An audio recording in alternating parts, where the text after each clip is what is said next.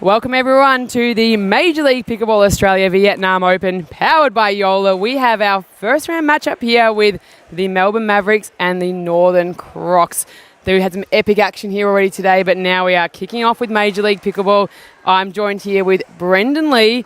I'm Sanj Carter.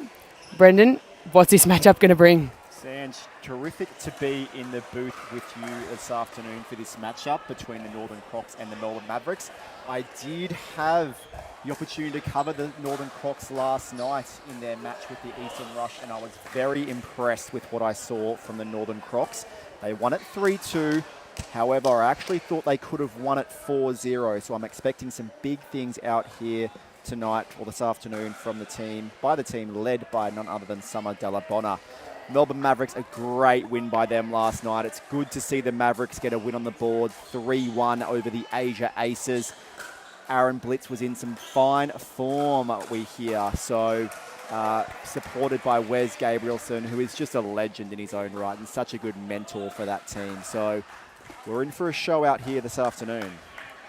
Yeah, we definitely saw the experience of Wes Gabrielson just really settling the team in the Melbourne Mavericks. But here we go, two winning teams. Can they go and put the second win on the board and send them through to the elimination rounds?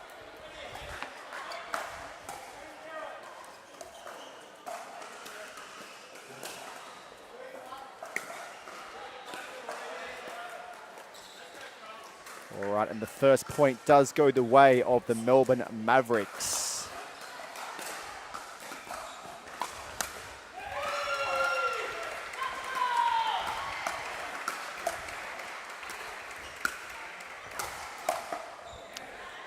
Well, big firepower there, the forehand of Mei Kwon, stepping up into her first Major League Pickleball event, substituting Talia Saunders.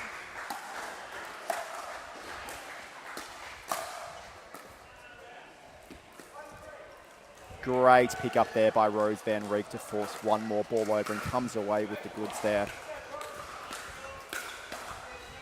For those that were watching earlier on today, Sanj, they would have seen Summer and Rose on the same side of the net earlier on, taking out the women's doubles crown. And right now we see them on the opposite side.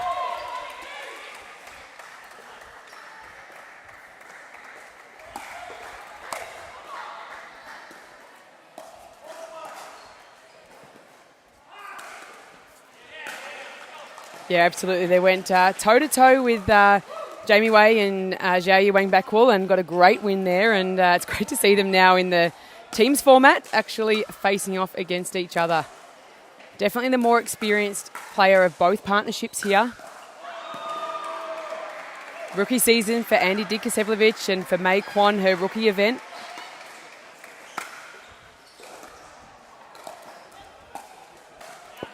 And that ball just travelling long there by Mei Kwon.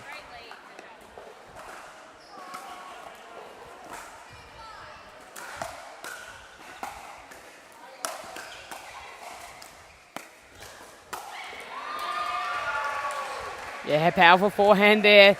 Girls in the light blue, absolutely loving it, bringing that chemistry as they start to forge a nice little partnership here.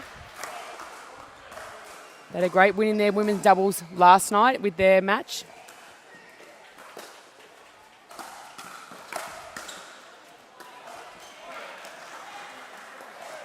Great spot there by Andy. Caught May creeping towards the middle there.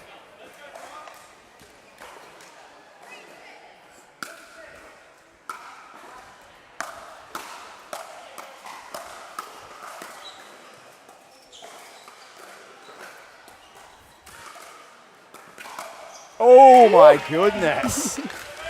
And this is why we love women's doubles Major League Pickleball, Sanj Carter. That was a terrific put away there by Andy. Yeah, she set up exceptionally well. That little slide to the right, put in that two-handed backhand right in the slot. Just closing up that deficit, the Crocs.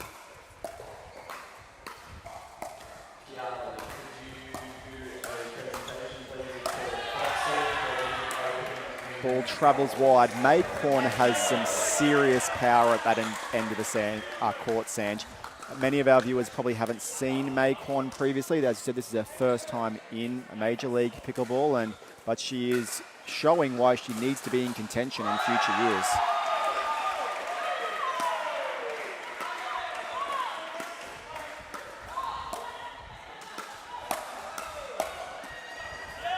Yeah, absolutely there, Brendan Lee. And you see late substitution called for the Melbourne Mavericks. It was only the day, it was 2 days before the tournament. So May obviously rewarded by being here at the PPA Tour Australia event, which automatically qualified her, as well as being in the draft, to allow her to be a substitution for this event. And the Crocs do level it up here at 6 apiece after a bit of a shaky start, but the Mavs edge their way in front ever so slightly one more time.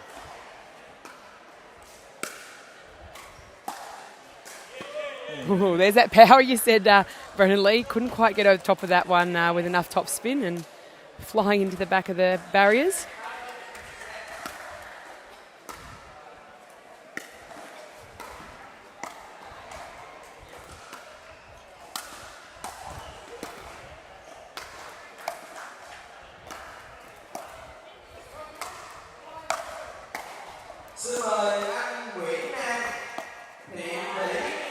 I tell you what, last night we saw some terrific defense from the Northern Crocs, and we're seeing it once again from this end of the court. Just how many balls Summer Dalabona and Annie Tikasavlich can actually get back and keep the ball in play.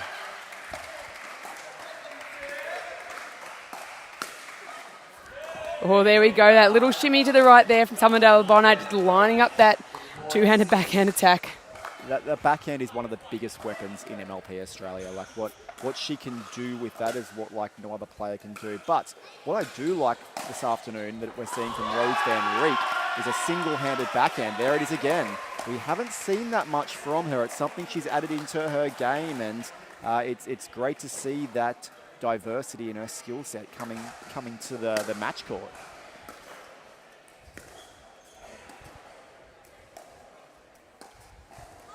Ooh, I love a little bit of that no look. And as you were saying about Rose Van Reek adding that single-handed backhand, I know she had a little bit of trouble with a lower leg injury yesterday, so it was actually limiting her movement. So I wonder if her limitation from being able to shuffle across and getting in that position, she decided to actually just go with a single hand just to get herself in a better position and perhaps take a bit of pressure off that right leg. Oh, no troubles there at all, Rose Van Reek. Thank you very much, teammate Wes Gabrielson. Aaron Blitz, big high fives there as we see our first end change, and Melbourne Mavs 11-8. Fantastic. We will take a quick break here as the teams switch ends, and we'll be back with the conclusion of Game 1.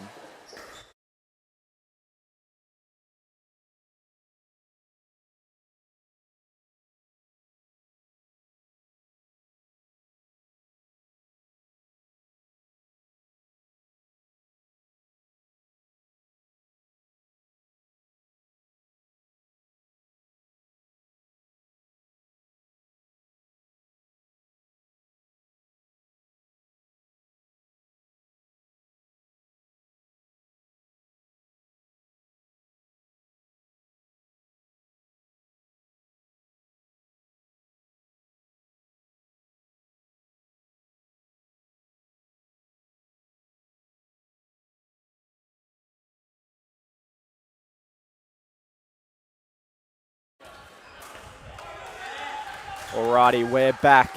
The Melbourne Mavericks have a 11-8 lead here in Game 1 of this showdown between the Northern Crocs and the Melbourne Mavericks.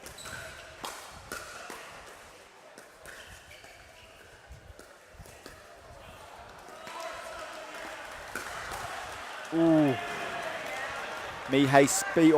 Speeding that ball up down the line and patiently sitting on that next forehand, but just pushes that one wide. But I like the intent from May Kwan.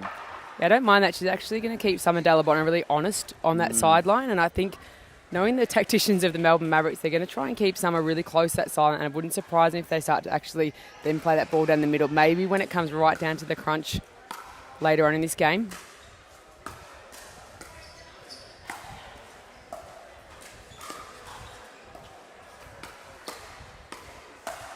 Oh, and off the tape there.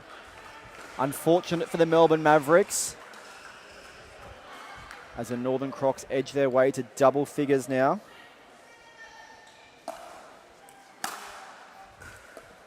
What a return. Oh, I thought the serve was exceptional too there from Mandy, almost catching the line, but May Kwan really on top of that ball and causing all sorts of trouble.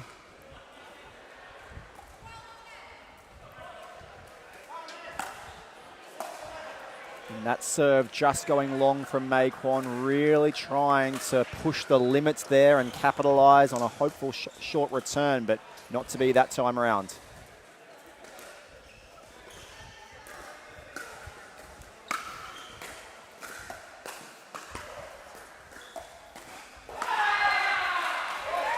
Great spot there by Rose Van Reek. Saw Summer edging her way in, and that drop actually was just sitting up a little bit and just threaded it nicely between Andy and Summer.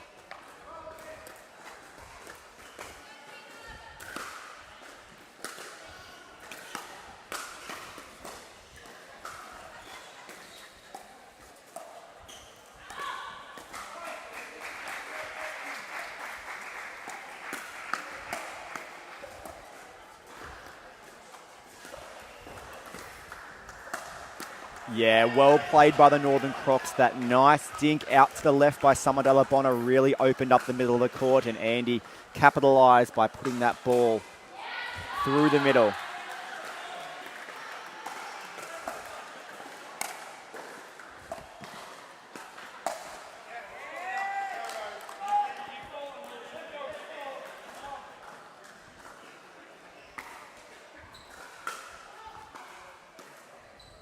Melbourne Mavericks just keeping that little bit of distance now between the Northern Crocs and the Mavs, that 2-point buffer.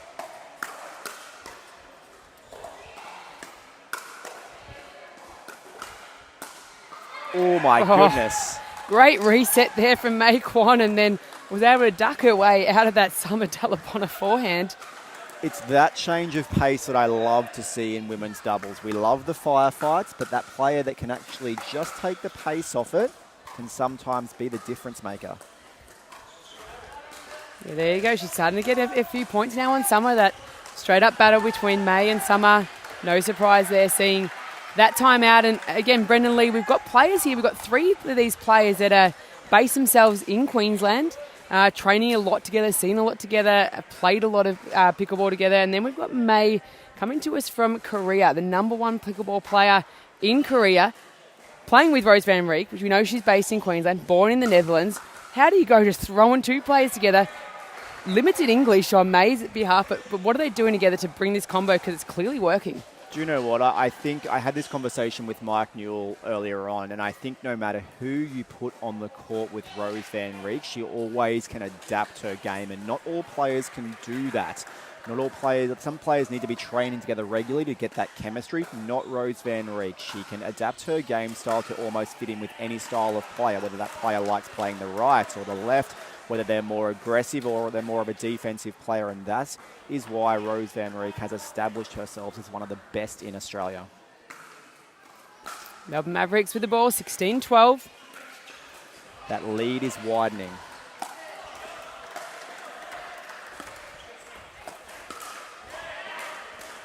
Good spot there by Andy. They needed that.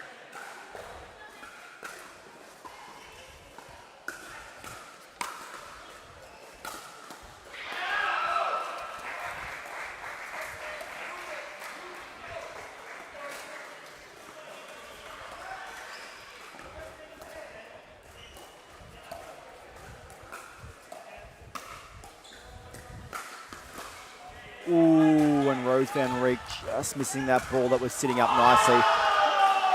May put them in a great position there, Sanj. I'm very impressed with what I'm seeing from Mei Quan's dinking. I didn't quite expect to see this. If she hasn't necessarily played a lot of matches at this level before, and to be able to sustain some quality dinks like that shows that she's here for a reason.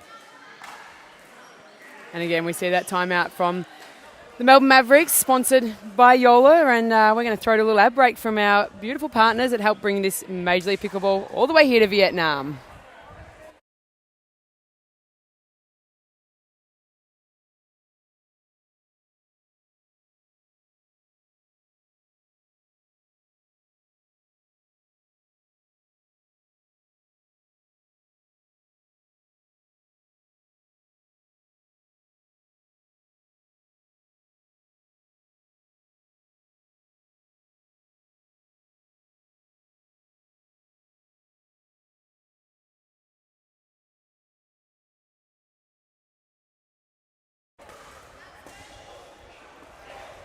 All right, we are back with Summer Delabonna, ball in hand.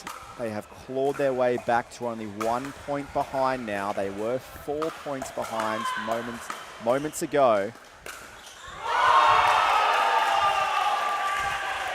Oh, great play then again by Summer Delabonna. You see how low she gets in that lateral movement. It allows her to play the ball incredibly well right off her foot each of the times that they're placing the ball there. So, again, we're now 16 all, tied up.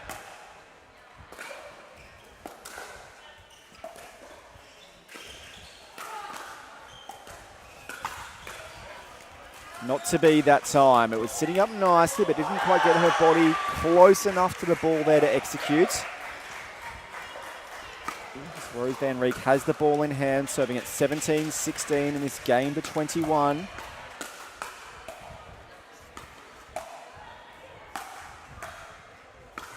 Great defense by Andy.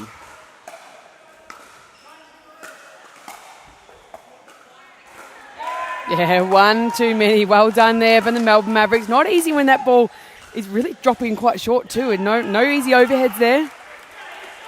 Well done by the girls, changing the angles. Pin back without a doubt.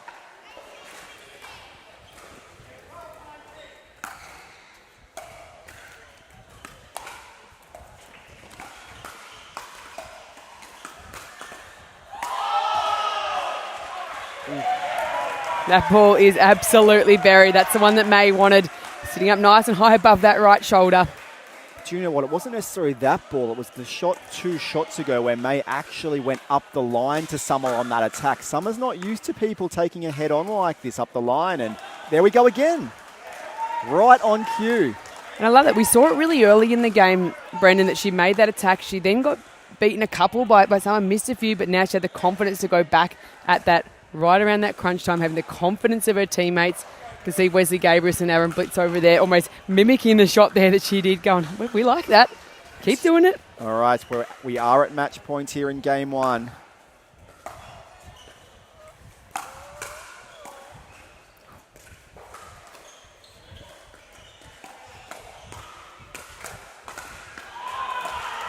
Oh, the recent abilities from the Mavericks.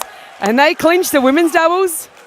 21-16. May Kwan, take a bow. You really stepped up to the plate there and took on Summer Delabonna head on, and not many players are willing to do that. So a great start for the Melbourne Mavericks here, Sanch Carter. Absolutely, so don't go anywhere. We will have our men's doubles matchup coming to you very shortly, a 2-minute break, and they will be on court and bringing the heat.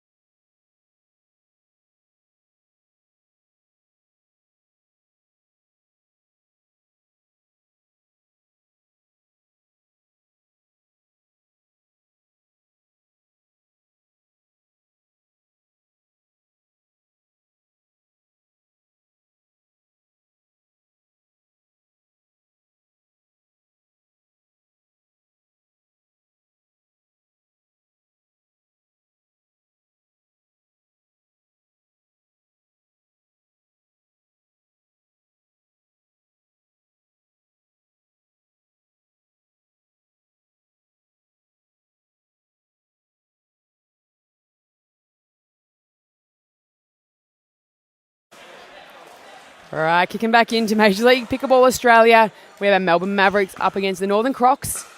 Women's doubles. Melbourne Mavs got the first win, and we're going to see the gentlemen now battling on the court. Wes Gabrielson, Aaron Blitz, Kyle Watnell, and Harsh Mehta. Quality all round here. Enjoy.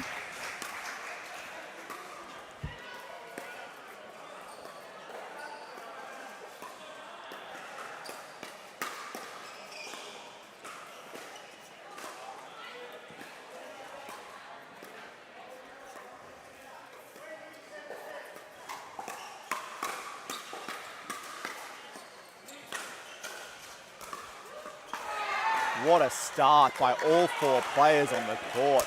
Action all round for all four, and Aaron Blitz will undoubtedly be tested in this matchup. A lot of the action is going to be going his way.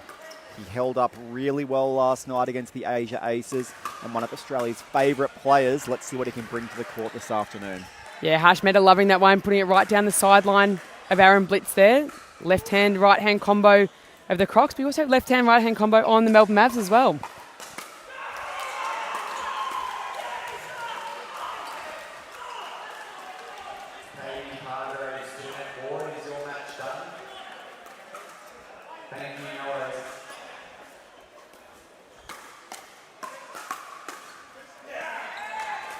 So far, so good by the Melbourne Mavericks. Aaron Blitz staying very patient here on the left-hand side with his dins, looking to set Wes Gabrielson up, and Wes Gabrielson up to the challenge there when a speed-up came his direction. Wes is fresh off the PPA Tour Australia men's doubles final earlier on today. A great run by him, so he should have his eye in nicely here. Great pressure there by Harsh Mehta, pinning Aaron Blitz back and absolutely peppering the feet of Blitz.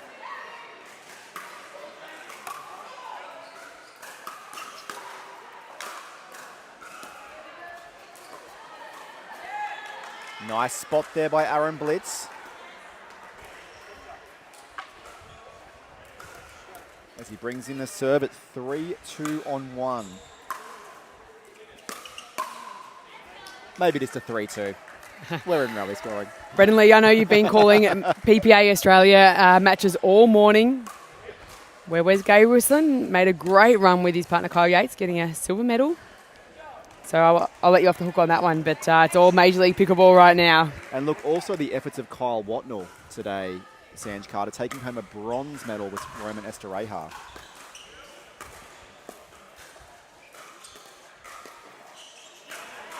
Yeah, I think it might have been Gabrielson that actually knocked him out in the semi-final. So they've also had a face-off already today.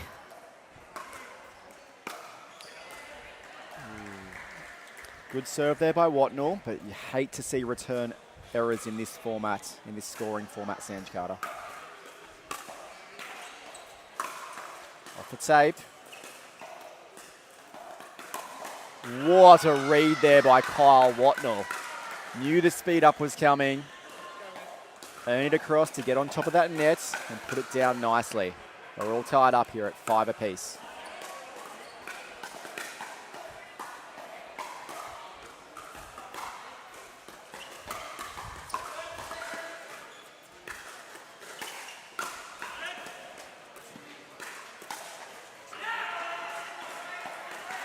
Great point there by all four players. Wes Gabrielson has to have some of the best defense and best drops in MLP Australia. The amount of balls that he can make from a difficult position is exceptional. I mean, that's the experience. You don't get called a Hall of Famer for nothing, and love that positional play there by Aaron Blitz, but unfortunately just drifting a fraction long.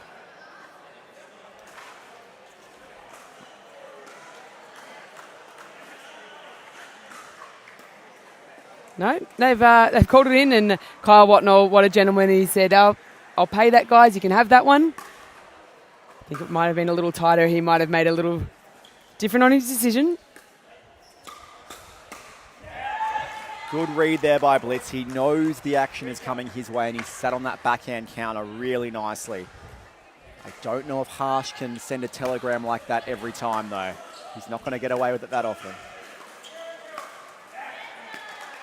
Oh, that's the ball Wes Gabrielson was looking for. He'll see those ones put away every single moment.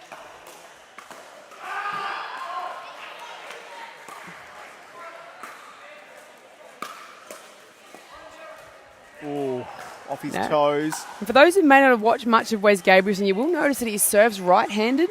The paddle then switches, and the majority of the play he plays with left-handed. So he's one of our ambidextrous athletes. Not only can he play every shot in the book, he can play with both hands. Oh my goodness, and look at this that Aaron Blitz has added into his game in recent months. That double-handed backhand speed up was scarily good. Yeah, that's a big difference. We didn't see that from Aaron even at the Gold Coast event about 8 weeks ago, and I can tell the time he's been spending with Wes Gabrielson in the preparation is definitely paying off.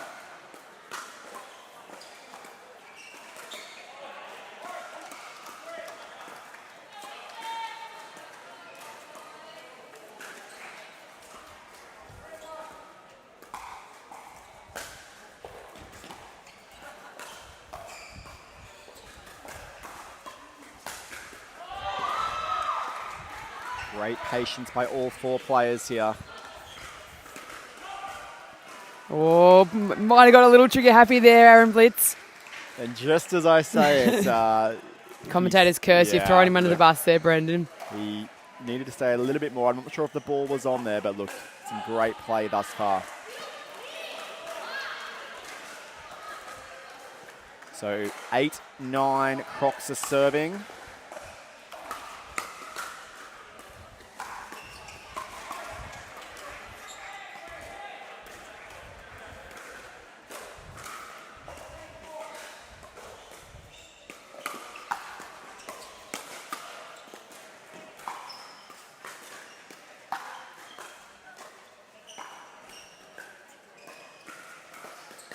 Oh, Gabrielson just looking to creep over here.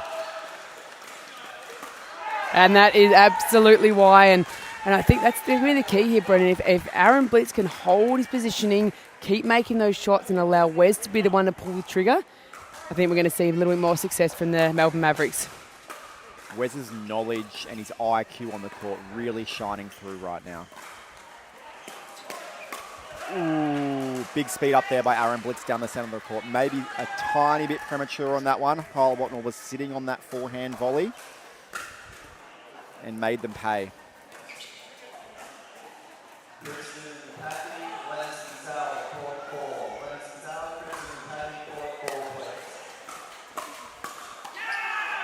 Oh, love that return there. Kyle Watnell knew that Wes was going to jump across and try and poach that one, and just had enough on it to make the error. So speaking to Kyle Watnell last night after the Crocs win over the Eastern Rush, I was surprised with the amount of drives that he hits on his third, and I thought it was tactical. He just wanted to target Ollie Gray with those third shot drives, but he said, I will very rarely hit a drop on my third. I would say 98% of the time, it was a 90 number, that he hits drives.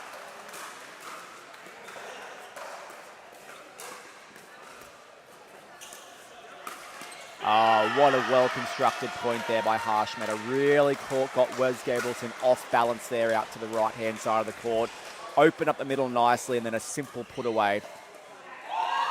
So the Northern Crocs will change ends with an 11-10 lead. But what a great start to this men's doubles match we have seen by both teams. Very impressed with how Aaron Blitz is holding up. He knew he would have a lot of pressure on him in this match, a lot of traffic going his way, but he's doing his job very well out here thus far. Yeah, it's super tight. You could just see Rose Van Reek there just spending a little bit of time with Aaron, just sort of almost mimicking and going through the motion. Just play your role. Be calm, play those shots, stay in the points, and allow Wes to be the one to orchestrate and be the master out there. So, and I think, and it can be hard when you've come off, you had a great day in doubles, you had a great day in singles yesterday. Just being able to play your role and playing it at the right time.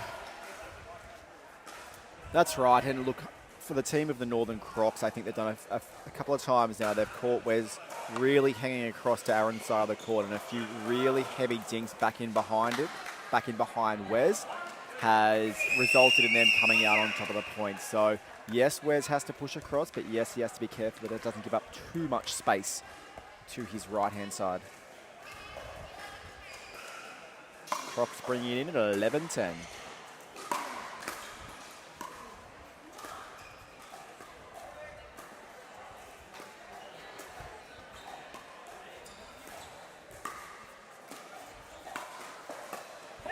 Oh. Splits move there by Wes Gabrielson, but not enough to force that ball to stay in play. He defends so well, does Wes Gabrielson. Like with his lefty forehand in the middle of the court, when people are attacking the middle, he can just make so many extra balls. Oh, and that does land in. A little bit lucky there from Harsh Mehta. I think a little smile towards the camera, and I think he knew it as well. All right. A good 3 minutes here by the Crocs has opened them up a 3-point lead. And a timeout has been called by Wes Gabrielson there. I think Aaron Blitz saw something up the line there, and whilst that may not be his role, I like that he had the bravery to be able to do it, but not paying off. But a 4-point lead now to the Northern Crocs. Yeah, that was a tough one. Kyle Watton had a lot of spin on that inside-out forehand, so it was sort of just jamming Aaron a little bit as it sort of came into his body, and I don't think he was able to have as much impact on that ball as what he initially thought when he saw it off the paddle. But the Crocs are looking good. I'm looking over at the bench here, and they're pumped up. They're looking light on their feet, and whilst over the other side, the Mavericks are deep in conversation. Well, it's interesting. Like going into this matchup, the Northern Crocs, the established pairing of Andy and Summer, who have now played together a few times, both at the Gold Coast event and yesterday, coming up against the newer pairing of Rose and May. They may have thought they may have been up 1-0 after that women's doubles. But they find themselves 1-0 down and everything to play for in this matchup. Great first volley by Aaron. Yeah, and again, with this format for Major League Pickleball Australia, both teams will play a round 1 match, a round 2 match. That will sift and sort our field, with the top 2 going straight through to semi-finals. 3 and 6 fighting off in a quarterfinal position. So absolutely crucial that teams not only get wins, but trying to get as many games in the bag as well.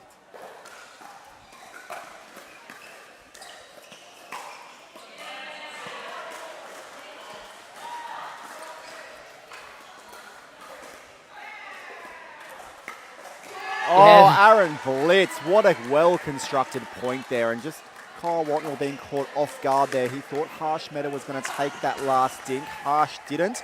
Watnell caught it behind him. Just put it up a little bit too high, and great to see Aaron taking on Harsh with that final volley.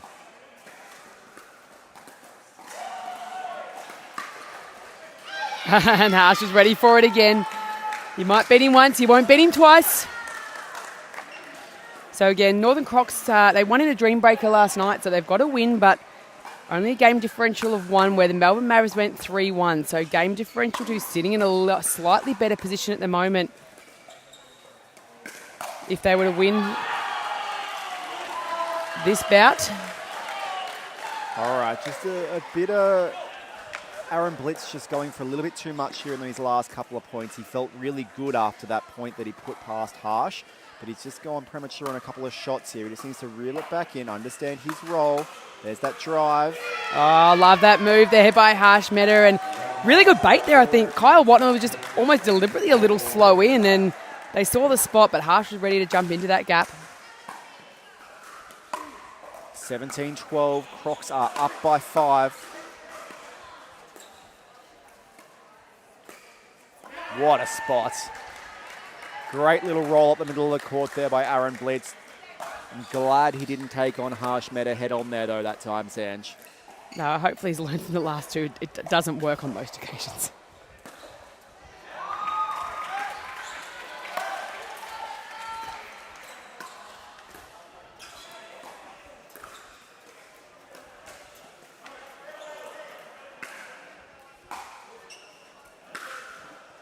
All right, a challenge on the call here.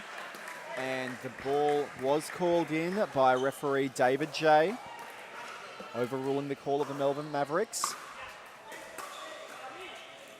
Big drive coming up.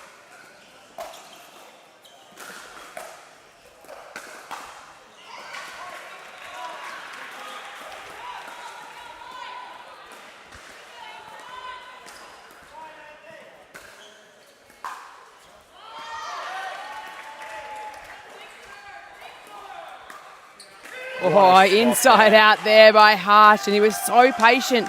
He's been frozen out of that rally. Kyle Watnell inside out for him, stepping around, taking a lot of those dinks on his forehand, but yeah, just showing something different. Harsh being able to close up that gap. All right, a 6-point lead now for the Northern Crocs. It's starting to get away from them. And that going wide by Harsh Mehta. That's it, Brendan. What do the Mavs need to do here to get back in this? We know if the Crocs get to 20, they get that free, so it allows the Mavs just to sort of sneak back a little bit. Yeah, look, I think Aaron Blitz has pulled the trigger a little bit early in the back end of this match. But what I want to see is there's been a lot of dinking out to Aaron's backhand. I want to see him bringing his dink back towards the middle of the court, more into Kyle's forehand, not letting Kyle run around his backhand to hit his dink, which allows Kyle to hit a lot of angle on his. If Aaron can just direct these up the middle a little bit more, just take away those angles.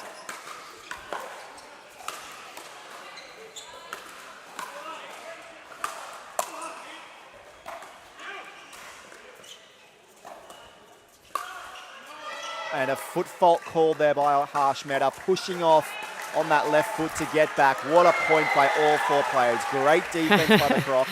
The sneaky little smile there from Wes Gabrielson. He loved that little sliced chip cutely into the kitchen.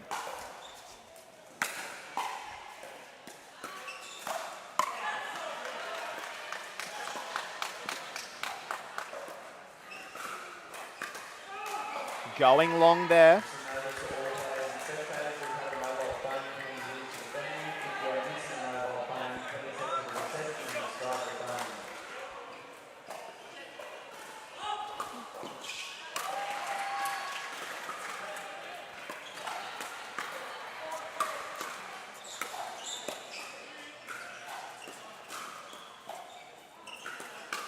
No, Wes Gabrielson. Harsh has proven time and time again, do not speed that up onto his backhand counter. And Wes is made to pay right there. Game point to the Crocs.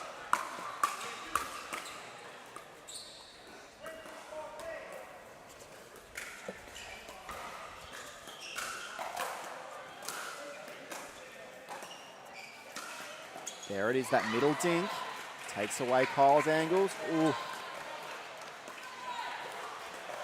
There it is again. Gets Wes involved. That's the key there, getting Wes Gabrielson a little more ball. What a point by Mr. Blitz. Some patient dinking and gets one sitting up a little bit, and the gap closes to 3. That's again, he's an incredibly controlled dinker, and if he keeps playing that role and allowing him to move the ball around and then Wes to come in when he needed, or the Crocs forcing actions rather than him, I think that's going to be the successful path. All right, remember the Northern Crocs are frozen here on 20. They do have to win it on serve.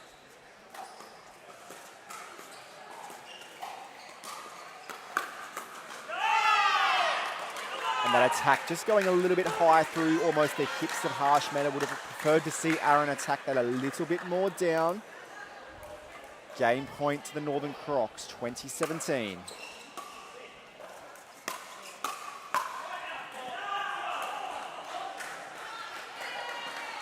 Yeah, there's a clip the back of the line there, even though Wes Gabrielson was trying to dodge out of the way of it. But that brings up the men's doubles for the Northern Crocs, and we are all tied up. 1-1. We'll be back with mixed doubles.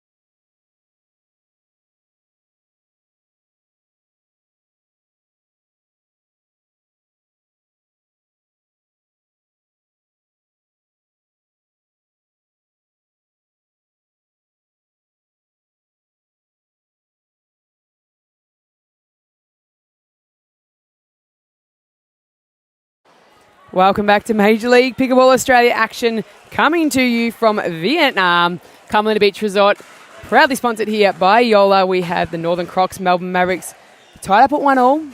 First of our mixed doubles, so we've seen Kyle Watnell and Andy Dinkasevich up against Rose Van Rijk and Wesley Gabrielson. Both teams looking to draw first blood here to just get that ascendancy, getting that first mixed doubles, getting that 2-1 lead in this round 2 matchup.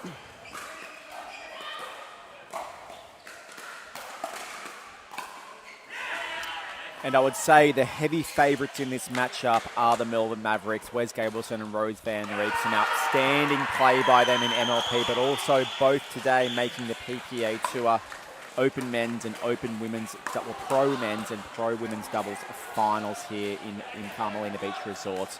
But in MLP, we do know that anything can happen.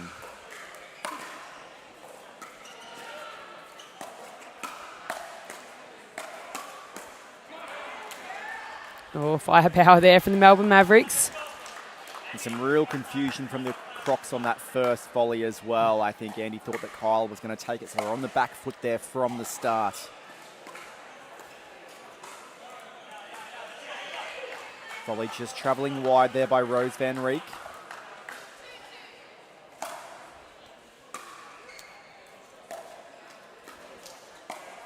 Oh, and body bags her. Yeah, she had the jump across there. Rose thought she was going to slide into a great position, and Andy just went back for her opposite shoulder.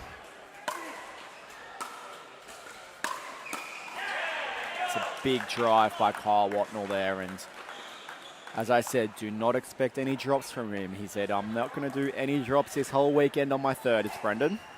They're going to be big, heavy drives.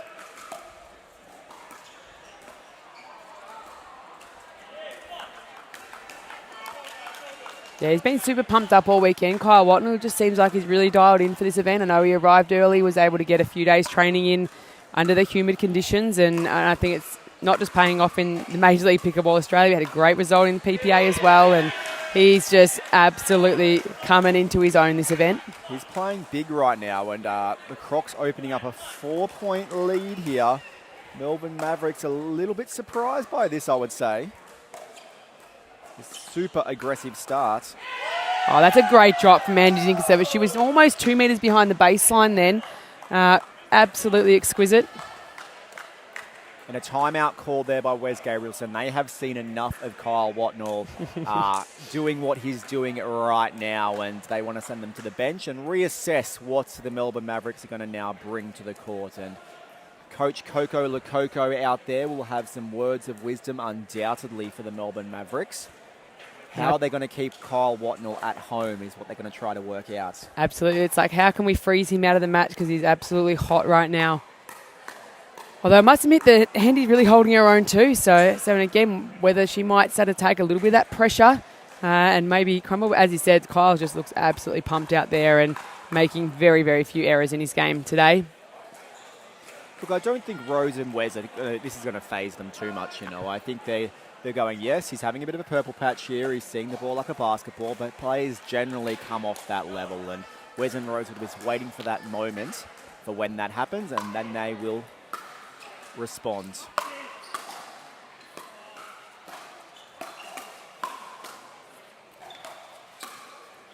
There it is, off the left hip. And he's going to be really careful with that speed up there from so far out on the right-hand side, especially when she's got two forehands in the middle of the court that are both going to be looking for that.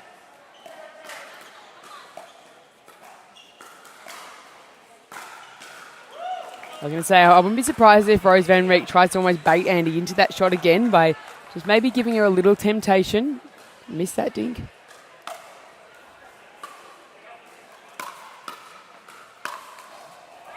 Oh, just got a little bit jammed up, a little bit too close to each other there, and Kyle not having enough room to unleash that right wing of his.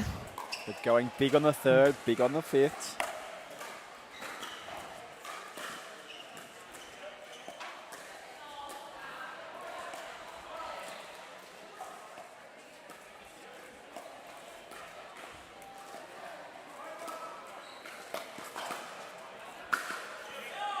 Where's pushing them off the... Oh, I think Gabrielson got a little bit lucky there. That ball just set up, but lucky he's got Rose Van Reek next to him there that also saw what was happening, was able to anticipate and close that one down the line.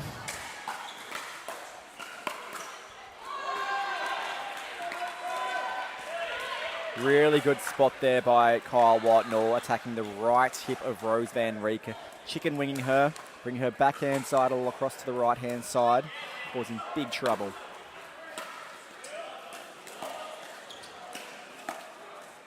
Great pick up by Andy. And a missed dink by Kyle Watnell there. A bit of a freebie for the Melbourne Mavericks. They haven't had many yet, but they'll breathe a sigh of relief that they get a relatively easy point on the board there.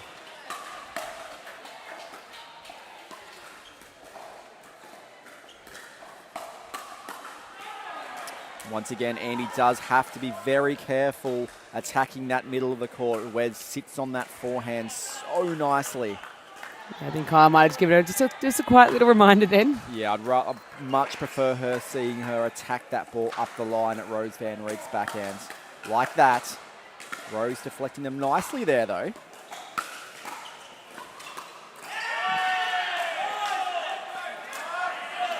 Have you seen Kyle Watnell so pumped before?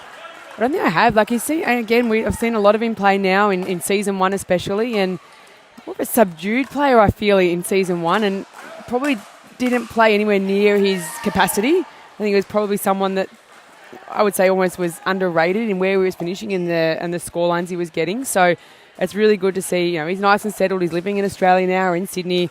Great training group there, and I think he's just loving life and really just taking it on. So it's great to see him stepping up on the big stage here. All right, the Northern Crocs will change ends with the lead. And I think more to your point, Sanj, I think the Northern Crocs definitely had a bit of a chip on their shoulder after the Gold Coast event. They did lose in 2 Dream Breakers in the 2 matches they played on the Gold Coast. So what could have been for them at the Gold Coast event? So they're definitely looking to try and make their way through their pool today to progress through to the quarterfinals, or maybe even one better, to the semi-finals with some good results here.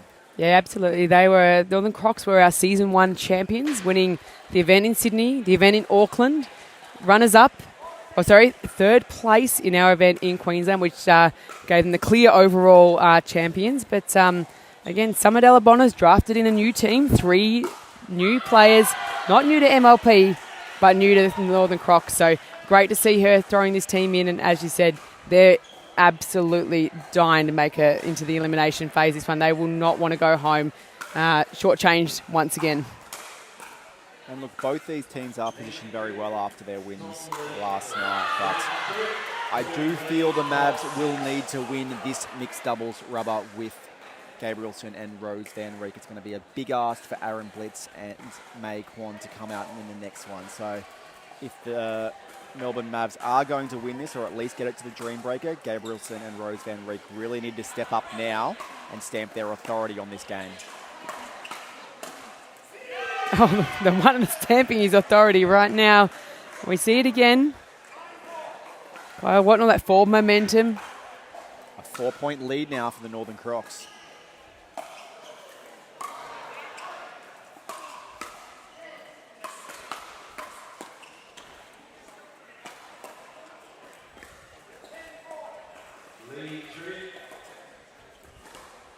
Oh, a big miss there on that dink by Rose Van Reek. I think Kyle Watnell is just causing havoc up the end and really making Rose second guess what she is going to do with her shots.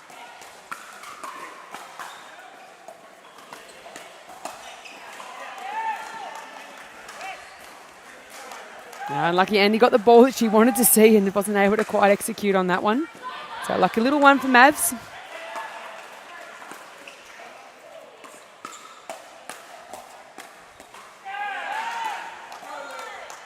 Good exchange there by all 4 players. That's it here. Where's Gabrielson? Oh, come on to Rose Van Reek there, really urging his partner on, going, hey, it's only 3 points. It's Major League Pickleball. It's rally scoring. Anything can happen. I do wonder, though, Kyle took a big breath after that point, and he's expended a lot of energy in the first half of this game, and hopefully he hasn't run out of puff here.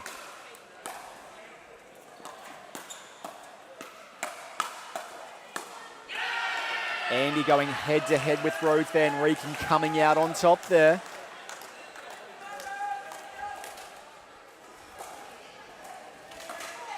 (14-11), Crocs in front.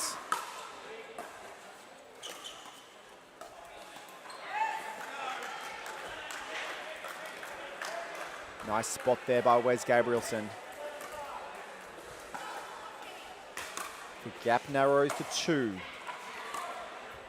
Melbourne Mavericks would love to see this, and they do. They get it to within 1.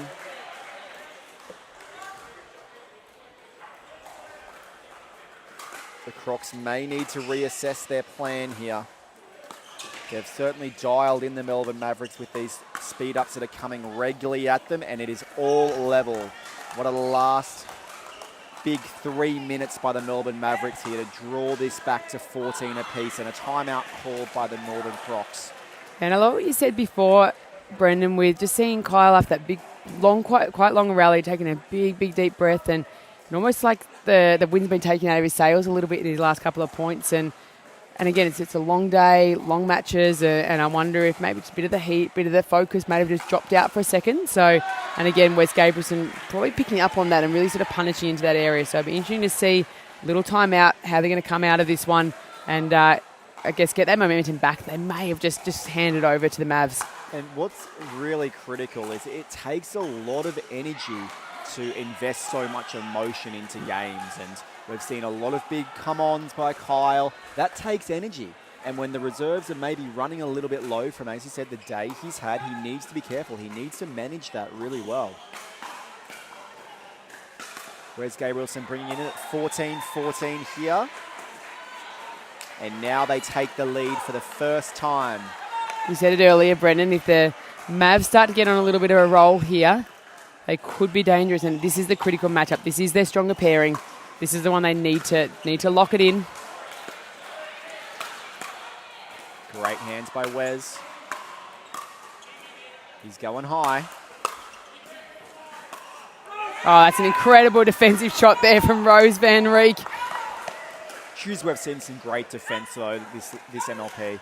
So many balls are being made by all players from all teams the last 2 days. Yeah, they're on an absolute roll now. 14-10 it was probably 5 minutes ago. They've reeled off 7 straight points now.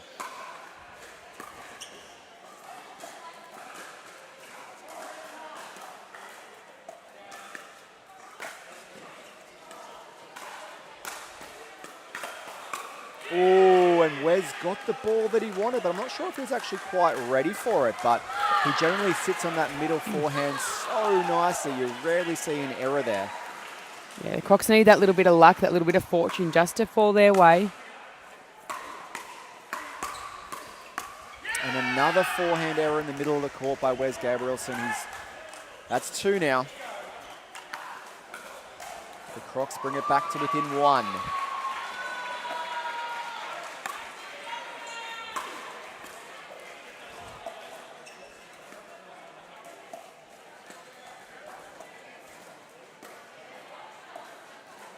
Some nervy looking dinks up the line here. Oh, there's a nervy little dink in the middle, but how did Wes Gabrielson get that? The net clip that almost jumped up chest high. Most players are copying that one, but the experience of Wes. Fast hands. Great drop.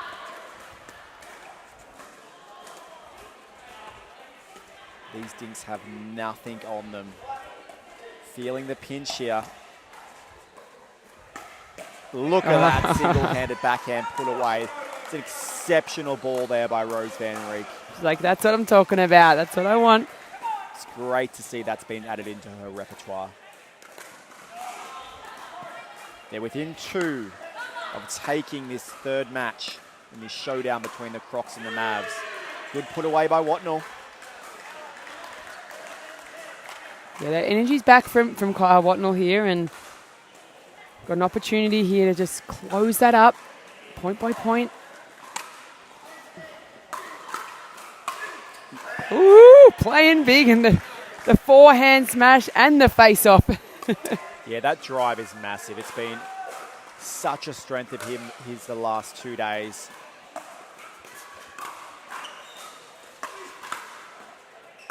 Oh. Rose might have hit an out ball there. Let's hope it doesn't cost her.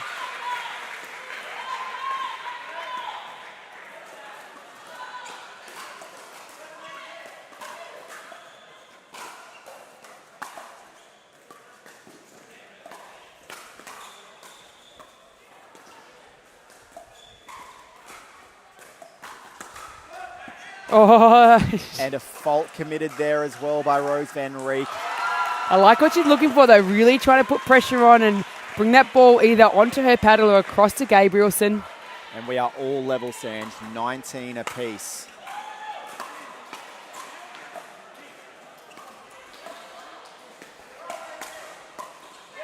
And Mavs get to 21st. They have game point on their paddle. This has been a tense encounter, Sanj.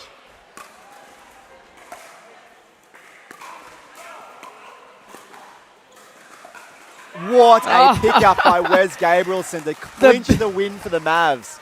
The ballet skills of this man, I tell you what, he's poetry on motion with the paddle, and that gives Melbourne Mavericks the lead going into the second of the mixed doubles, 2-1.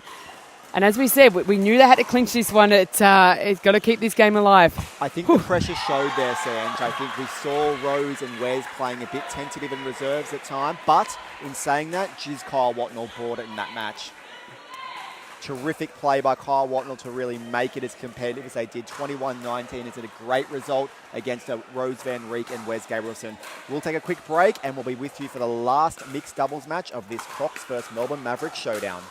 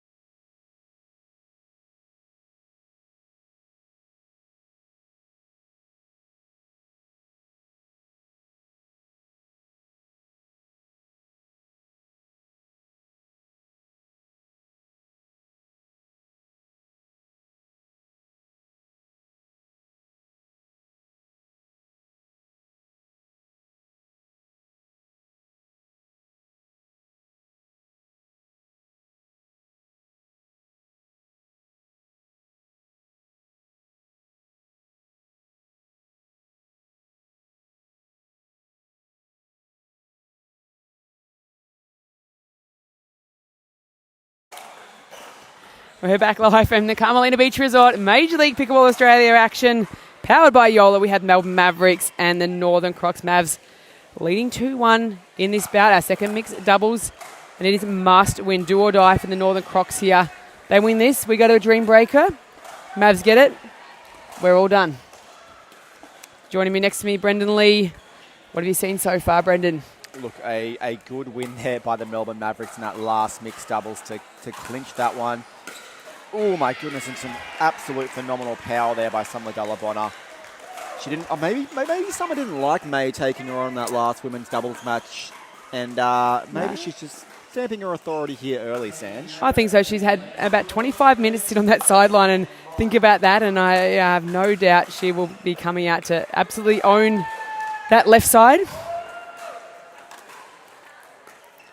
A tough ask here for the Melbourne Mavericks, though, against Harshmeta and Summer Delabonna. However, as we were just discussing, this pair of Summer Delabonta and Harshmatter did get defeated last night in their mixed doubles rubber in a close one against the Eastern Rush. Oh, Clever. love that little inside-out flick there from Harsh. Silky smooth.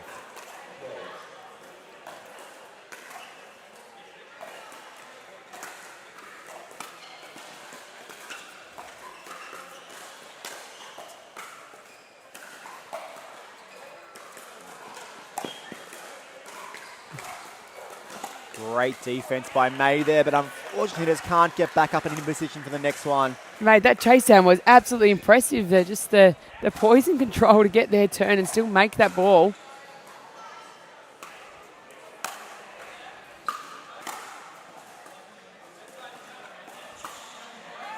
Big attack there at the right shoulder of Harsh Meta by May Kwan. I love that she's not afraid, Sanj. Not afraid of anyone.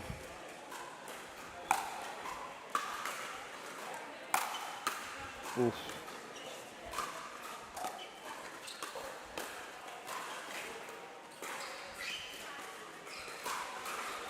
Harsh looking at taking a lot of court there up the other end. Right in front of Summer Delabonta for two of those dinks, which is somewhat surprising to see.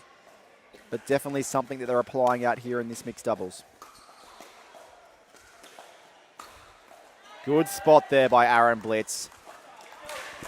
Almost double paddles from both teams there on those shots down the middle as they're just feeling each other out and finding their chemistry early on in this mixed doubles matchup.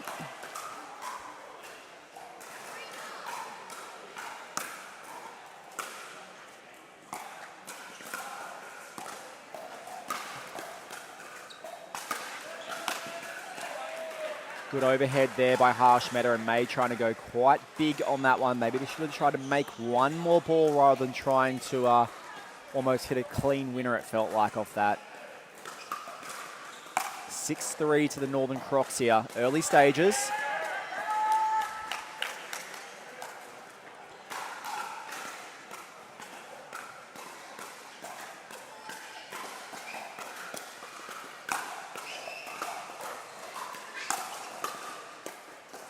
I love how May transfers her weight through that drive. You can see her body weight is actually transitioning through that ball, and that's how she's able to drive it so hard and so flat. So effective.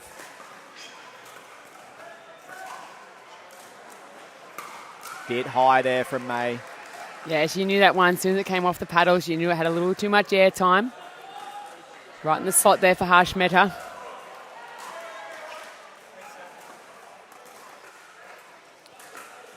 The gap widening there to 4 now. The Mavs did a really good job at settling there.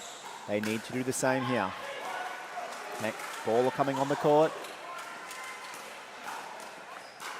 We do still have plenty of action here at Carmelina Beach Resort. We have the PPA Tour Australia Masters event still happening in the background.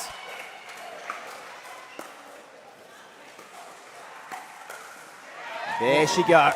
There's that attack up the line at Summer Delabonta onto the Summer Delabonta back end, which is even harder to do.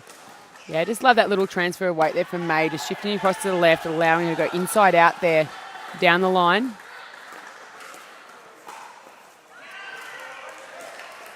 Good IQ there from Harsh. Didn't try to do too much with it, just made it really difficult but for May for where she put that volley.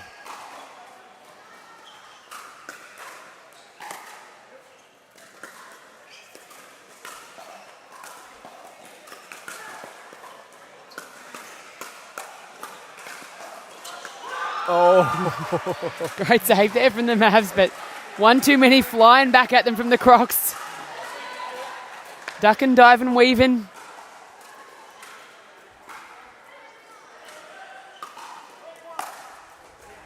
And that return's going to go long, and the Crocs are going to switch ends with a lead 11-5. This is a very big ask by the Mavs, but they are leading 2-1 in this showdown between the Northern Crocs and the Melbourne Mavericks. Much to play here for the Northern Crocs. They will be really looking forward to getting this to a dream breaker. They did get the 3-2 win yesterday over the Eastern Rush, but they are probably looking to win more than one match here. A score of 5 is going to be far superior than a score of 4. Sanj Carter. Yeah, absolutely. And we know Summer Dallabonna drafted in a team of dream breaker athletes. And when you have a look face-to-face, you'd say they're heavy favourites in a dream breaker. So they'll be confident if they get to that position, but they have to get to that position. So they're looking good right now. They're doing the right things that they need to. 11-5. But as we saw in the previous bout of mixed doubles, a leader 4 or 5 can get chewed up incredibly quickly with rally point scoring. So as points are scored every time that ball is live, it can make a run very, very quickly. Yeah, we saw the Melbourne Mavericks reel the Northern Crocs in that last match with that match between Wes Gabrielson and Rose Van Reek taking on Kyle Watnell and Anita Kasavlich. They're going to need to do the same here. Well done by May Kwan there. Like a big cross-court attack by Harshmeta, and she did so well to counter that back up the line. That would have felt good. Ooh, and going huge on that drive. So flat. She's been watching so Kyle hard. Watnell. That seemed My very similar. It has just gone wide. I think Harshmeta calling it wide. Kylie Dunn just double-checking. Couldn't quite hear their call with the crowd in the background from our other Major League Pickleball match between the Asia Aces and the Fast Fours. Great communication, great work from our referees.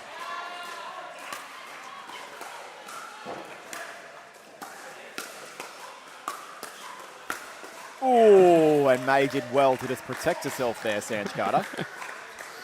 Because that was going to be an absolute bodyline shot.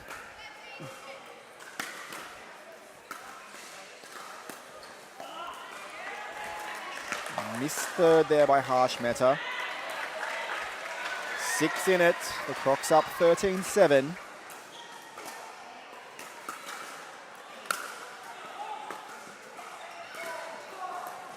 Yeah, what a great spot. That double-handed backhand dink by Summer Dallabonna is so heavy. You have to be so quick with your lateral movement if you're Aaron Blitz to get out and get your body balanced behind that.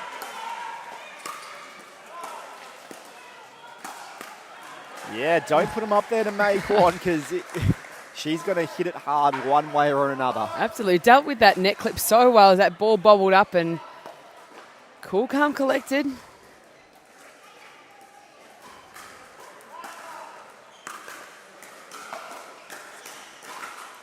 that return must have just been in. Unfortunate there from Aaron Blitz, May really setting up with a deep power forehand drive and a great drop into getting them right into that point.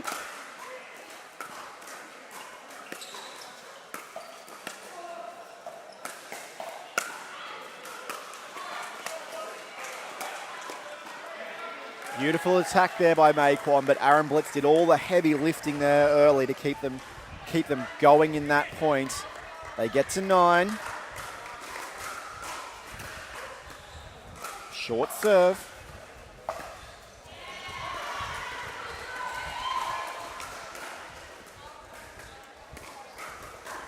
Yeah, look, Summer's doing such a good job on that with those dinks cross court to Aaron Blitz. She has been on top of those points, and Aaron Blitz calls a timeout. He has seen enough of those Summer Dallabonna dinks, Sanj Carter.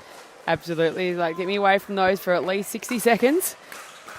Have a little chat with the team, and again, each team gets one timeout here per game for Major League Pickleball Australia, and just allowing an opportunity to have a little chat with the team, figure out their strategy.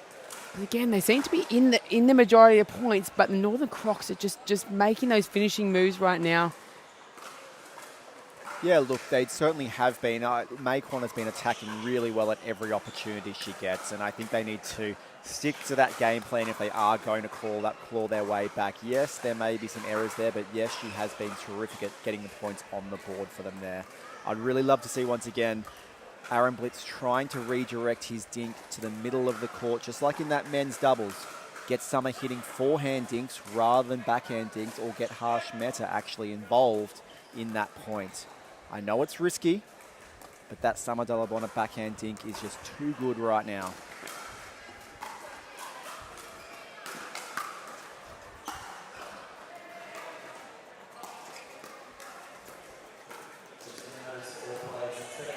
And there it is again. Aaron trying to take it out of the air. but just not giving it enough air himself to get it back up and over that net from that really low position. And an 8-point lead now for the Northern Crocs. We're in dream breaker territory, Sanj Carter. Mm-hmm. Ooh. And the ATP attempt is well wide. Yeah, I think some of them got a little bit excited there and took that on. Maybe didn't have a look at the line call as closely as what she could have there. I think she might have given the Mavs a sneaky little freebie, but the ball never lies, so it's coming straight back to the Northern Crocs. Yeah, and Maquan's serve is very risky. She puts everything she has into that serve, and whilst, yes, it does result in some fantastic serve, it does obviously come with some errors too. Great movement there by Aaron Blitz, an Ernie out and then back into the court, but finished off nicely there by Maquan. A couple more points here and this might get interesting.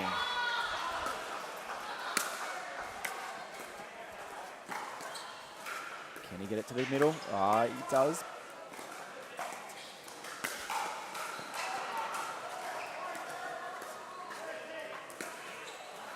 Could be deep by Summer De La Bona there. Yeah, I don't think that ball might have been quite high enough to speed that one up down the middle, but look, when you got that 6-7 point lead, you give it everything, but I think we'll see them close up a few of those points, tidy them up. Okay. Or maybe not. Maybe we're going to see the pressure from the Mavs. A couple of errors here by Summer De La Bona. 13-18, Crocs ball in hands. Sorry, Mavs ball in hands. Good movement. Aaron needs to be fast on his feet here. Oh, fast feet and fast hands, as you asked for, Brendan Lee. I actually love it when May has the put away because we know it's not coming back one way or another. But Aaron did take on harsh head on there, and I was worried for him, but he did well to stay in that point. And come out on top of it, more importantly. Great drop.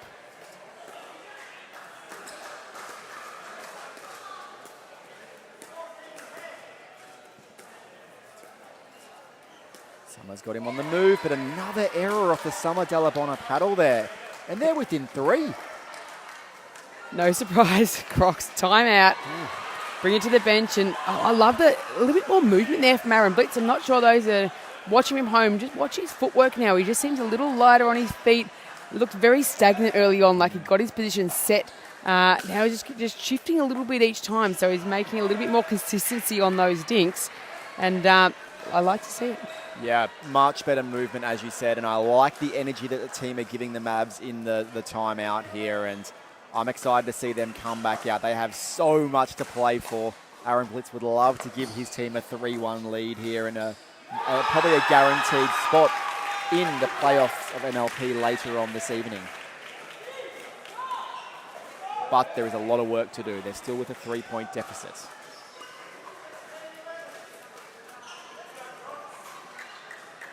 Summer just shaking her legs out here. She's had a big day, big 2 days actually. Big run in the singles yesterday by Summer to the bronze medal in the PPA Tour Australia event here.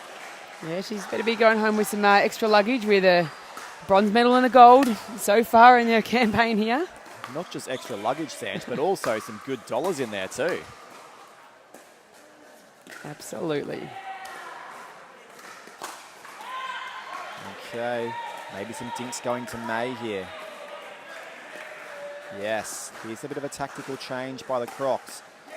Doesn't pay off though. She was up to it, and I like even just those little reset dinks there from May, taking the pace off and forcing Summer to have to make the move on her. Game on. This is inspiring stuff by the Melbourne Mavericks. I think it was a 10-point deficit at one stage, or very close to, maybe 8.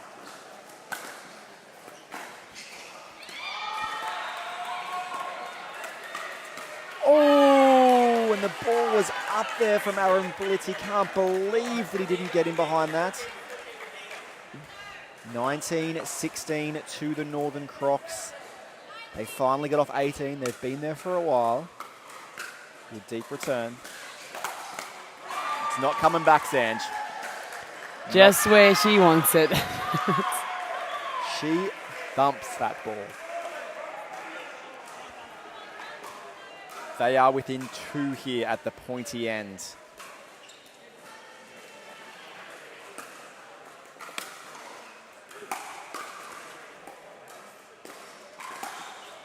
Oh, unfortunate there by May Kwon that tips the tape and drifts wide. But as you know, in Major League Pickleball, you must be serving to get score at that last point. So Croc stuck on 20 now. Must serve for the... Oh, and there it is. Harsh Mehta. Great drop into the kitchen there. We're all tied up. 2 apiece, and we are heading to a dream breaker. Before those mixed doubles matches, we thought that may be the case. We thought that the pairing of Rose Van Reek and Wes Gabrielson may have come out on top, and the same with Summer Delabona and Harsh Mehta. This is interesting. Go get some refreshments, people. Grab some snacks. We'll be back in a couple of minutes with our dream breaker to decide this match between the Northern Crocs and the Melbourne Mavericks.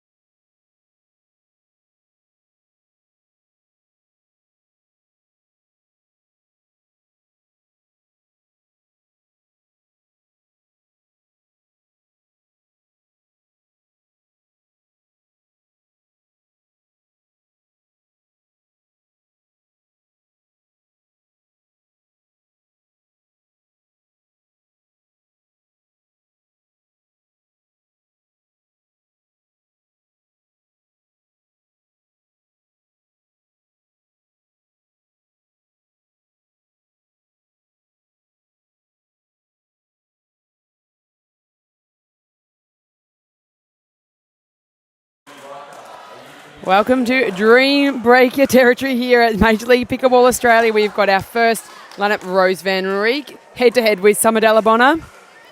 Players will play 4 points each. Race to 21.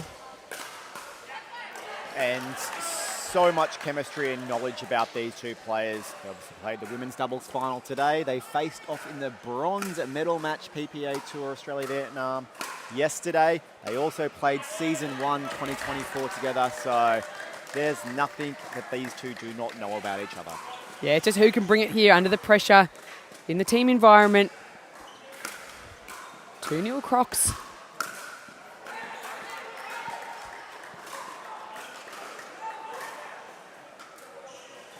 We saw Summer Delabona play number 1 position last night in the showdown with the Eastern Rush. And she takes a 3-1 lead here over Rose Van Reek. And Wes Gabrielson and Kyle Watnell will now come to the court for their respective teams.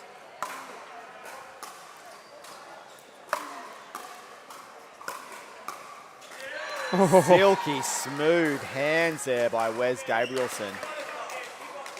He may not play much single Sanj Carter, but I think he is going to do very well on this Dream Breaker. I can feel it.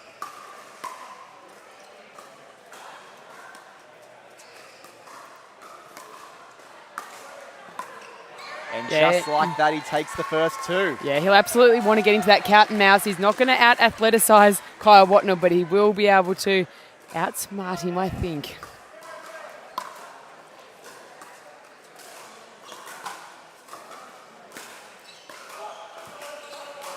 Ooh, and 2 fantastic drops, but the third just not to be there by Wes Gabrielson. The Crocs up by 1.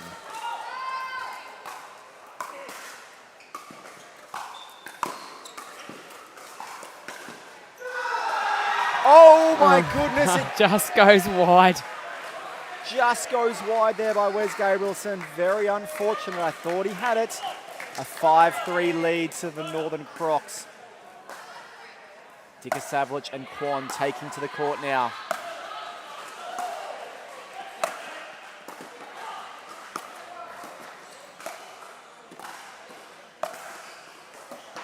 My goodness, what defense here by Quan, but it's one too many.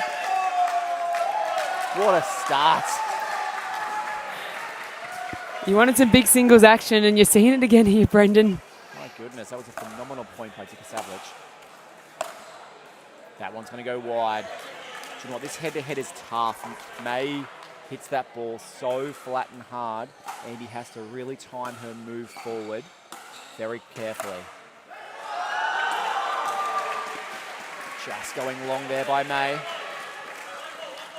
Yeah, exceptional serve. She put that ball so deep, kept Andy so far back in court, but wasn't able to make that third. And just going long there as well. All right, the Crocs have opened up a 4-point lead as captain Aaron Blitz comes to the court for the Melbourne Mavericks. What are we going to see?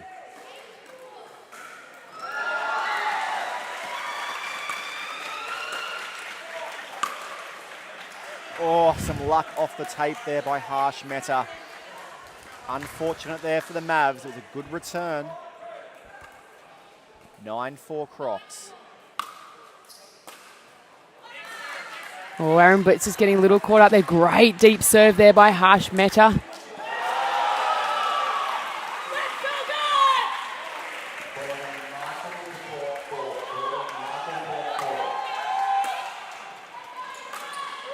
Oh, you are kidding me.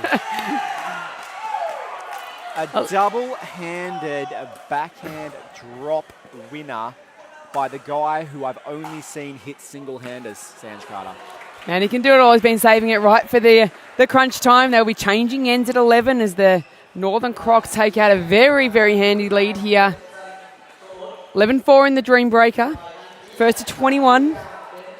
The winner of this will go through elimination rounds with 2 wins on the board. The loser going through with 1, hoping that they're going to have enough game differential to put them through, but it will absolutely sit them right on the fence. All right, one important point coming up here to play for Aaron Blitz.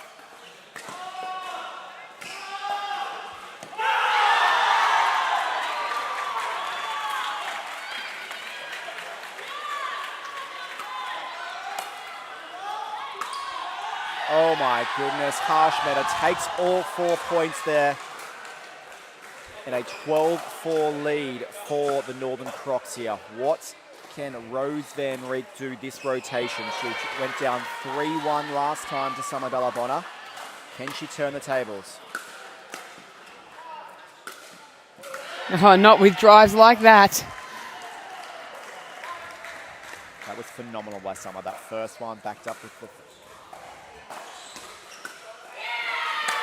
But that serve may have just edged along there.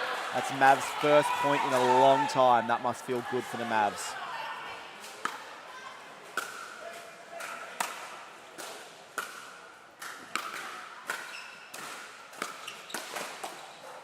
Oh, and it rolls across the tape. It does not fall the way for Rose Van Reek that she would have liked.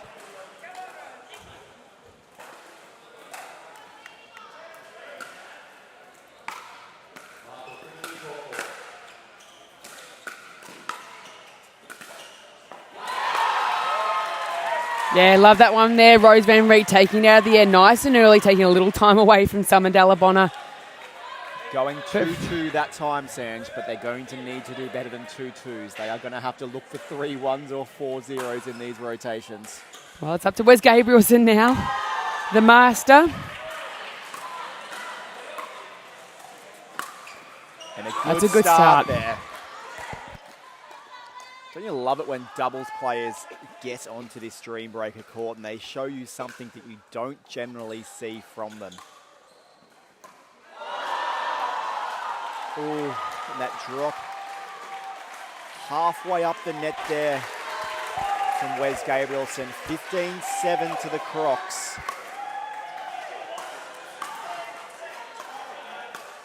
Nice inside-out drop there.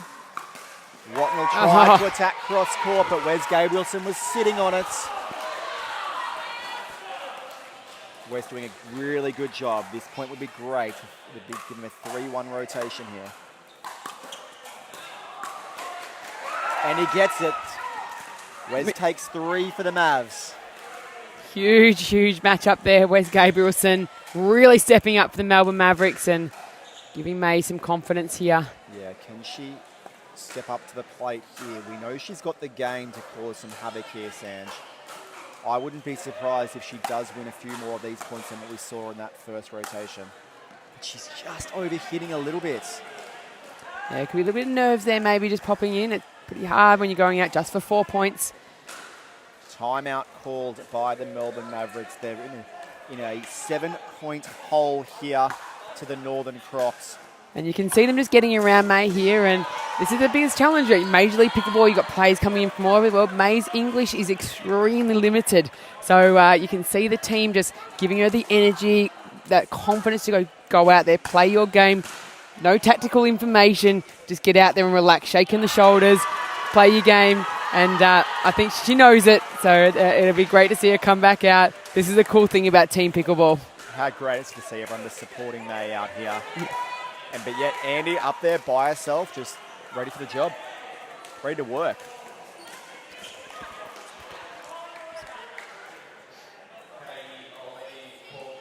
(16-9) here to the Northern Crocs. There we go. Hey, there it is. That's what she can do.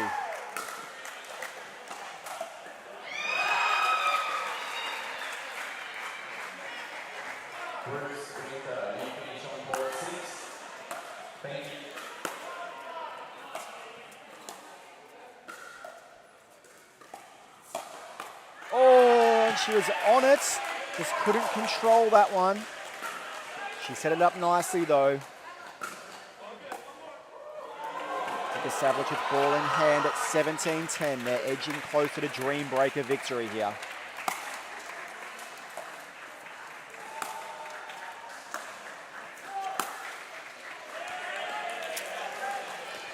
Andy has done her job very well in both those rotations against May. I would go as far as saying that she had the toughest matchup against May, but she handled it quite well.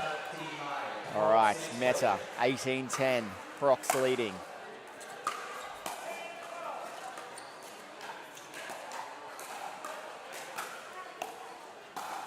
Big by Blitz. All right, that must feel good. He gets the first. Captain's moment here. He's got to keep his team alive. One job.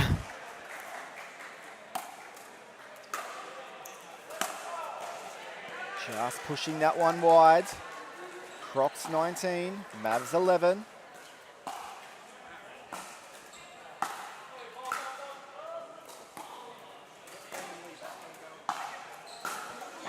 The Crocs will freeze if they get to 20 though.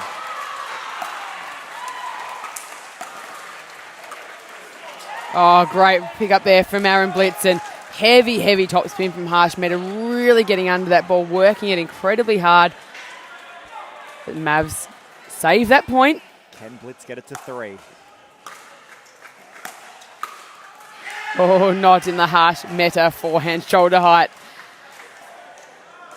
And when Captain Summer Dalabona coming out now to serve, she will serve with match point on her paddle.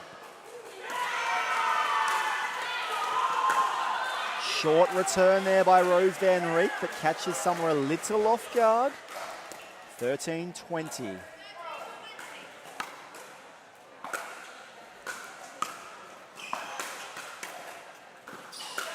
Oh, you're goodness. kidding. That running shot, double-handed backhand. After chasing that one down. Phenomenal movement there by Summer Dalabona. His second match point opportunity. Great depth on the serve, keeps Rose back. Oh, a ball on court is going to suspend the result just a little bit longer. Just build the anticipation. They were trading forehands there.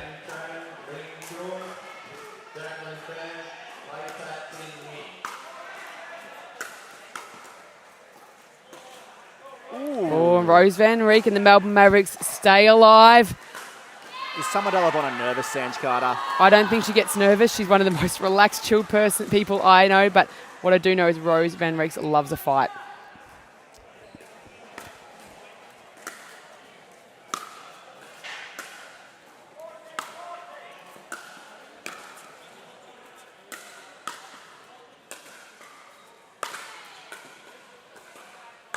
Rose There Van it Reek, is. that is all you. She takes a 3-1 rotation there against Samadella Bonner.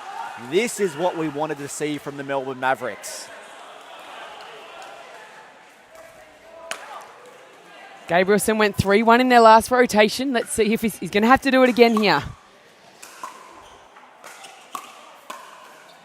And it's a good start. And the Crocs, as we know, are frozen on 20. They cannot win this match unless they have service in hand. So the Mavs will creep up. And creeping Another they do. back, 17-20, Sanj. Brendan Lee, momentum is a funny thing. And a timeout called here by the Northern Crocs. We are I'm going nervous. right to the wire. Absolutely every timeout, every point, every combination is going to be used. Oh, my goodness. Well. The score, they are within 3 of getting this back level, are the Mavericks. And it's been some inspired play in the last couple of minutes that has gotten them to this position. Yeah, Wes Gabrielson looks pumped up. He's walking from his bench, fist pump, the absolute guts and determination from Rose Van Reek to dig out 4 points on Samadella Bonner. Not sure that's happened before in a Dream Breaker either. Huge.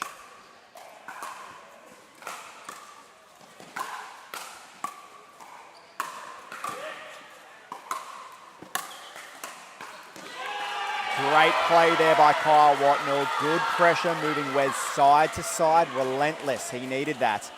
Match point. Northern Crocs. And there it is. They take it. 21-17 in this Dream Breaker. Crocs are up over the Melbourne Mavericks, but what a battle we just witnessed. Absolutely, and the Crocs' reputation is the Northern Dream Breakers, I think, is absolutely going to continue. So they will go through. Where they will go through will be determined after the following matches. The Melbourne Mavericks are going to have to sit on results to see whether they will be able to progress to the elimination rounds, depending on game differential. But hold your horses, guys. We will be back very shortly with the next round matchup. We have the Eastern Rush and the Western Vipers.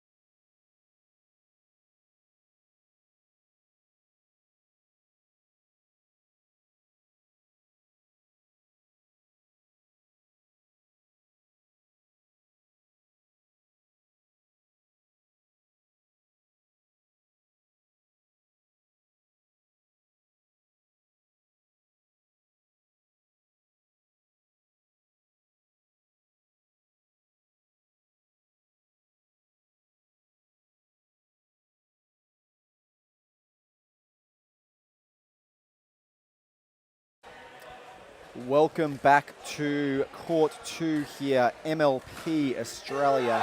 Action here at the beautiful Carmelina Resort in Vietnam, powered by Joola. We have the Western Vipers taking on the Eastern Rush. My name is Brendan Lee, and I am joined here in the booth tonight by Melbourne Mavericks captain Aaron Blitz. Aaron, welcome. Thank you for having me. Just come off a hard-fought match myself, but excited to see how this one goes.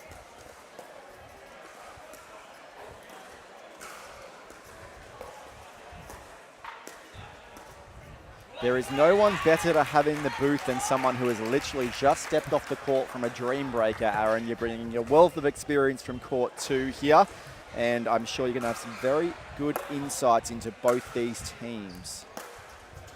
Wow. No one was home there. They'll work it out. They've played a lot of women's doubles together, Shelby and Amelia. They did have a fantastic run today, did Amelia Schmidt and Shelby Bates, making the semi-finals and coming away with the bronze medal, I believe, in the PPA Tour Australia event.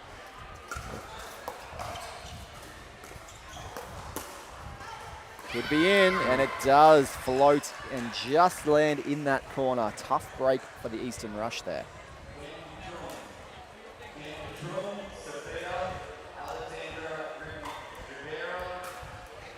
And we saw the Vipers take a very good win last night over the Sydney Smash, 3-2 in a dream breaker. Did you catch any of that match? Yeah, watch that. Vipers had their number in the Gold Coast too in a dream breaker, so they seem to be the dream breaker team, and Sydney's actually got a good lineup, so Vipers are doing very well. Speaking of dream breaker teams, the Crocs have also won 2 dream breakers at this event. And obviously you just went down to the Crocs in a dream breaker. Too soon. Sorry, mate. Sorry I went there too early. A great performance by the Mavs, and we'll see if it's enough to get you through to the next stage. But after an early 2-0 lead to the Eastern Rush, the Vipers have settled here to take the next 5.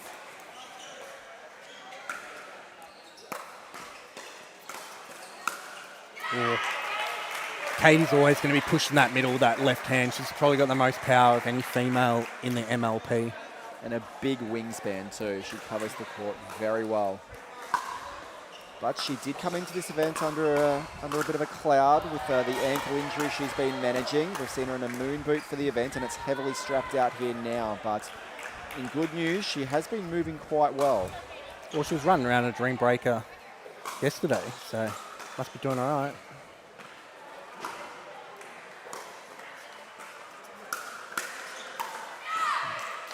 And the Eastern Rush normally, or their coach is Mike Newell for the Eastern Rush. But Mr. Newell is out there playing some Masters 50+ action this evening. Let's.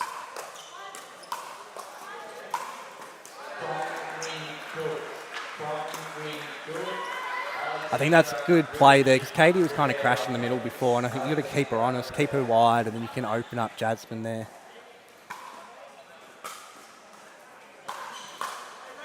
And this is a really tough matchup for the Eastern Rush. Schmidt and Bates, from the Vipers would have to be one of the most formidable teams to date in MLP Australia. I mean, Shelby's had a lot of success over in the US, so she's come here, and she's it's good to see our females mixing in with her and doing well as well. It shows that the level here in PPA Tour Australia and MLP Australia is right there with some of the best in America. And the Rush get one back there. 5-8. Jasmine serving.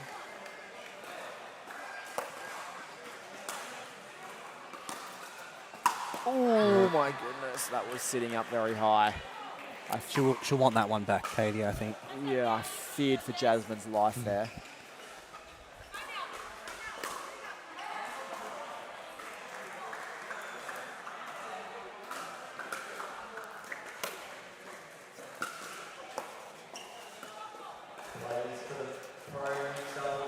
There we go. Interesting about the Vipers, was having lunch yesterday. and they all had the laptop out, Ryan Henry, and they're going through all the stats and data for the teams they're going to play against. So they're very analytical, this Western Vipers team. Are you telling me the Melbourne Mavericks haven't been doing that, Aaron Blitz? We do everything, anything you can think of. Good man. ChatGPT. And that is what it takes to win here in MLP Australia. We're more of a homework 2 weeks beforehand sort of team instead of the day of. Thorough with your approach. Great serve there, catching the line. Katie Hart unable to control that. And the Western Vipers will get to 11 first, and they will change ends with an 11-6 lead over the Eastern Rush. Aaron Blitz, what are the Eastern Rush going to have to do to claw their way back in this game? I think Katie and Jasmine are still going to just keep dinking that middle ball, and hopefully then Katie kind of push herself and immerse herself in the game. Early on, they were winning points when Katie had her forehand in the middle there. It is a big ask. There is few holes in this Vipers women's doubles lineup. But you have to play inspired to take wins out here in MLP Australia. So we'll see what they can bring in the second half of this with the change of ends. Katie's got a lot of heart. She'll be pushing through. No pun intended, Blitz. It's always a pun intended. If you know, you know. If you know, you know. All right, 11-6, Schmidt serving.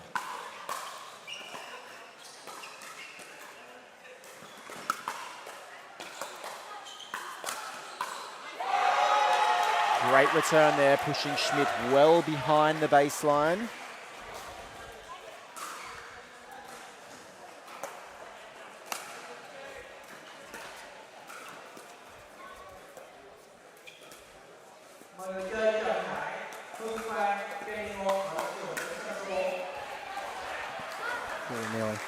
Just going long there from Katie Hart. Couldn't quite control that, but she had a good look at it.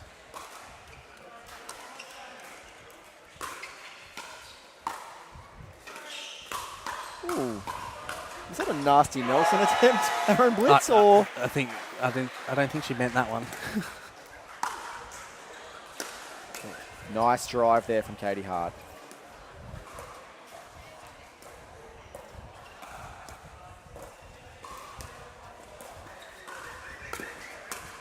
Nice. What a good lob. change up. Such a great change up. Just how Jasmine got under that, though, and really guided that lob up and over. It's like she almost held the ball on her paddle to get it up and over. I've seen that with a few gearbox paddles this weekend. But great control, and Jasmine is one of those players with great control as well, and Katie was there to swat away that overhead attempt, just like Shelby Bates was there. Yeah, all four of these ladies' backhands, if you just get it high enough, they're just going to punish you.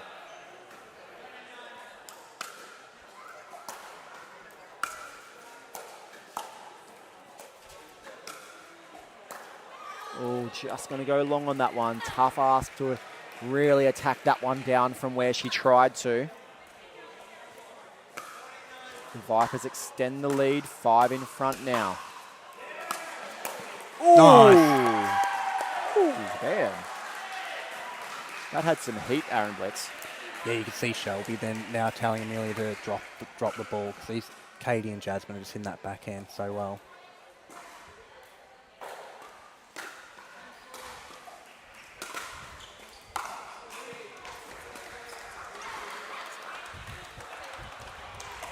Katie Hart wouldn't be happy with that one. Halfway up the net was that drop.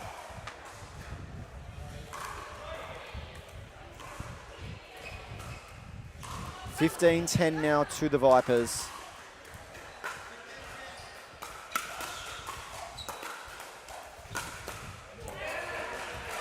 And that volley goes wide from Jasmine Olmagia.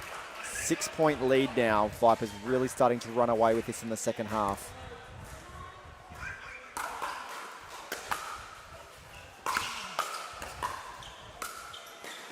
What a drop.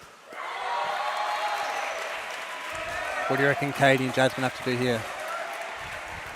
Look, I think they've missed a couple of thirds here when they've finally got the ball back in hand. So I'd love to see them being able to get up to the kitchen line and actually get in the point. We saw some great creativity from Jasmine a few points ago with that lob. I'd love to see some of that creativity as well. Keeping Schmidt and... Wow. Big come on there by Katie Hart. There you go. Middle dink. Katie just crashed the middle there. And Amelia Schmidt is saying, my bad, that was a very silly speed up from where I was sitting.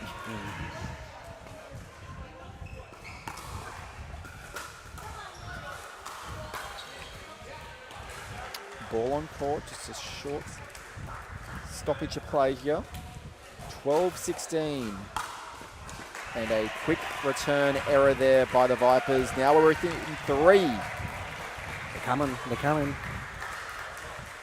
Bit of rush hour at the end here. He's got all the puns tonight. Brain's still firing. You don't even have to pay for this comedy, ladies and gentlemen. You're giving it for free. Love this. And wow. I love that. Momentum. If I was Schmidt and Bates right now, I would be getting some dinks into action here because everything that is going at the Eastern Rush fast is coming back with interest. What do you reckon, Aaron Blitz? Yeah, I think they're going to slow it right down because Katie and Jasmine are all over it at the moment. And if you've got the momentum and you're really feeling it, you just want to keep hitting those shots. So you take it a little bit away from them. I think Ryan will be thinking about what he went through with the laptop yesterday and telling them, do this, do that. We know they've got it in their game. We've seen it earlier on today in the matches that Shelby and Amelia played together. They can really slow it down if they want, and I think, well, I hope that's what we're going to see now. Force Jasmine and Katie into maybe pulling the trigger a little bit early and just maybe forcing them into error by pressuring them with those dinks. Yeah, I felt like the Western Vipers felt they were up by 5-6 points, and they just started pulling the trigger a little bit earlier, thinking they could just roll through. But good players can handle that.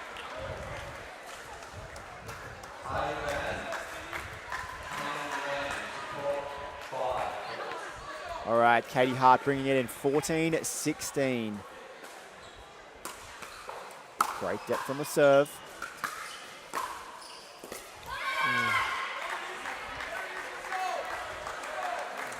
Was it there, Aaron? Probably just too low, I think. But I like the idea.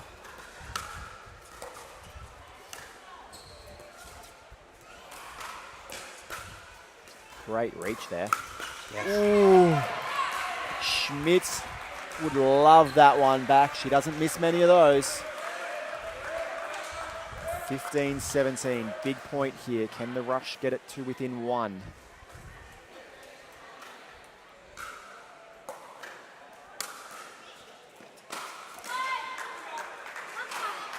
Missed third by Ormagear there.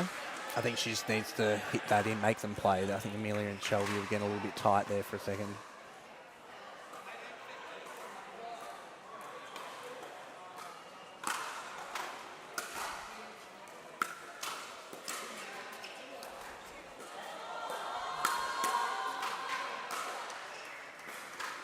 Unfortunate ball on the court there because I feel that Eastern Rush were on top of that point. They were for sure. Timely there for the Western Vipers. They will come in with the serve again at 18-15. Another ball coming on the court. Rather it now than halfway through a point. That's right.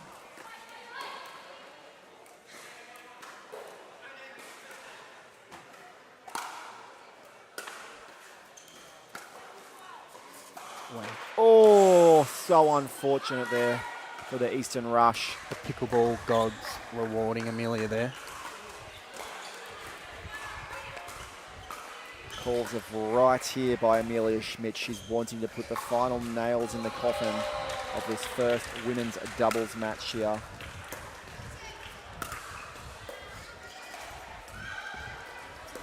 Oh, just had to wait a little bit longer, I think, Aaron. Yeah, you got to wait when it's at ankle height, especially on that angle. One more step out wide, though, just let that ball travel a little bit further, and she had a look at it.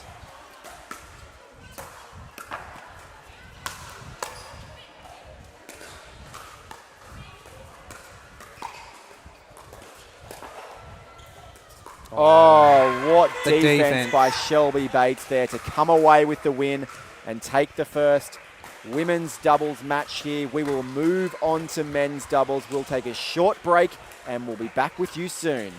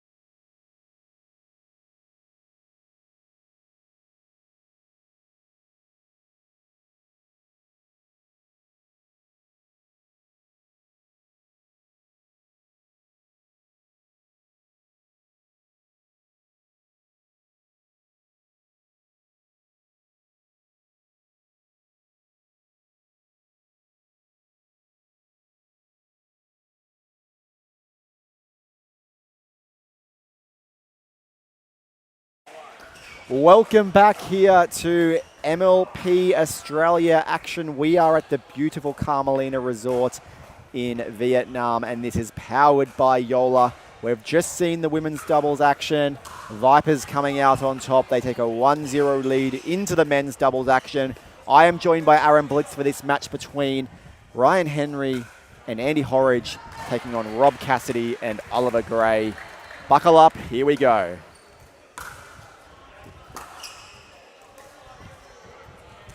On the line. I think it's going to be a very interesting match. Like, Rob's style is so unique. Like, holds the throw to the paddle. He's sliding, he's diving. Fun to watch. Wow. Not a good Ernie attempt there by Ryan Henry. Left Andy Horridge far too vulnerable. I know it's fun to Ernie, but sometimes you just got to wait for that right moment, don't you, Aaron Blitz? Yeah, well, you got to save your legs, I think. Can't believe they're doing it this time of the night.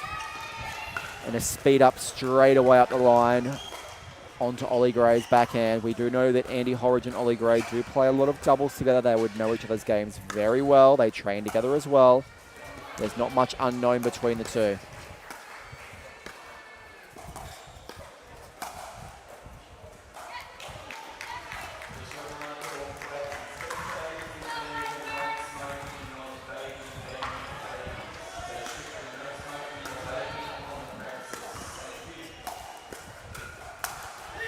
Big put away there from Ollie Gray. Looks like it's been pretty aggressive from the get-go here.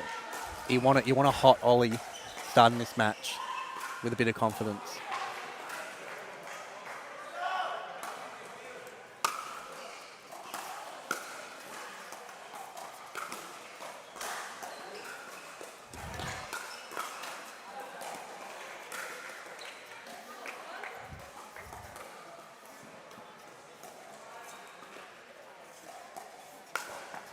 Not on.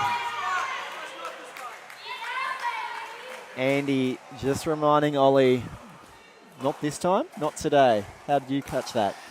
It's hard with these headphones, but I think you're spot on there. I think the young gun's going at it.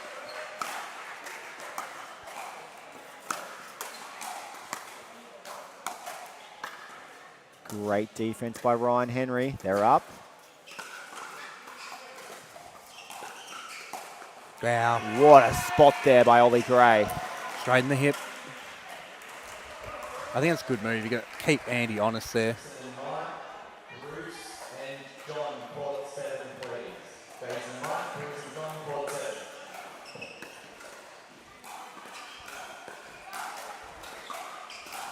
All right, Eastern Rush serving at 4-3.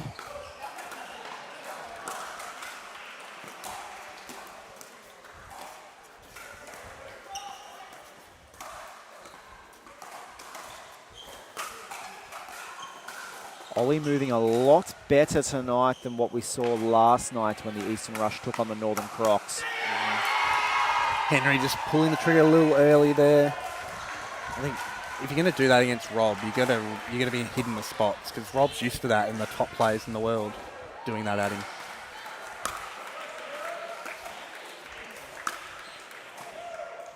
Oh, and Henry not really aiming for court there. I think he was aiming for body, but did not find any up that end. 6-3 to the Eastern Rush. A nice little lead opening up early.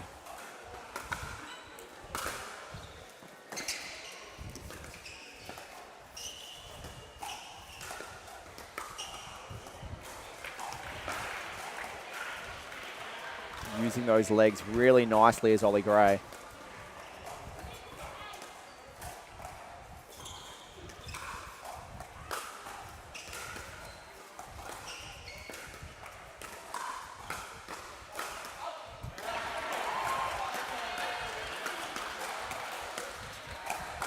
Yeah. What a great point there by too all excited, four too players. excited. What a rally. I just love seeing that. Four great players going at it like that. Some great hands there, some great resets to keep the ball alive. A 7-3 lead now for the Eastern Rush. Some traditional pickleball at play there. And if there is a slight hole in the Ollie Gray game, I do believe it is that backhand drop. I do think he just lifts up through that a lot. He doesn't stay down through it. He tries to use his legs jumping to the ball. And I think if Henry and Horridge can find that, I think they're going to have some good success. Well, I think if you've got the legs of a giraffe, it's hard to get down low and get under that ball for the drop. Lots of squats in the gym.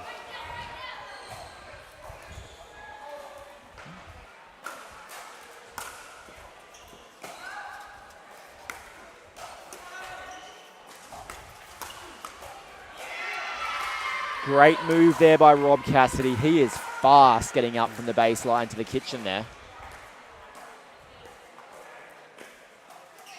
The Vipers caught a bit off guard here early, Aaron Blitz. I'm not sure if they thought that the Eastern Rush would come out this hot in this men's doubles match.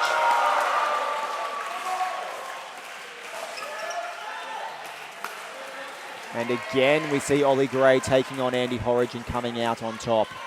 There's a clear strategy here, and that's the dink cross court to Ollie. It's just Ollie's containing it well, and then as soon as he gets that ball out in front, his arms are so long he can flick it forward. It's just catching Andy off guard.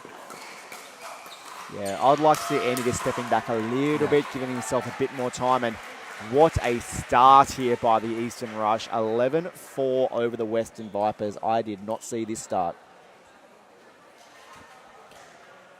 I think Andy's biggest strength is that compact backhand, and if he can step over to the right a little bit and hit that ball, like he's just getting exposed at the chest there, or that right hit. I think if he just takes that step over, let Ryan Henry take the middle ball a little bit more, then he can have his backhand come back at Ollie. The best, when I've seen Andy at his best, is when he's in that backhand there, that counter.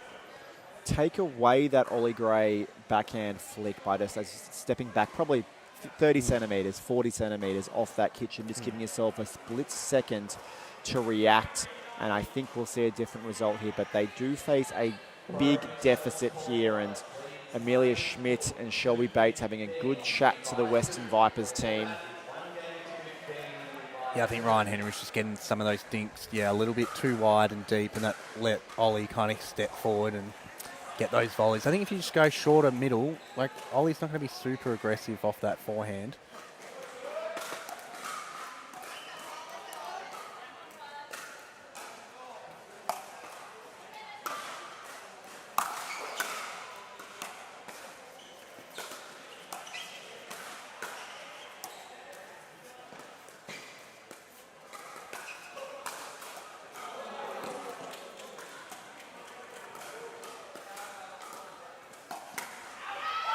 That's the play, Eastern Rush.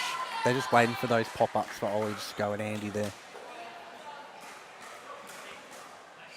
Ollie Gray, the X factor on the court right now. He has seen 90% of the balls, and he has responded really well by creating a 12-4 lead for the Eastern Rush.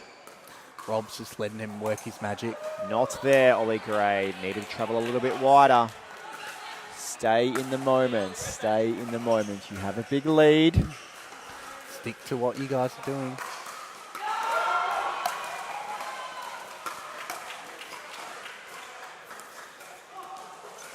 Wow. My goodness. Look out, Andy Horridge. That was such a good Ernie. It'd be nice to be that young, that athletic, that long.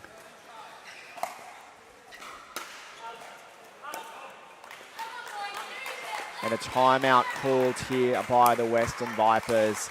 I don't know if there's much that the Ryan Henry and Andy can do right here. Like, Ollie's just on fire. They're trying to dink to the spots. It's almost like they're just going to go to Rob. Go to Rob Cassidy. Because Rob's not being super aggressive. He's just going to put balls back. I think you're right. Just go at Rob. Maybe unwind maybe change sides as well. Put Andy Horridge on the left for a bit. Put Ryan Henry on the right. But they've got to do something different, Aaron. Yeah. Well, they keep dinking to Ollie, and Ollie's just doing well. He's been almost played into form. Well, not really, because he's been playing well from the start. But essentially, we didn't see this level from him last night. He knows his team needs him right now. They lost the women's doubles match. They're down 1-0. They've got a lot to do. And he's really stepped up to the plate, which is so impressive. Vipers, you need to change the game plan. Let's see what they've got.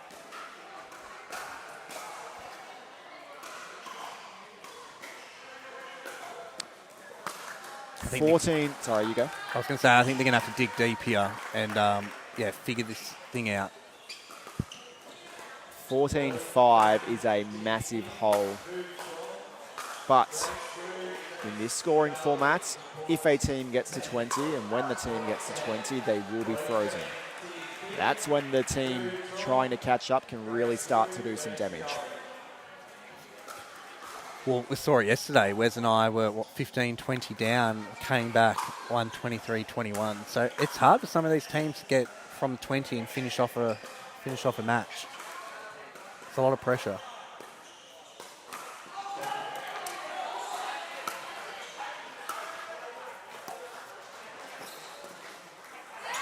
And look up the other end, Aaron Blitz. On cue, they put Ryan Henry on the right, Andy Horridge on the left. I like that change. At least give the Eastern Rush something to think about.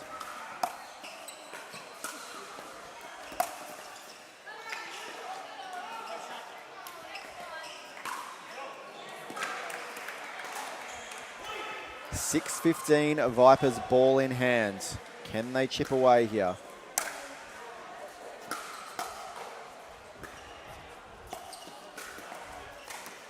Wow.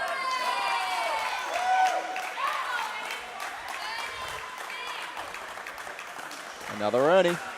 That's so good by Ollie. The confidence he has right now to go for that.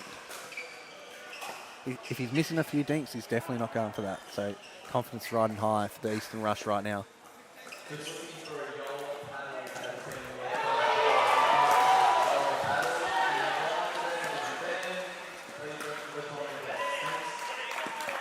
And now the Vipers just really clutching its desperation, Aaron Blitz. Yeah. Panicking.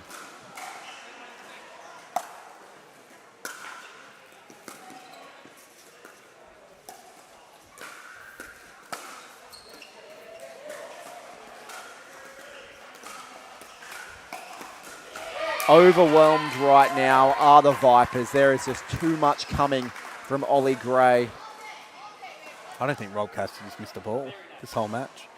He's only had to hit 6. High percentage.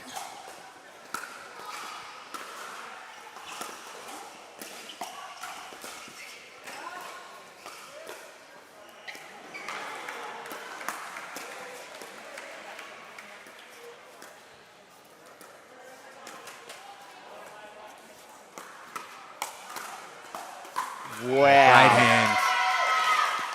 These can't put a foot wrong. They're firing.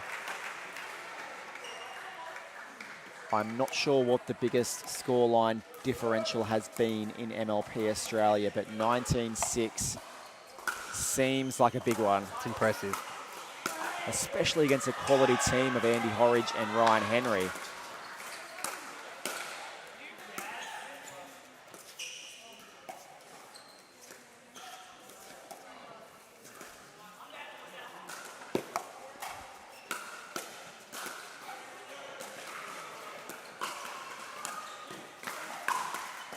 What great defense by the Eastern Rush. 20-6, Aaron Blitz. Can they put it away here? They're going to get a lot of chances. First match points to the Eastern Rush with a 26 lead over the Western Vipers.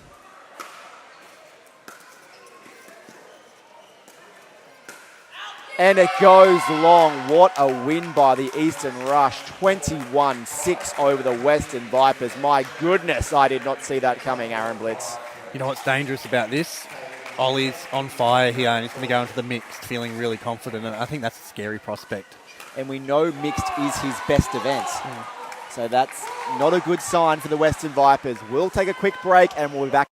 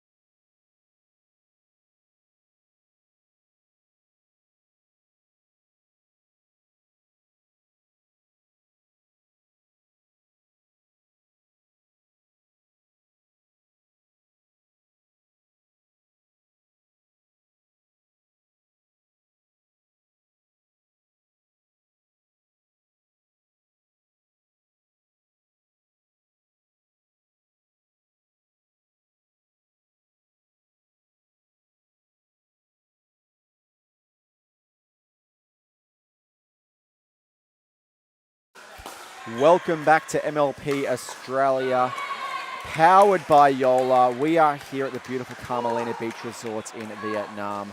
We have just seen the Eastern Rush take a fantastic win in the men's doubles. Ollie Gray was absolutely flawless, and he now partners Katie Hart taking on Andy Horridge and Shelby Bates from the Western Vipers. Crunch time here in this match.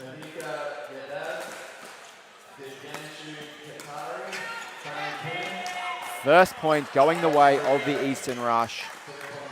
This is big for the Eastern Rush, Aaron Blitz. Well, Ollie and Katie definitely confidence players, so hopefully they're going in with a lot of confidence in this match. Katie's fired up. And a good catch there by Katie Hart.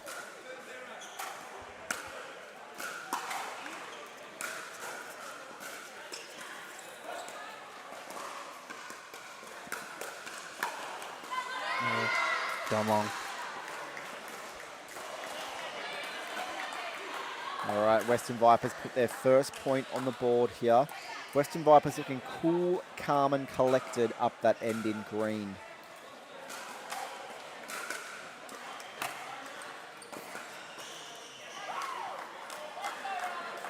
And a missed third there by Andy Horridge puts the ball back in the hand of Ollie Gray. Playing with much confidence right now is he, Aaron Blitz. Sure is.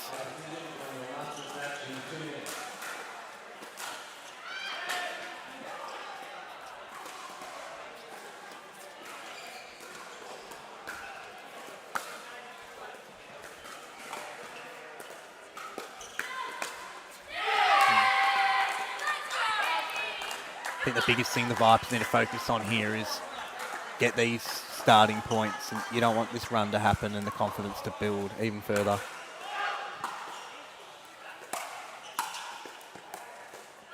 Good spot there, and there's that backhand drop that I talked about earlier on. That is the toughest ball for Ollie Gray to make. He doesn't really like that one. So if I was the Vipers team, I'd be trying to direct as many returns that way as I can when you are returning the ball. Short there on the ATP.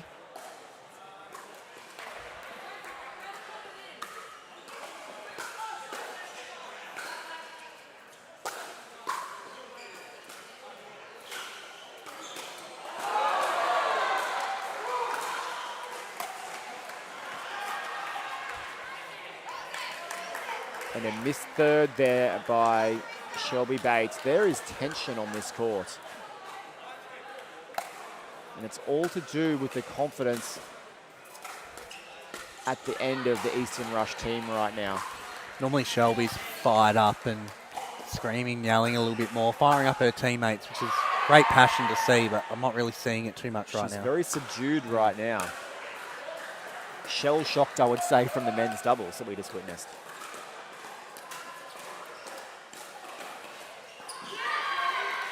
There we go. There's some energy from the Vipers.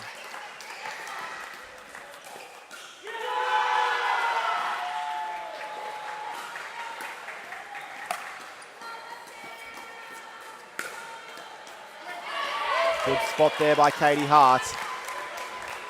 No one's really been able to get into these points yet and find rhythm. Doing quick finishes, thirds, fifth.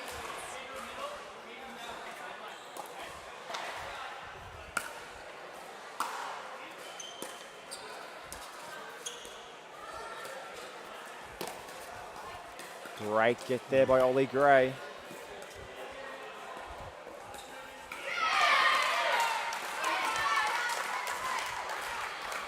And Andy Horridge just hasn't found the level that he needs to be at yet, has he, Aaron Blitz? No. I think Rob Cassidy had some wise words for him before that point as well, telling Ollie to take the middle more and Katie to worry about her line, because she doesn't have to move as much.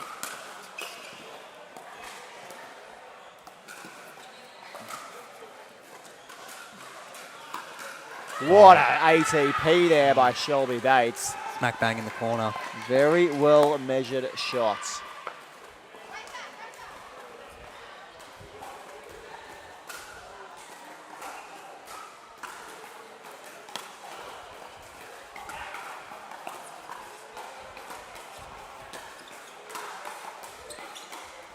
Well, that'll work.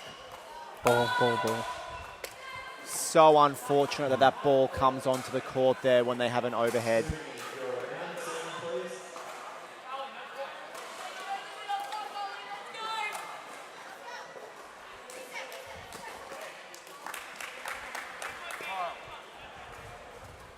Six, seven, Shelby Bates serving here in this first mixed doubles match of the Rush versus Vipers clash.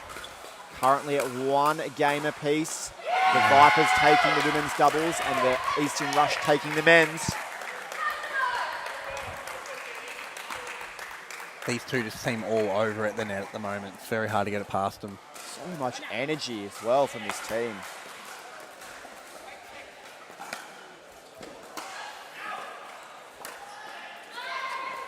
And that drop only going halfway up the net there, unfortunately, for Katie Harts.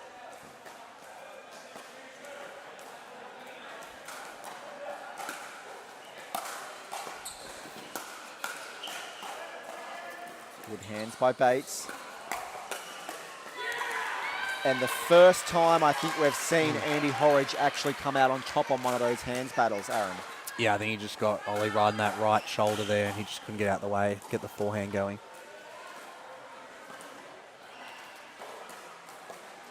And we are tied up here at 8 apiece. A good couple of minutes here by the Western Vipers to bring it back. Level pegging.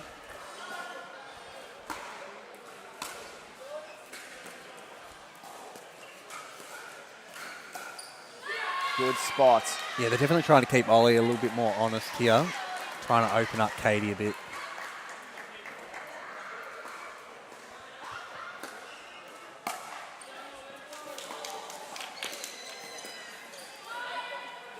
And that goes wide. Horridge had a good look at that ball.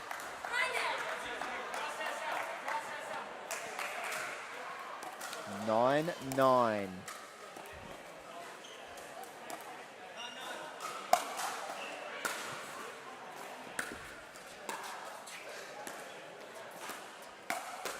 Good. He's just slingshotting that backhand so well, that backhand flip. We did not see that from him last night when they faced the Northern Crocs, so I think he has hit the practice courts this morning. Ooh, that's a reality check though. 10-10, one of the teams is going to swap ends with the lead here. We do swap at 11 in this game to 21.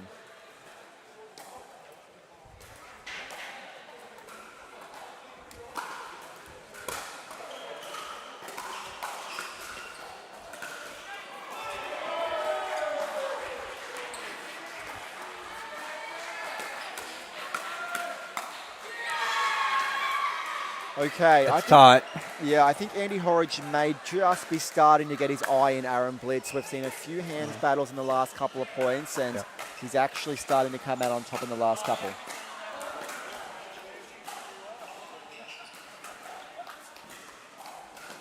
I think he's hitting those same spots. Just Ollie or Katie's now just not getting them just over enough and down.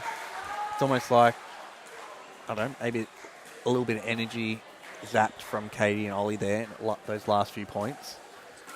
It does take a lot, it does expend a lot of energy when you are constantly screaming and fist pumping and giving so much energy in the match. It is tough. You do have to manage that really well.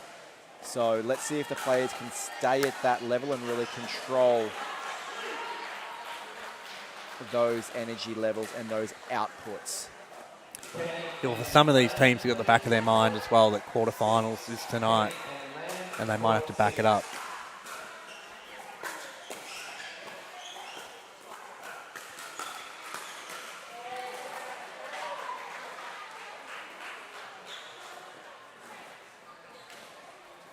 All right, Vipers serving 11-10 here in MLP Australia action.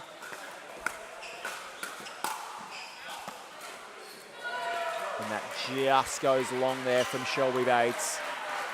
It had some air.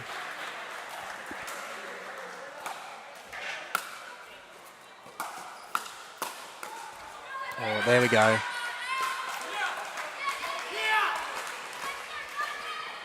12-11. The Vipers take the lead. Nose in front again. Yeah, you're right. Andy's getting on top of these hands battles now. It's turning the tide a little bit. A bit more confident for Andy as well.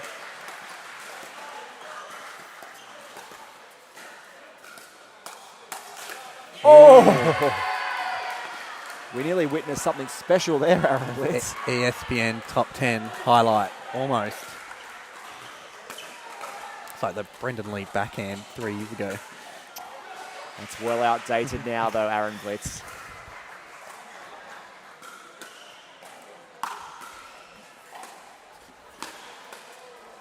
What a pickup. Wow. Special there from Katie Hart. I think that one hurts when you're up so much in that point there. And they pull that out. Oh, a missed return. 14-12 Eastern Rush. They get their nose in front. They take the last three. Love to see Shelby get this on Ollie Gray's backhand if she can. It is a difficult spot to find.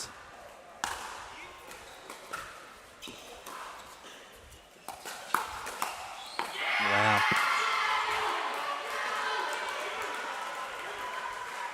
Great counter there from Ollie Gray. He is playing another level tonight, Aaron Blitz. Especially giving high balls like that. That's what you don't want to do. I think they just got to keep going back to Katie. You know, Katie's thinking well. She's still hitting a few up for Andy, or she's pulling the trigger and Andy's there getting those counters going. So, And a timeout has been called by the Western Vipers, who took a brief lead at 12-11, but it has been all the Eastern Rush in the last 4 points. We do have a long way to go. Rush don't have anything to lose tonight. They want this badly. Get a good win under their belt. The Vipers.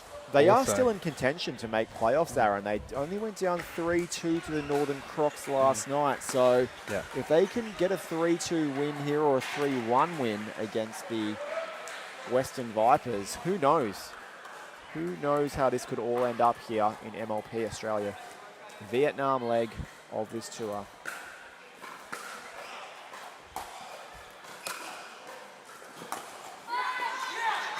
The backhand third by Ollie Gray once again.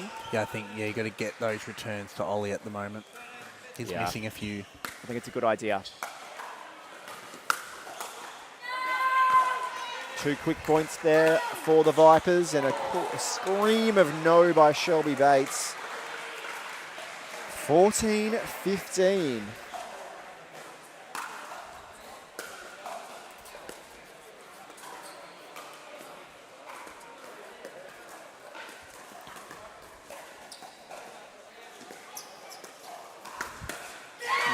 Great move there by Andy Horridge, and we are seeing some momentum swings right now, Aaron Blitz. Definitely some energy coming this way from the Vipers.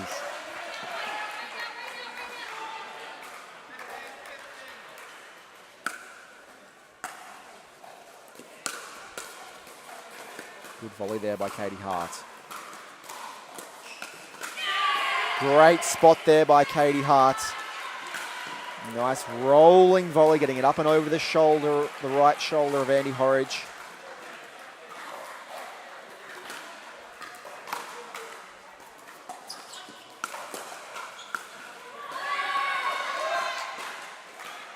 Ball is called good by referee David J. Right on the line.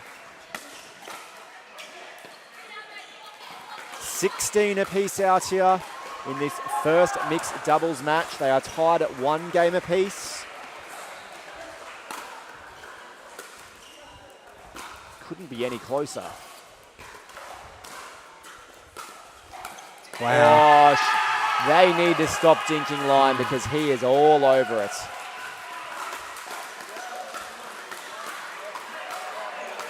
Was there any Aaron Blitz Ernies tonight? Not tonight. There was. Tonight. There was yesterday, quite a few. The Gazelle was out. That's what Zach Rabovic likes to say. The legs were fresher yesterday, They were were they? definitely fresher yesterday. What a great return there by Andy Horridge.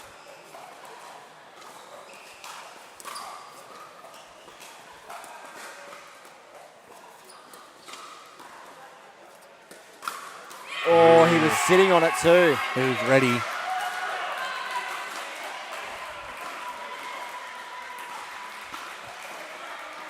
Eastern Rush nose in front, 18-16.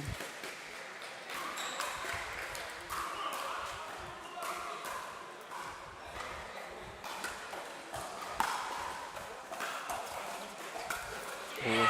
19-16. Try to force that. All right, another swing here. The Vipers need to put a stop to this run by the Eastern Rush.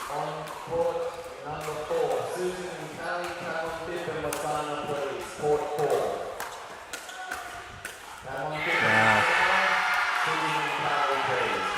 Stall over it, the last 4 points. And Andy Horrocks just looking very deflated out here right at the moment, Aaron Blitz. Yeah. Katie Nollig did so well. Like, Andy and Shelby had a little bit of momentum there. They had the energy, and now it's just swapped right back. But the Rush are now frozen on 20, Aaron. They do have to win it on serve. That is a tough ask.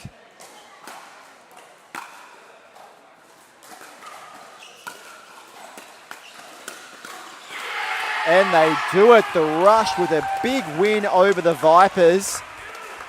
What a surprise.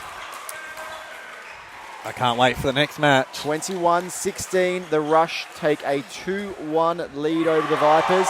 Next up, we will see the last mixed doubles match, which will pitch Ryan Henry and Amelia Schmidt for the Vipers, taking on Robert Cassidy and Jasmine All-Magia for the Eastern Rush. Don't go anywhere. We'll be back with you shortly for more MLP Australia action.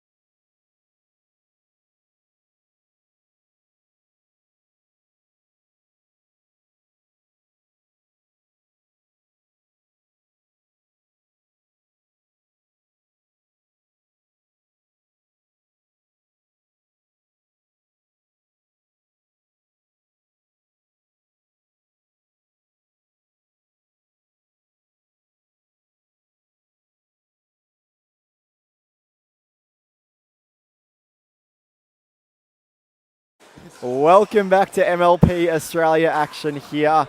Powered by Joola, we have the final mixed doubles match here between the Western Vipers and the Eastern Rush. The Eastern Rush have taken a 2-1 lead with some inspiring pickleball from young Oliver Gray, playing at a whole new level this evening. This is do or die for the Western Vipers now, and I'm joined by Aaron Blitz once again in the commentary booth for this match. Really looking forward to this matchup. You got Ryan Henry with super quick hands in front of Rob Cassidy, and I'm looking forward to some firefights there. The last time Ryan Henry stepped on this court, though, Aaron Blitz, it was a 21-6 defeat to Rob Cassidy. New game. Ryan's a very smart guy. He's going to lock in and forget about that match. And so no emotional baggage? Nah, None. he's a machine. Look at him. Time will tell. Time will tell.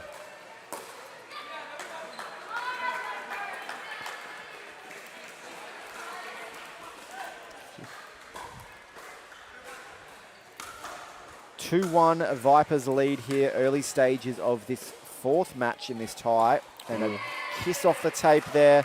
Luck goes the way of the Eastern Rush. Everything going the way of the Eastern Rush, some would say, Aaron Blitz. Yeah.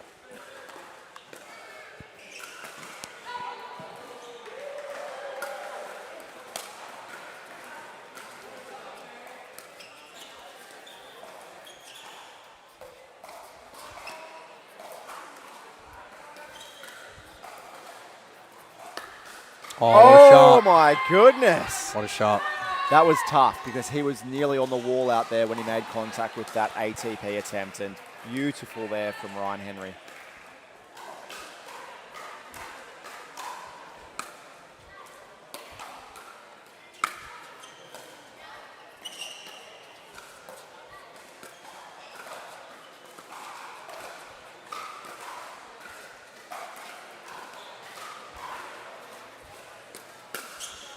Great speed up there, but well read by Rob Cassidy. He was trying to insert himself early on in that point, and he's really trying to come across and get to some of these balls. I think they're going to have to keep him honest on a few here.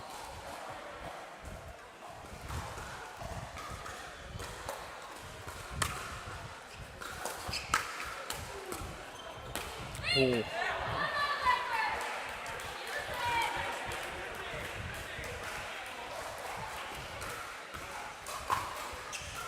4-3 Vipers. Interesting stages of this match. I don't think the Vipers would have thought they'd be down 2-1 heading into this last mixed doubles match, but stranger things have happened. And here we are. Are we all set? Are we primed for a dream breaker, Aaron? I can feel it. I'm getting the voice ready for it. It would be the second dream breaker we saw on this court tonight. Still too soon, I think. Ooh, and Amelia set that up so well and just missed that put away. But really good intent there from Amelia Schmidt.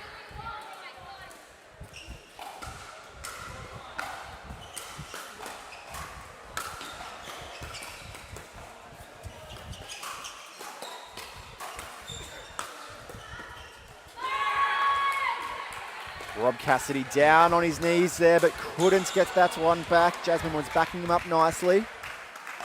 But too good by the Vipers. They take a 6-4 lead here.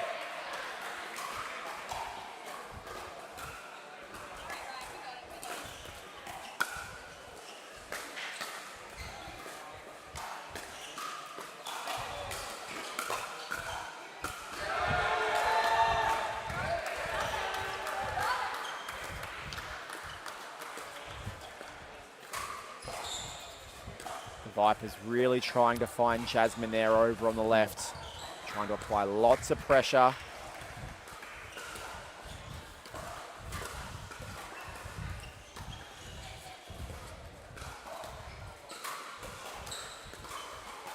Holding up really well is Jasmine though.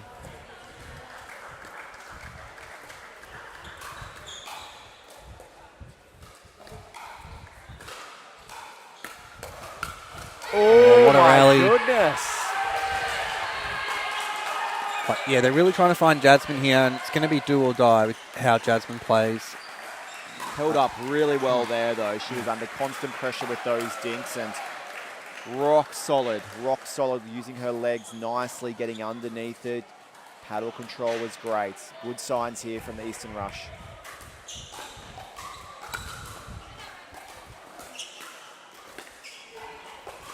Eastern Rush will bring it in as 5-6 now.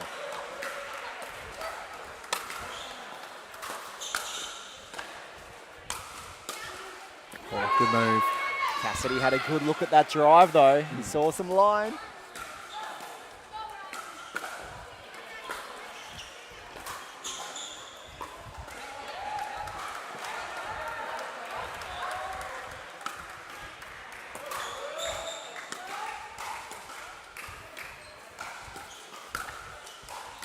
Off the tape, goes Unlucky wide. Amelia hasn't had a good success rate when she's tried to attack this ball.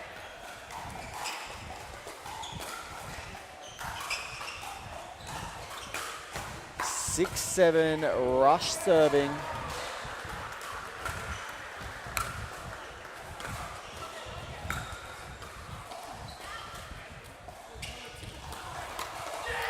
What an ATP. Big energy from the whole Eastern Rush team. The players' bench is up and about, giving them every bit of energy they've got.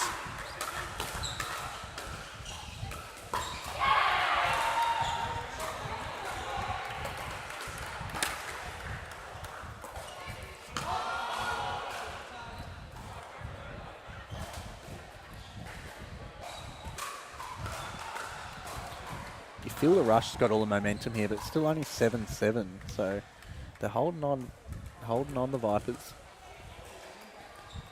I think it's because the Vipers are the favourites here, so every point Rush gets just feels so valuable in these early stages.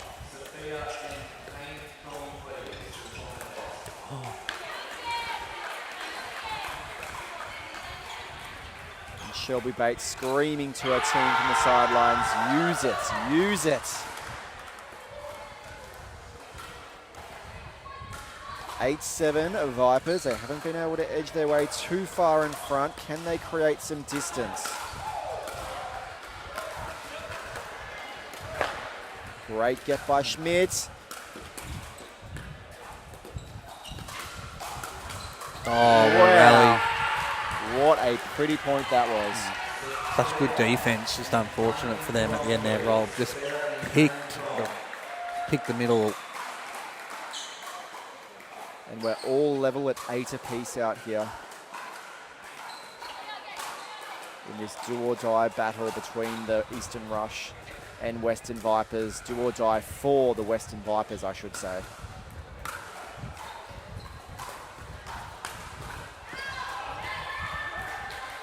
Ball from Henry goes along there, and the Eastern Rush get their nose in front. Rob was already sitting on the ground waiting for that. He definitely brings some variety and some unique habits to this court. It's great to see that versatility and difference.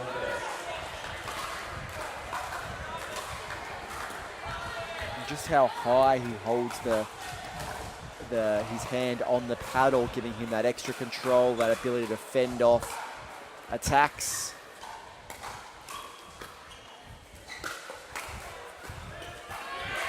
Sharp dink. What a spot. Jasmine's playing so well right now. Like, she's doing everything that's required. That's her job right now.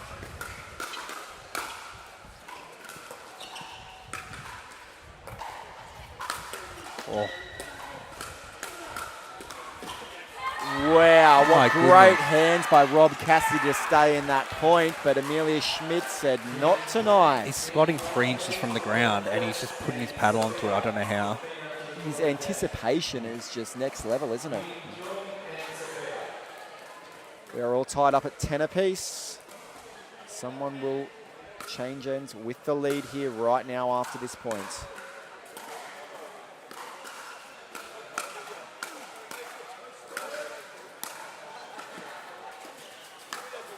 Oh, good Great shot by from the Ryan. Vipers there.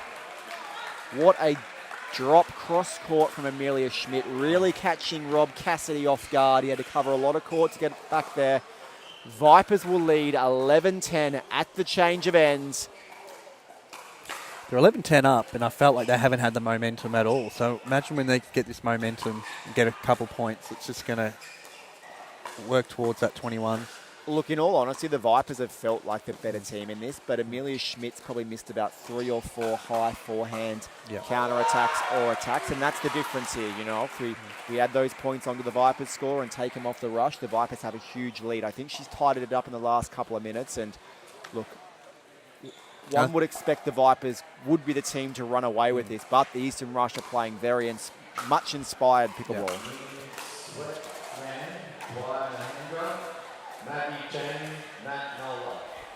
Both teams having a really good debrief with their whole bench. Trying to work the tactic that's going to get their team across the line in this fourth match of this Vipers versus Rush showdown. Who have you got, Aaron? Who is going to finish this match on top? I think the Vipers going to get this one here. Even though they haven't had the momentum, I feel like they're going to gain it from here, and they know what needs to happen.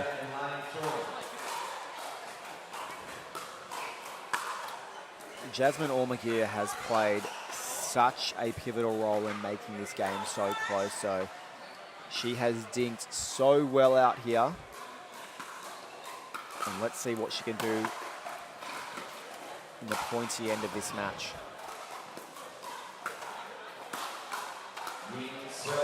Oh, some confusion there on who was going to take it. And the Vipers edge in front by 2, perhaps for the first time in a long time.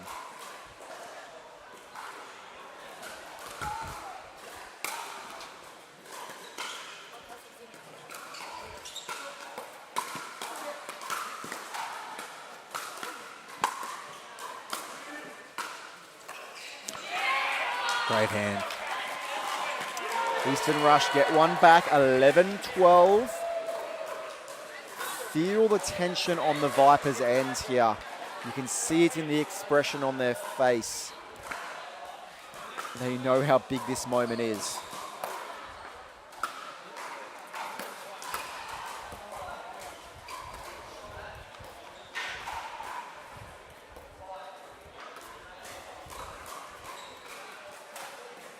Jasmine knows it's all coming her way unless one goes. Oh, gets him. Tags Ryan Henry right in the belly button, does Rob Cassidy, and we are all level at 12 apiece now.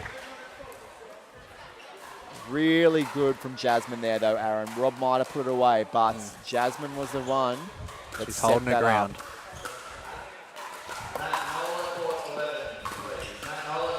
Great ball there by Amelia, back in behind Rob Cassidy. And that is what she missed earlier on, but good to see her now making those and keeping Rob Cassidy honest.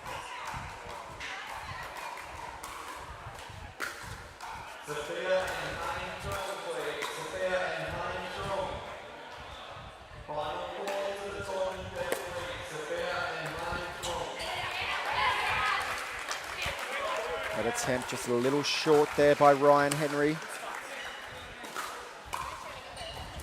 What a finish this is going to be. Well, it's crunch time now, baby.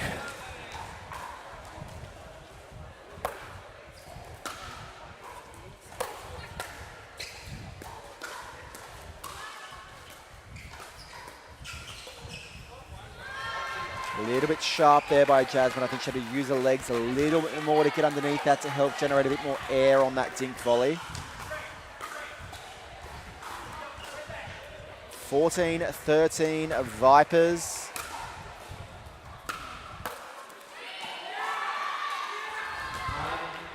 (15-13) Vipers. They've opened up a little bit more of a lead.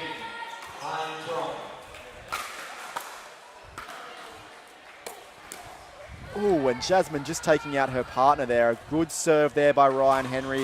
A 3-point lead opened up, and the Eastern Rush have seen enough of this. They are going to call a timeout.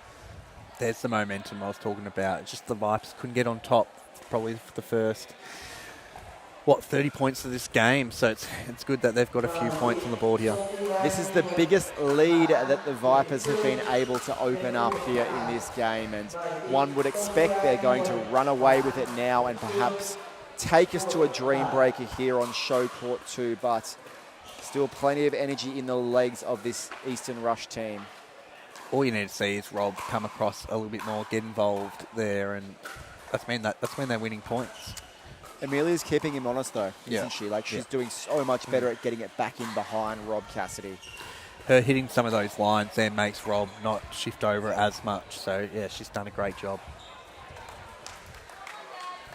And now she's calling Come on, come on, come on up that end. If you can read lips, ladies and gentlemen, from where you are. She's a long way away, but she knows how crucial this is for her team. A loss here, and the Western Vipers would lose this 3-1 and most likely put them out of contention to make it through to the next round. They're playing with so much on the line out here. And a missed third there after the timeout. A good timeout there called by the Eastern Rush. You love that as the team that calls the timeout.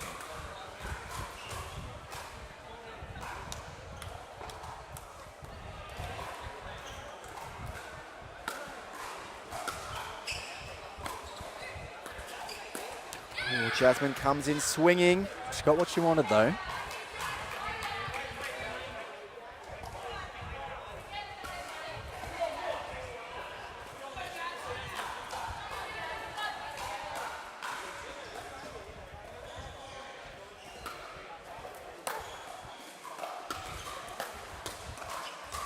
Great reset there by Schmidt.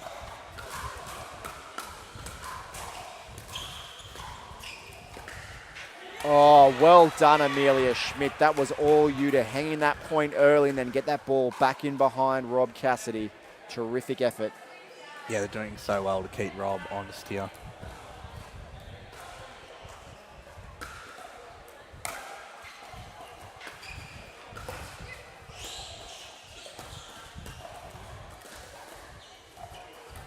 The tape.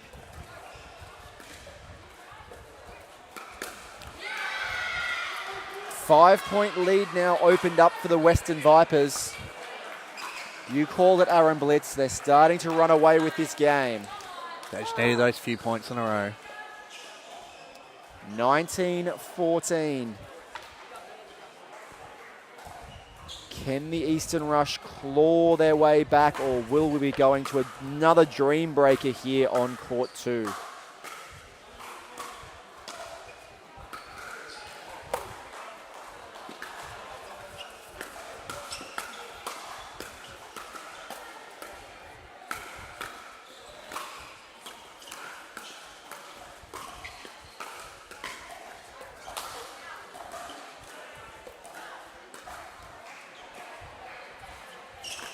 Wow. Oh, what a point. way to finish that point. He just waited to ankle height. He took his time. He hit that line. That's what the an second or ATP. third ATP we've seen from Ryan Henry in this match. And it couldn't have come at a more appropriate time as their team bring up the first game point of this last mixed doubles match. 2014, Amelia Schmidt serving. And that goes long by Jasmine. It is 2 games apiece, and ladies and gentlemen, we will head to Dream Breaker action here on Showcourt 2. MLP Australia, Vipers versus Rush action. We will be back with you soon. Do not leave your seats.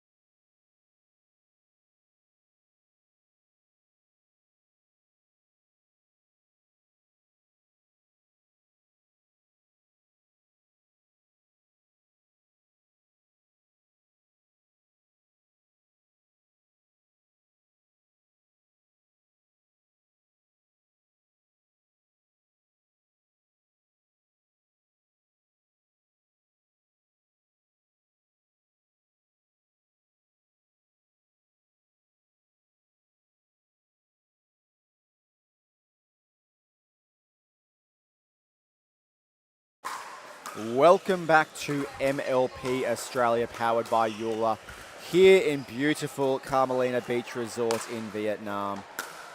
We have Dreambreaker action coming up here on Court 2 between the Vipers and the Rush. It's been tense, it's been tight. Aaron Blitch, what do you make of this Dreambreaker? I think the Vipers are definitely heavy favourites going into this. If they're sorting out the Sydney Smash and a few other teams and Dreambreakers, I think on paper, they've definitely got some of the better singles players here. And what about young Ollie Gray? Some inspirational pickleball from him tonight. Yeah, I think that confidence in the doubles is going to go into his singles. There's no doubt yesterday in the Dreambreaker when they struggled against the Northern Crocs, them, especially Ollie, losing a few of those matches and not playing well, he went into the singles with a lot of pressure. And I think he can probably freely swing in this one tonight. And captain Andy Horridge going 0-2 then in his men's doubles and mixed doubles. What does he need to do to turn the tide here?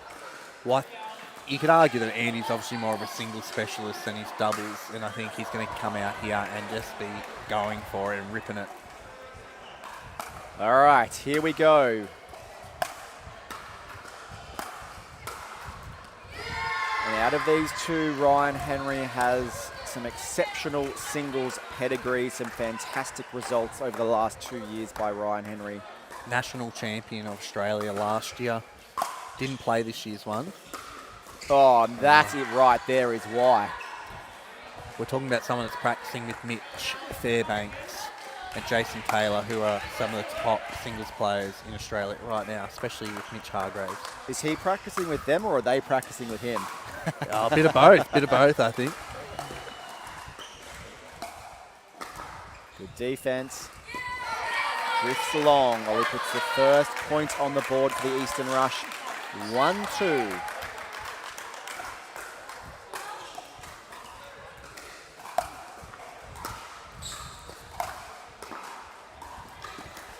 Great shot. Beautiful rolling backhand there by Ollie Gray. Levels it up, 2 apiece. I think the Eastern Rush should be super happy with a 2-2 in that matchup. All right. Jasmine is a great singles player, and Amelia Schmidt as well, so this is going to be interesting.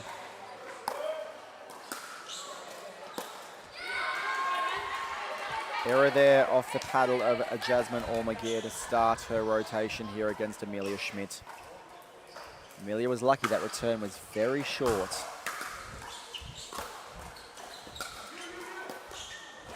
And that goes long. 4-2 Vipers.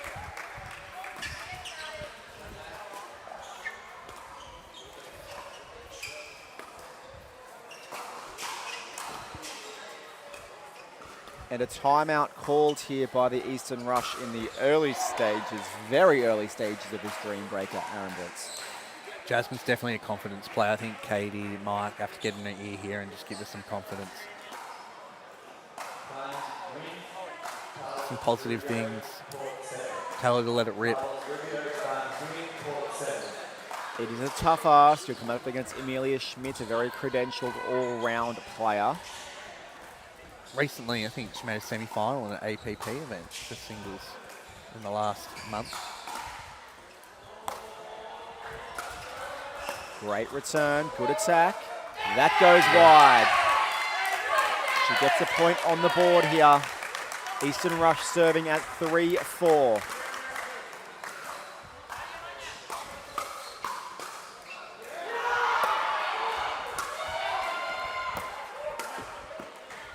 Great first volley by Schmidt. And that goes wide, but she does get one on the board for the Eastern Rush. The Vipers with a 5-3 lead now. And we'll see Captain Andy Horridge coming out against Rob Cassidy for the Eastern Rush.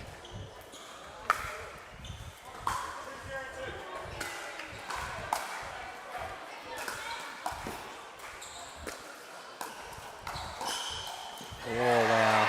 And a great start there by Andy Horridge. Just how quick, though, is Rob Cassidy across the net. You definitely have to hit those lines against Rob Cassidy. His slide and dice and everything.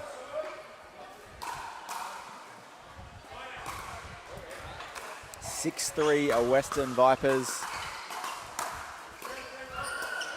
That return goes long from Rob Cassidy. 7-3. This is a big ask for Rob Cassidy. As you highlighted, Andy Horridge is a fantastic singles player.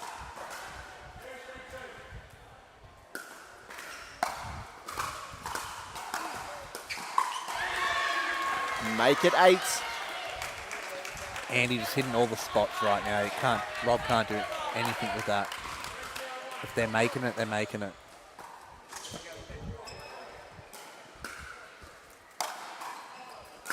Wow. Wow. Big That's plays good. there from Andy Horridge, and he is pumped, and he should be. That's some captain points right there. He needed that tonight. 9-3 Vipers. Shelby Bates taking to the court against Caitlin Hart. What a serve there. Literally on the line. Court 10-3 of Vipers, and Aaron Blitz, you were involved in your own dream breaker here on this court not too far long ago. Oh, Katie Hart. Yeah, Dream Break is just so interesting because you've got some players that obviously play a lot more doubles. They're probably not training as much for singles, and now they're going to jump on in that high pressure situation. But there's so many of these players. There's so many of these players that can play singles for 4 points. We've seen it with lots of players. And the players will now change ends as the Vipers reach 11 points, and they reach 11 very quickly, Aaron Blitz. 11-3 is the score. This team that Andy Horridge drafted was not just built for its strength or drafted for their strength, but it was the knowledge of drafting a Dream Breaker team is important. And Shelby Bates will be bringing this in at 11-3. And a lot of points in a row here from the Vipers.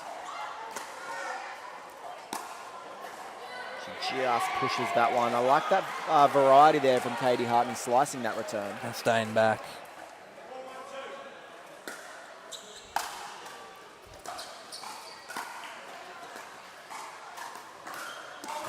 Great play there from Shelby Bates. 12-4 Western Vipers as Ryan Henry takes to the court, and this was a good rotation for the Eastern Rush in the first one. Ollie did put 2 points, half the points to date that the Eastern Rush have got on the board. Can he do it again? Or go for a 3-1. They need something here.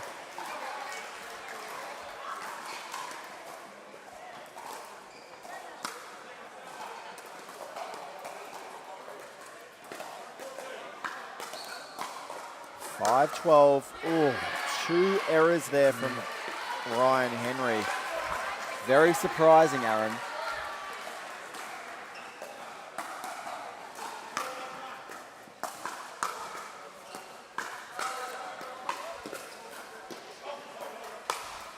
Oh, great balls by Ryan and great gets by Ollie though.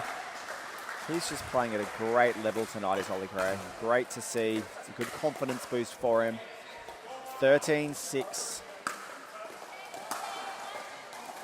Very deep serve there. Yeah, you can't put it up that high. Clinical by Ryan Henry there. Settled the ship after an early 2-0 deficit. Yeah, 2 missed returns.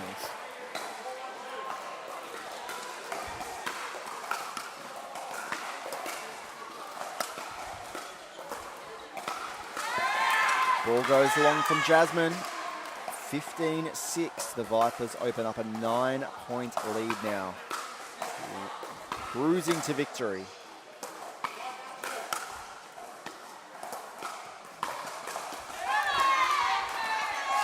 Just wide. Just drifts wide there.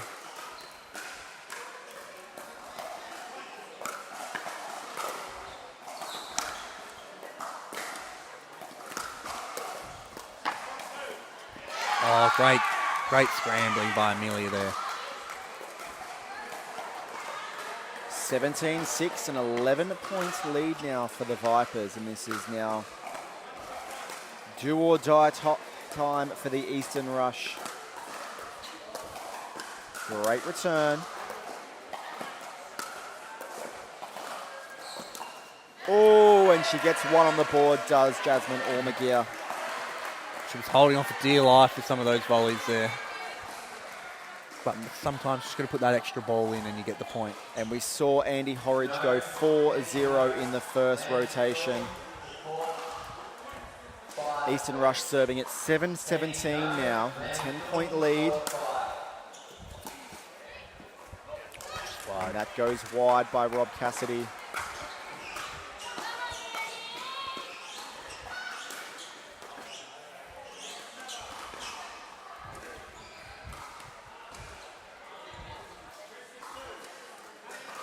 (18-7) Western Vipers. Oh, wow, there Rob we go. Cassidy, that was special. He'll be super happy with that one. Get that one underway. 8-18.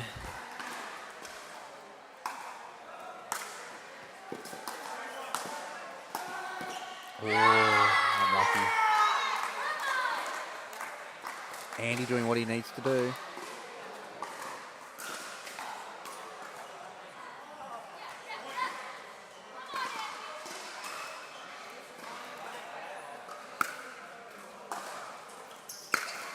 Oh, too good.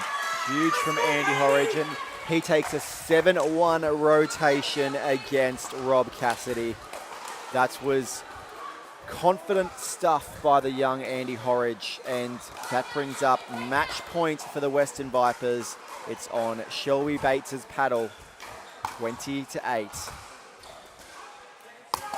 And that return floats along. The Vipers take out this match against the Eastern Rush, a team built for dream breakers. We most likely will be seeing the Western Vipers later on tonight or tomorrow in the playoff rounds. Well done to the Eastern Rush, a great performance. Aaron Blitz, how do you sum that up? I think that was calculated, and I think if you look at the paper, I didn't think it was going to actually go to a dream breaker, but you knew if it went to a dream breaker, the Vipers have got it, and that's what some of these teams have under their belt. They can go in with confidence knowing if it ends up being tight, they can take it away at the very end. We will be back soon with more action on Showcourt 2 here at Major League Pickleball Australia, powered by Joola. Stay tuned. We'll be back shortly.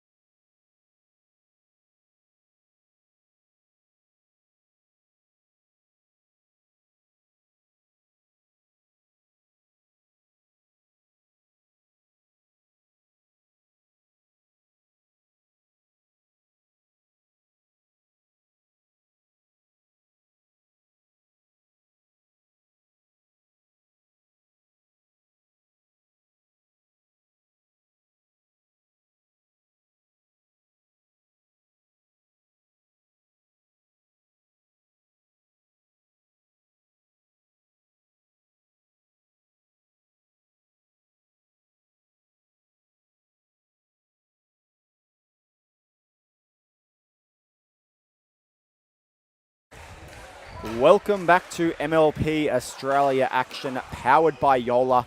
We are here at Carmelina Beach Resort in Vietnam for this showdown between the New Zealand Hustle and Sydney Smash. My name is Brendan Lee and I am joined in the commentary box by Coco Lococo. Welcome, Coco. Good evening. How are we? Fantastic, and settling in for this very intriguing first match, women's doubles match between Danielle Townsend and Michelle Esquivel taking on Zhao Yi, Wang Beckfell and Selena Tarulia.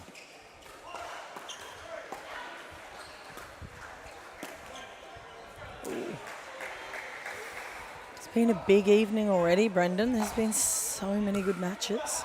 2 dream breakers we've had on the court here tonight, Coco. So we've been here for a while, and I think we might be here a little bit longer because both of these teams have exceptional lineups.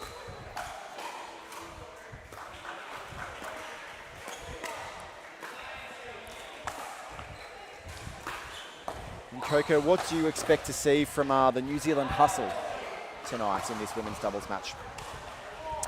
I expect a bit of cat and mouse, I think.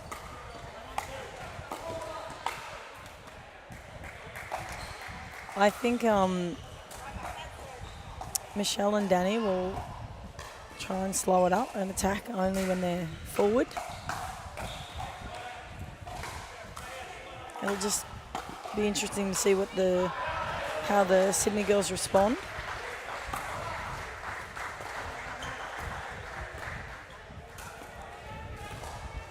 And a lot on the line here in MLP action. We saw the Hustle win 3-1, I think it was, last night in their tie.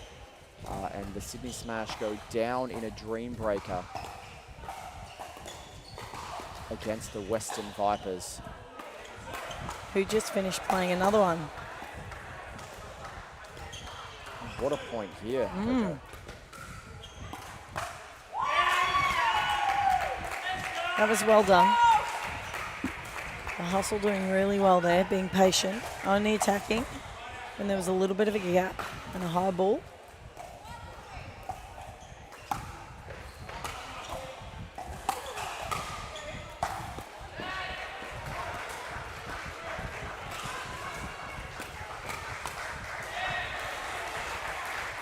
Some clear intent here, I think, from Michelle Esquivel to speed this ball up cross-court at Zhao Yi Wang Beckfell, knowing that she's got the fast hands of Danielle Townsend on her right to fend off the attack from Zhao Yi.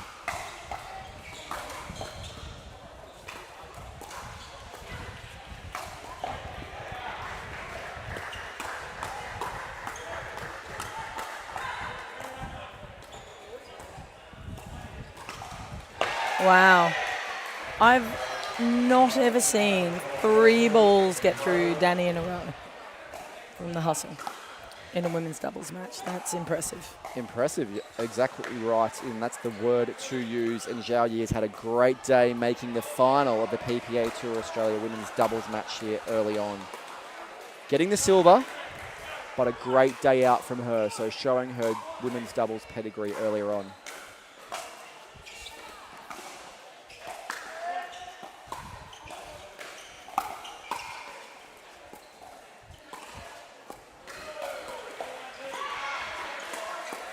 Oh, lovely. Getting Danny caught there mid-court, forcing her back. And a 6-2 lead opening up here for the Sydney Smash. And as we know, Danielle Townsend going #1 draft pick in this season's picks, Coco. What did you make of that? I think it was fantastic. I think it's exactly where she needed to be. She's a brilliant player.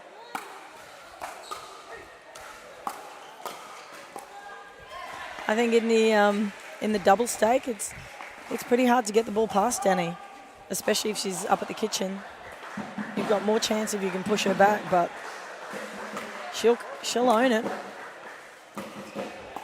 But right now, Coco, tell you what, the Sydney Smash are playing some inspired pickleball out here. Yeah. They are not the favourites on paper to win this match, but you wouldn't know it now.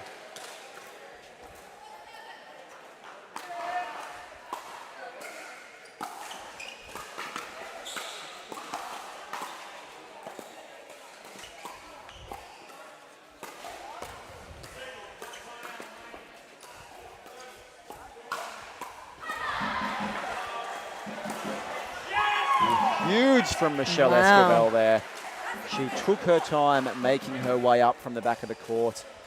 Patience, patience, patience until she found the right ball to attack and did it beautifully. Yeah, well, instead of driving her third, she actually dropped it, which helped her get in position. think She she worked her dropped way in slow. And she dropped the third, the fifth, the seventh, the Yeah, ninth, and then right. she finally got there. Oh, well. This goes to show how much time you actually have. 5-7. Good There's hands, Danny. there are those hands that you were talking about, Coco. Oh. She doesn't often miss those. Obviously, the ball's coming up a little bit on her, jamming her up. I'm sure she'll fix that shortly.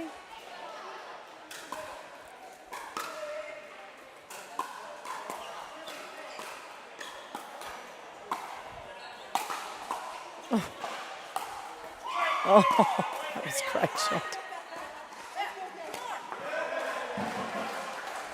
And Danny just saying, get out of the way, because Michelle Esquivel was coming across right there, Coco, and the way she's hitting it right now, I'd be getting out of the way too. Oh, I think it's fair enough. The ball was swinging in Michelle's hitting zone.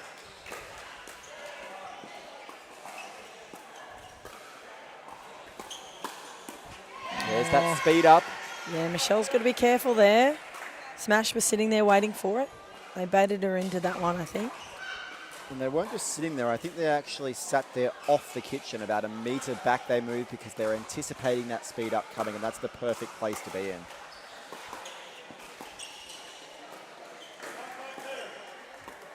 You can see where Selena is positioning herself. Every time Michelle gets that ball, Selena's just backpedaling off the kitchen line there. Great angle there on kitchen cam. Oh, well done. They're not making that mistake again. Danny's fixed that backhand flick. 9-7, the Sydney Smash still have a small lead here over the New Zealand Hustle.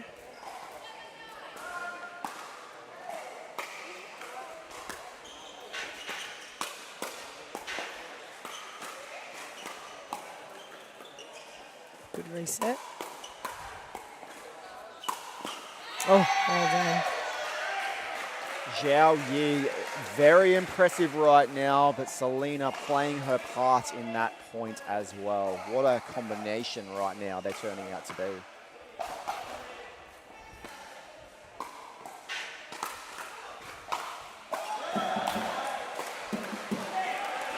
Great return there by Danielle Townsend, setting him up from the start.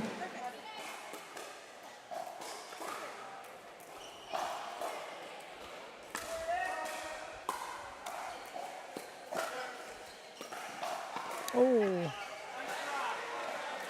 I think she just looked up there. Yeah, just had a look. Took her off the ball.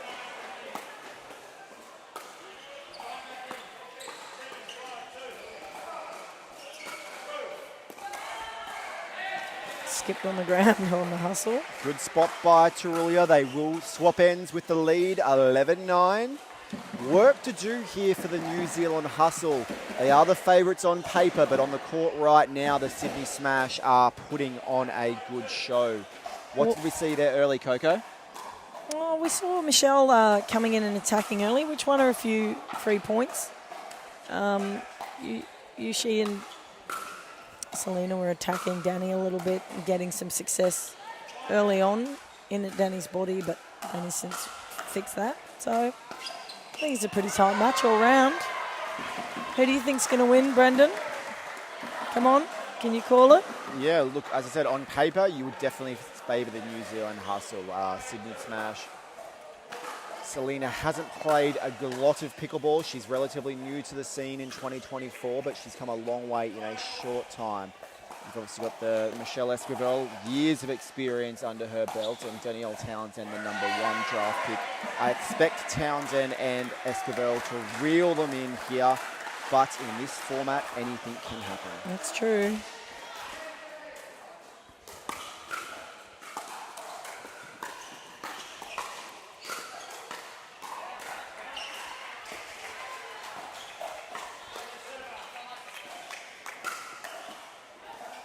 I feel like Sydney's got to just lift their energy a little bit and get really in this, start pumping themselves up.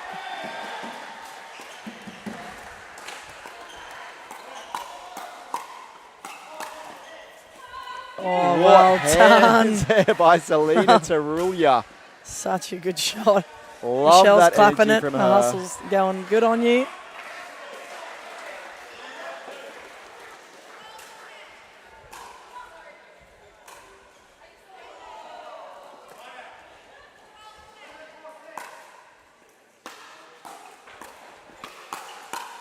Oh, making no mistake that time, Michelle, getting rid of it.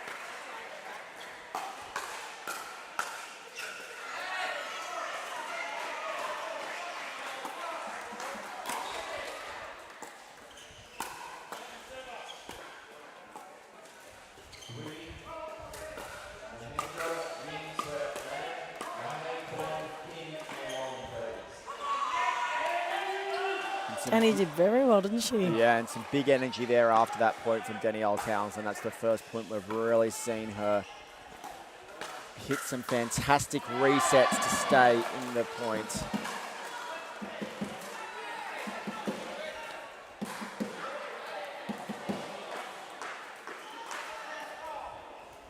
(12-12), New Zealand hustle serving.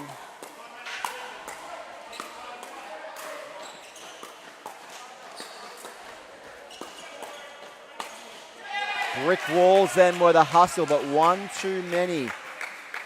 And the smash edge in front here, 13-12.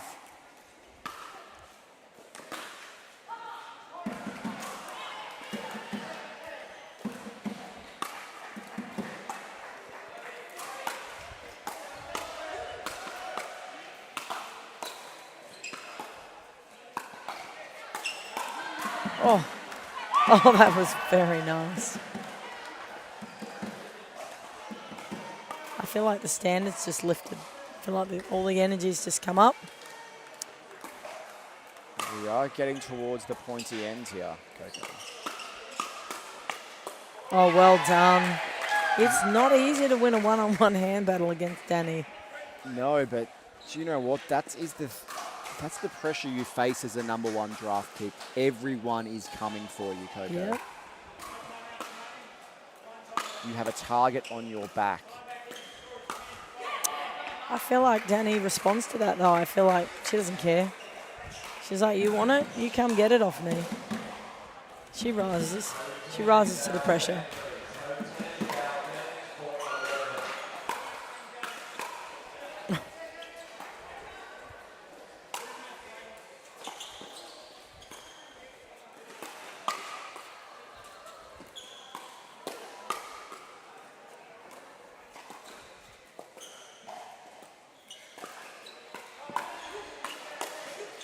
Oh, great rally. What an exchange. Everyone got a piece of the action there. Had everything in it, didn't it? Timeout call by Sydney Smash. Only a slight bit of momentum there by the New Zealand hustle, but the Sydney Smash maybe needed a breather after some extended points there. Captain Mitch Hargraves and Joey Wild, the #2 men's player on that team, having some words with Selena and Zhao Yi. What do you think the boys are saying to the Sydney girls? Yeah, look, I don't think they're doing much wrong. I think what they've been doing is working. So it's only 15-14. I wouldn't change a winning tactic. So they've done really well. Michelle has stopped speeding the ball up as she was on that, off the bounce dinks, and that was kind of detrimental to the hustle at the start. But they've really reined it in here, have the hustle now, and as we expected, they were most likely going to find a way in this game. But look, let's see what the Sydney Smash come back with after this timeout.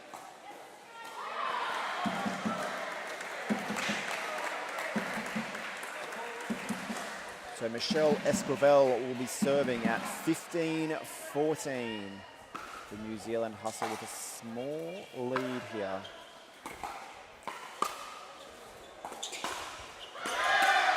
Oh.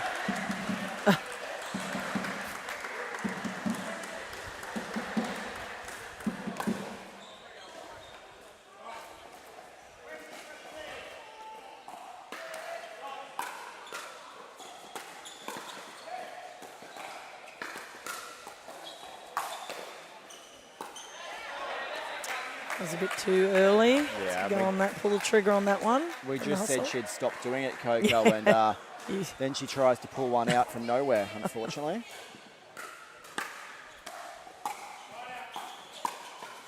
Oh.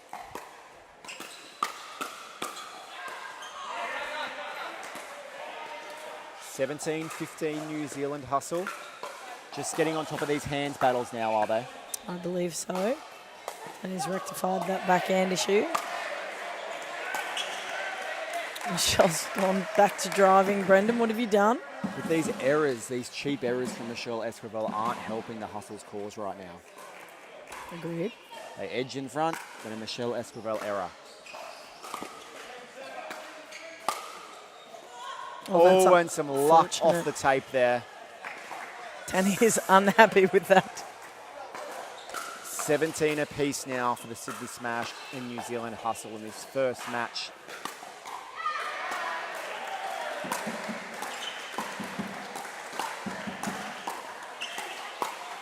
Well done, Michelle. That's how you earn it back, right? You go, all right, I pulled the trigger too early, I'll be patient. That's what the hustle just did there.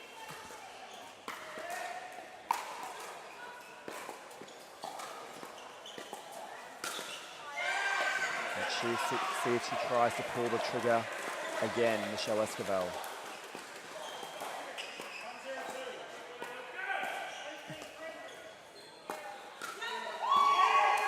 She does, and she finds the outside of the line there. A beautiful speed up, 19-17.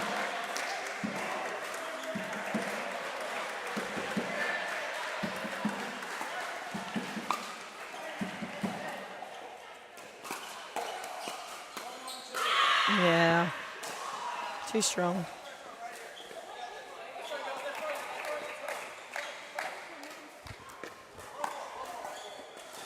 Game point to the New Zealand hustle, 2017. The ball is in the hands of Danielle Townsend, the #1 draft pick this season.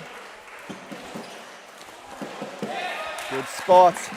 And the New Zealand hustle do have to win it on serve. They are frozen. Selena took the pace off that, really just dropped it. Ball on court. So I feel like that might be an option. Just give them a look at a slower ball. The pressure's on them to finish it up.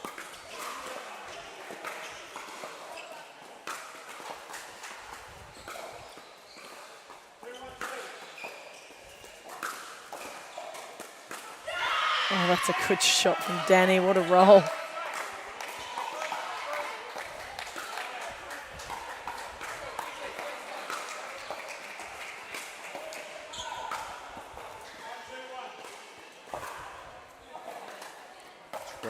Match point.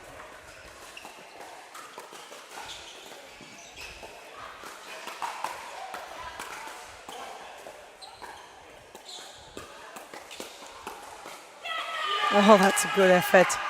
I have to congratulate Michelle, I think, on that one for knowing where Danny was going to be and getting around her and back into that match, into that last point, sorry. A great way to finish the game by the New Zealand hustle. They take a 1-0 lead over the Sydney Smash. We'll be back here shortly for men's doubles action, MLP Australia.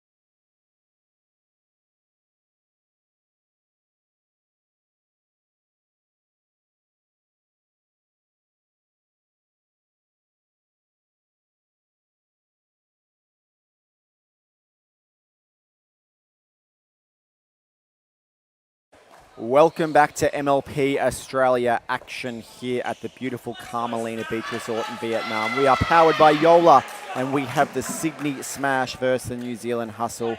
The New Zealand Hustle have taken a 1-0 lead over the Sydney Smash. We now have men's doubles action. Mitch Hargraves and Joey Wild at the nearest end to the camera for the Sydney Smash, taking on Jason Taylor and Robert Sterling for the New Zealand Hustle. We are underway. And Joey Wild especially has had a big day today, Coco. He has taken out the PPA Tour Australia-Vietnam leg men's doubles crown here today. That was an epic match.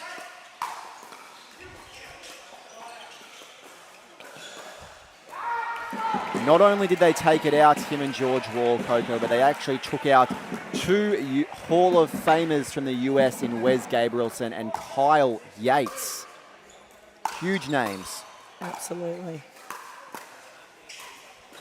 And it shows just how far Australian pickleball has come in recent years, Coco, for two Aussies to be taking out such big names in the world of pickleball.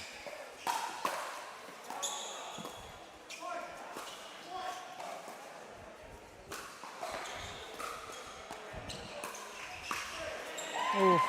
Yeah, they made very few errors. Did you happen to get to watch that match, I did Brendan? watch that whole final, and yeah, I commentated it. They were Goodness me. exceptional, Coco. They were patient, they waited and pulled the trigger when necessary, and very few unforced errors.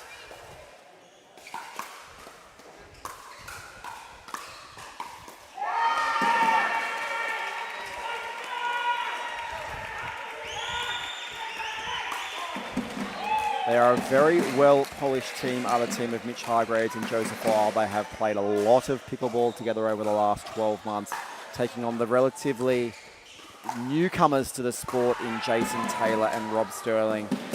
Less than a year under their belt of pickleball, both those players at that far end, but they are leaving their mark on the sport already in these very early stages. And you can see why. Double reverse backhand there. One from Jason Taylor, one from Rob Sterling. Very unique, but very effective.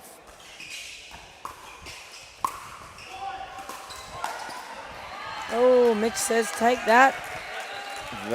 He dropped the hammer there. Oh, yeah. JT didn't even see it. He just kept running. JT's lucky he didn't wear Yes, it. that is true. But I expect this is what we're going to see from Jason and Rob Sterling. I think they're going to have to try to play some absolute crazy pickleball to try to disrupt the pairing of Hargraves and Wild. Well, they just, the Sydney Smash know each other's games so well, don't they, in comparison.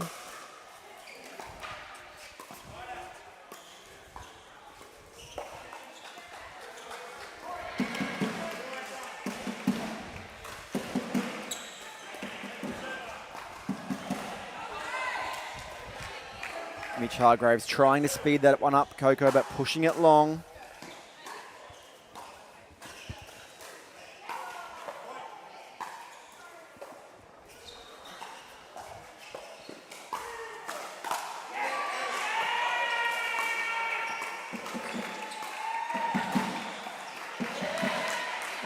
Kept him back. Force the air out. 7-4 lead to the Sydney Smash. Great depth on the return. Oh, well done, Rob.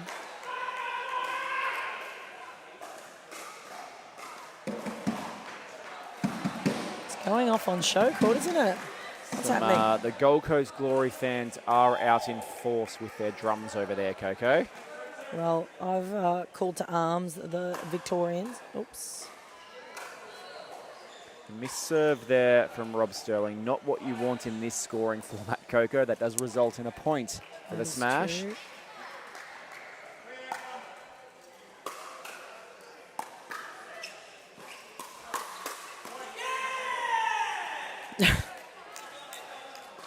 Big scream of yeah by Jason Taylor. He was happy with that one.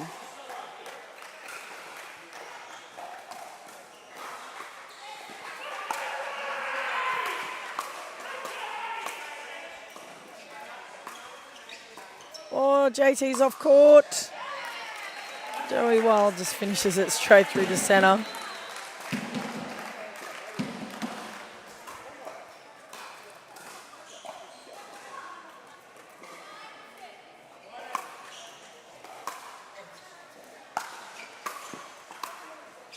Great hands by Joey Wild to keep that alive. There's the reverse backhand. It's up, it's up. It's in. My goodness.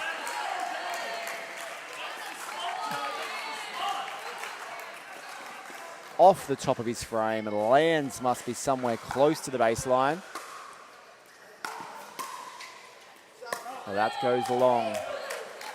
Sydney Smash with a 4-point lead now. Excuse me, a 5-point lead over the New Zealand Hustle. Teams will now change ends. With the Smash leading 11-6. We may have had the score a little bit wrong there. Sorry for the viewers at home. But Coco, what did you make for the first half of that game? They're having fun. They seem very relaxed. I think JT might just need to settle down a bit. He's trying to run across the court a little bit and disrupt the Sydney boys, but it's definitely not working at this point. But they're not too far out of it. They're only 5 points. So it'll be interesting if they can force the Sydney Smash to play the ball a little bit more. I think that's what Coach Matt at this point, Matt Carter, who's unfortunately out due to injury, but has travelled this way to support his team, would be saying. All right, Joey Wild is going to bring it in 11-6 here in this men's doubles match. Looking very comfortable are the Sydney Smash.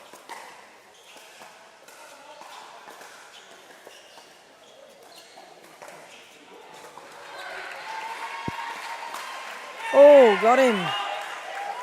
Chicken winged him straight in. Nice attack on the right-hand side there of Mitch Hargraves.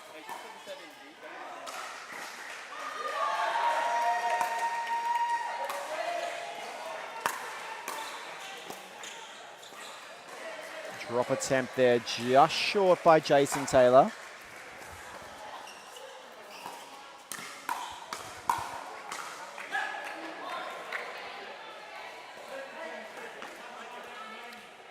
(12-7) to the Smash.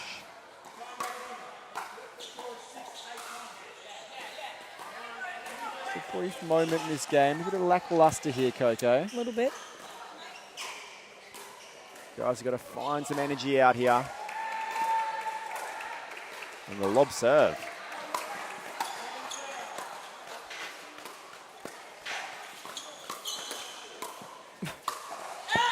And that goes long by Joey Wild. That was a bit lucky. JT was completely off court again.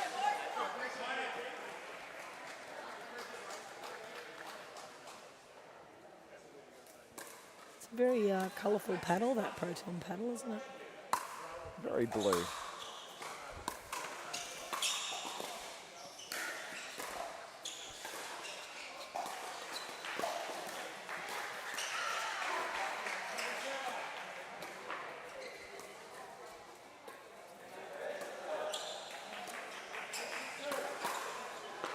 Oh, he wanted it too, Rob. Mr. Sterling was standing there up at the kitchen, knowing that speed up was coming, but just couldn't control it. Mitch doing a very good job at dancing around that kitchen and letting Joey Wild take most of those dinks. They know their angles. They know what they're trying to work out here. Great early defense. Well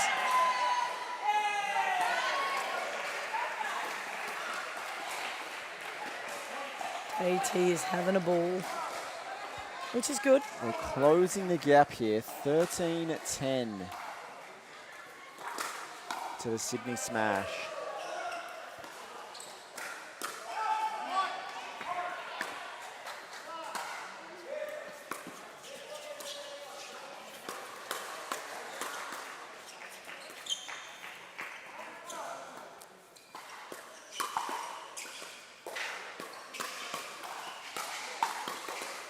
Oh, well done.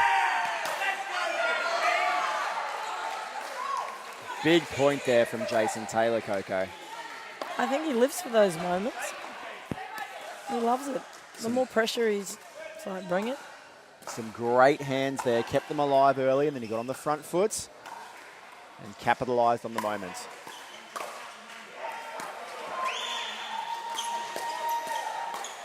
Here he goes again, Coco. Off he goes.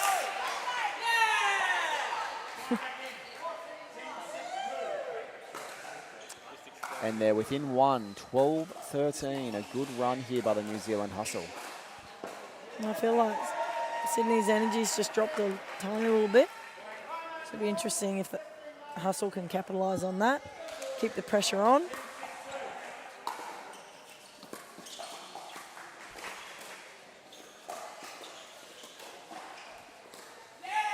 And they do. All tied up here, Coco. 13-13. What a great response by the New Zealand Hustle. And appropriately, the Sydney Smash call a timeout. How are the Sydney Smash, Coco, going to keep Jason Taylor at bay here? Well, you tell me. You're the one that usually comes across and does all that, Brendan. You're like the man that moves. Only when we play together, Coco. Only when we play together. But play big, man. Big. yeah, I think they're definitely going to have to try and go in behind Jason Taylor a lot more. That tends to be what you need to do when you've got someone really owning the court. And obviously try to soften your game a little bit. Try to give them lower balls to look at. Keep it out of the reach of their volleys. But it is easier said than done. He's owning the court at the moment. He's basically playing singles, isn't he? Well, he's so athletic and he's got great reach. And that's a hard combination to get around. But he's having fun too. He's enjoying this moment. Well, I feel like when you're relaxed, it's always better, right? You're going to play your best pickleball. Great serve.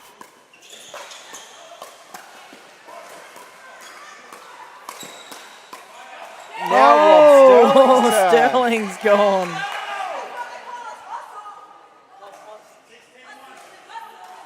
And the New Zealand Hustle take the lead for the first time, Coco, 14-13.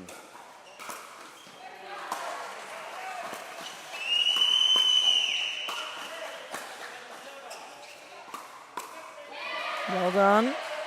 And the Sydney Smash put a stop to that run by the New Zealand Hustle. Yeah. Joe's like, righto, you want to play like that? We're just going to play it smooth. We're going to force you to play. 14-14, Sydney Smash level it up. Oh, that is a big miss by Mitch Hargraves. We don't generally see that. No, that's a rare one, isn't it?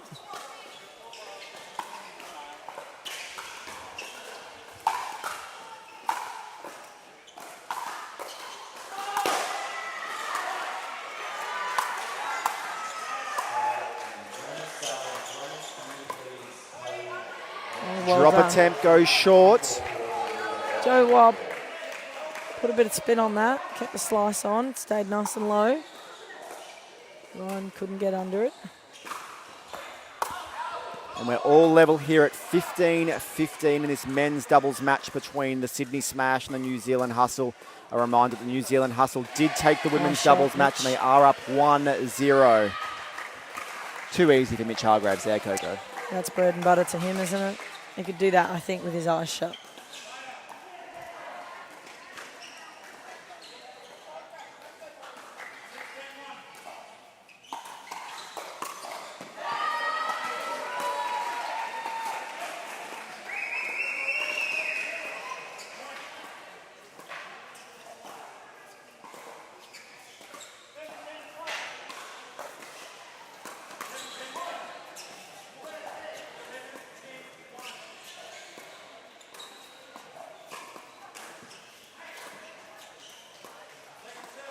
Good patience by all four players, and as soon as I say that, the lob goes up, Coco.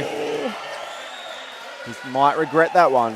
Yeah, that's really difficult, Brendan, isn't it? Like, he's throwing up a lob. Highest, well, not so much the highest part of the court, but definitely the shortest.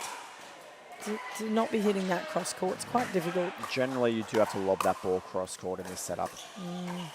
from that position, from I agree. from the right-hand Yeah. side. And you do need Joey Wild in that position, leaning forward as best as Yes. as much as he can. So he's Probably in kind the of kitchen would yeah. be suitable.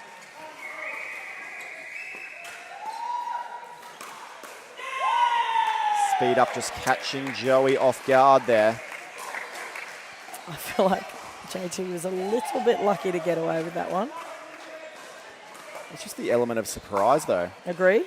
Yeah, look, I think what's worked for the Hustle is that when they've been playing big and they're changing it up, it is unpredictable.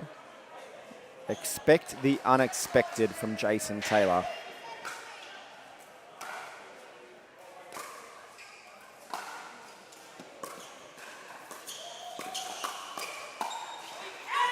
Oh, that was well left, even though he took an air swing. 17-17, the New Zealand Hustle tie this up one more time. Danger time for the Sydney Smash, Coco. Timeout called by the New Zealand Hustle. And I just think they're just trying to throw the Sydney Smash off here, Coco. What do you think? I agree, but I'm not sure that, in my opinion, is potentially the best call. I would have continued that on. I think momentum was in the favour of the Hustle. So I feel like calling a timeout will actually help Sydney reset. What do you think, Brendan? What's your opinion? Yeah, look, they've got good momentum to the New Zealand Hustle. Look, as I said, expect the unexpected from the New Zealand Hustle and Jason Taylor. Look, time will tell if it pays off. It does give the Sydney Smash time to regroup, reassess. Who knows? Would you have called it? I wouldn't have called it myself, but I'm not that guy. There's a reason I'm Look, not playing out there, Coco. If every time we called a timeout and they came back, we come back in and they miss a couple of cheap points, fine. But I don't think that's been the case in this game. Unless they just wanted to save their legs to go big here in the next few points. Here we go, 17-17. Let's see how it plays out for the New Zealand Hustle after that timeout. Oh my goodness, Rob Sterling getting big in the middle of the court there. And that could have been why they wanted the timeout, because they do want to go big on the next few points. Potentially, yes. All right, they edge their way in front to the New Zealand Hustle, 18-17.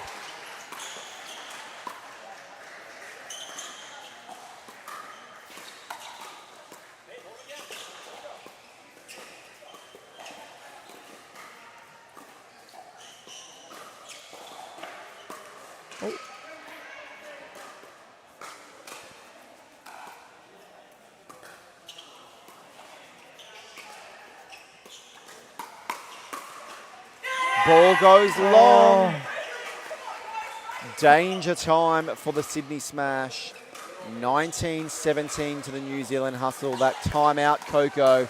I stand corrected. Fair enough. I think we both do. You know, I said there was a reason I wasn't out there, Coco. You, however, went in hard.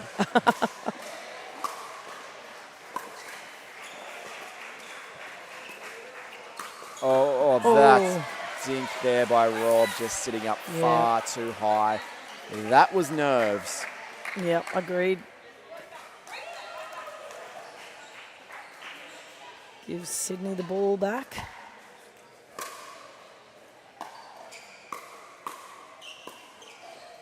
Great shot there. Oh my goodness. And here we go. It is game point to the New Zealand Hustle over the formidable pairing of Mitch Hargraves and Joey Wild. We did not expect this, Coco. No. I mean, we thought it would be close, but...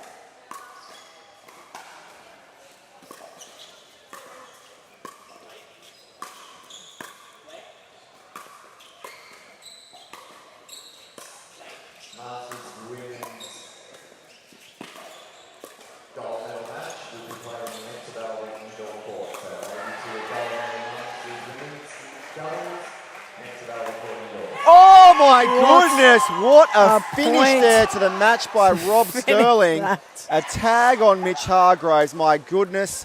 No one saw that coming on that shot. No one saw that result coming by the New Zealand Hustle. We are going to go to a quick break. The mixed doubles match will be coming up soon. Don't go too far. MLP Australia action will be back very shortly.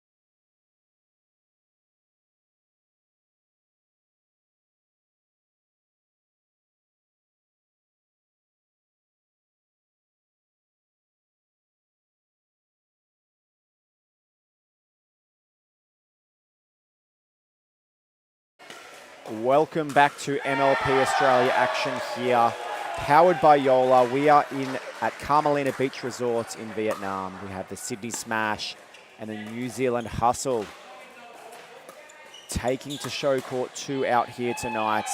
The New Zealand Hustle have taken a commanding and surprising 2-0 lead over the Sydney Smash, Coco. Absolutely agreed there.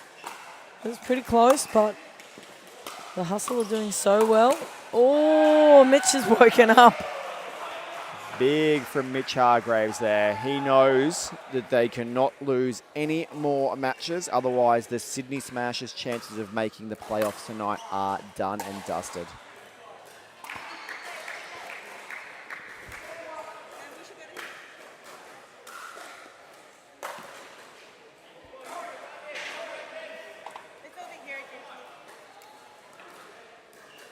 Just lost the ball under the stand there.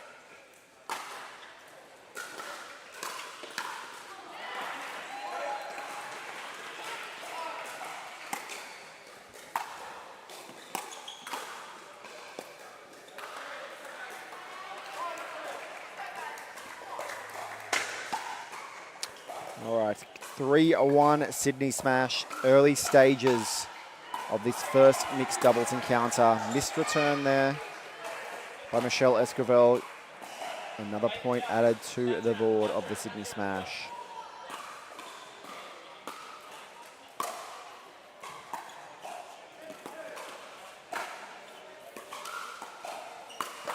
Oh, JT. Lights out there. Yep. He lives for those.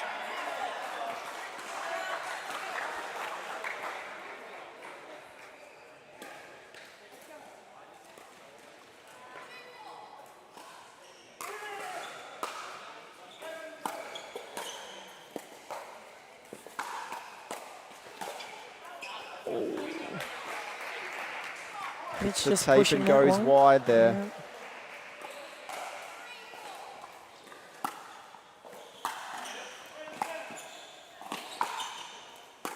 Ooh, that's not on. No, that's very difficult to do that shot. And the ball is skipping a bit quick in patches here, so probably not the highest percentage shot.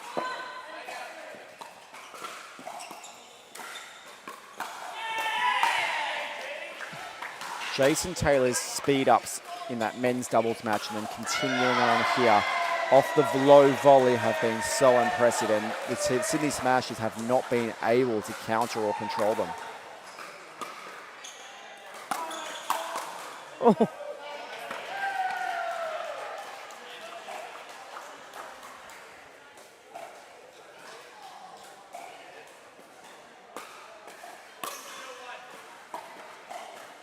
Missed third there by Mitch Hargraves.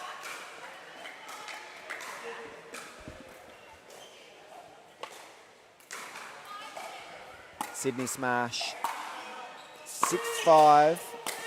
Oh my goodness. He nearly ran into next week.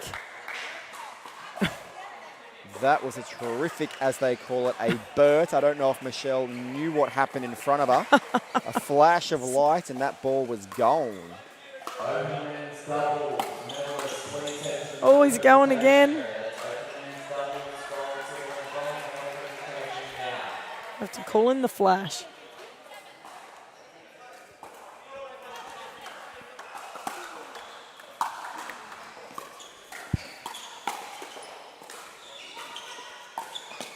Beautiful ATP, unable to be defended there.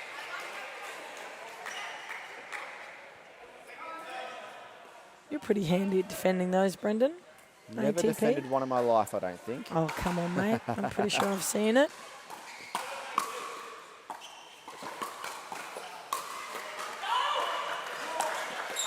Oh! Absolute chaos out here being caused by the New Zealand hustle. And Jason Taylor is left, he is right, he is forward, he is back. He's everywhere. He's everywhere, he's everywhere. Let's just call him the flash.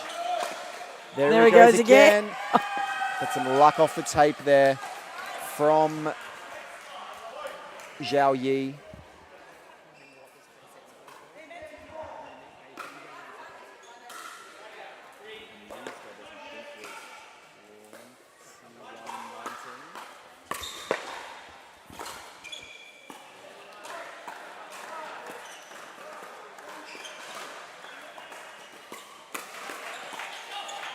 Oh my goodness. JT is wreaking havoc. Yeah, Mitch's hands just can't keep up out here at the moment. Jason Taylor just, as you said, the word havoc, chaos. What other words could we use there to describe this? Look at it. Oh! Oh, she's Sydney's fronting him though. Zhao Yi's giving it to him there, and deservedly so.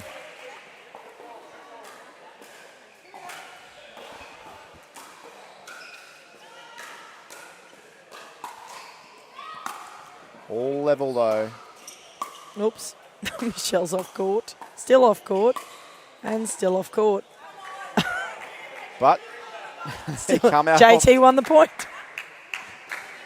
They come out on top of it.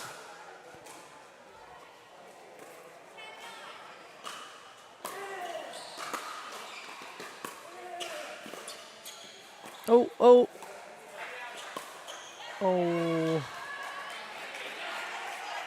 I was saying this in the previous match where a couple of players were playing big, Marcel especially.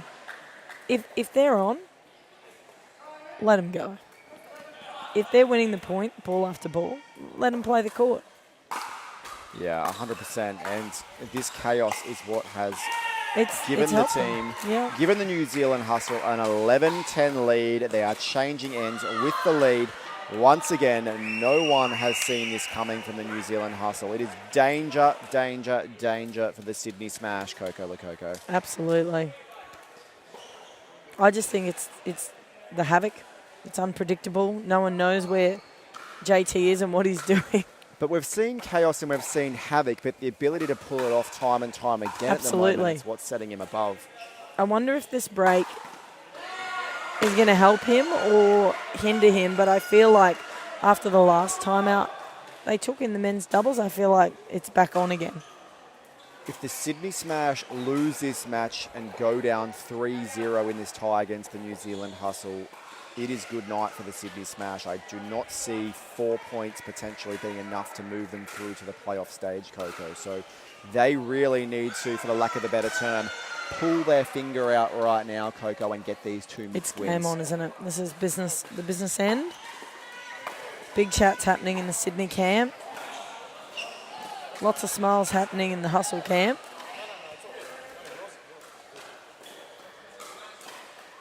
All right, 11-10, Michelle Esquivel bringing it in here for the New Zealand Hustle.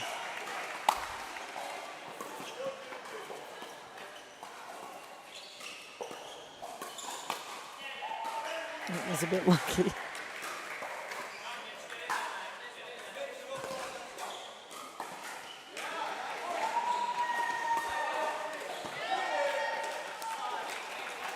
That skipped off the line.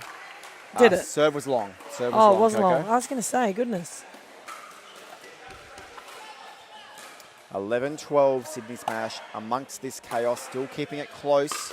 It's very important. Just the aggressive positioning from Jason Taylor. Michelle has 1 foot over the line in her dinking position. Oh. Well played.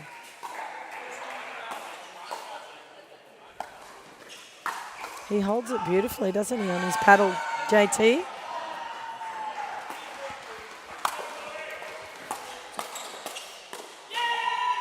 There he goes again. Yeah. 14-11. It's got to get in your head a little bit, doesn't it? It's got to get in your head a little bit if you're Sydney, going, goodness, where is he? What is he doing? If you are a Sydney Smash fan, Coco, you are extremely worried right now. But if you are a New Zealand resident,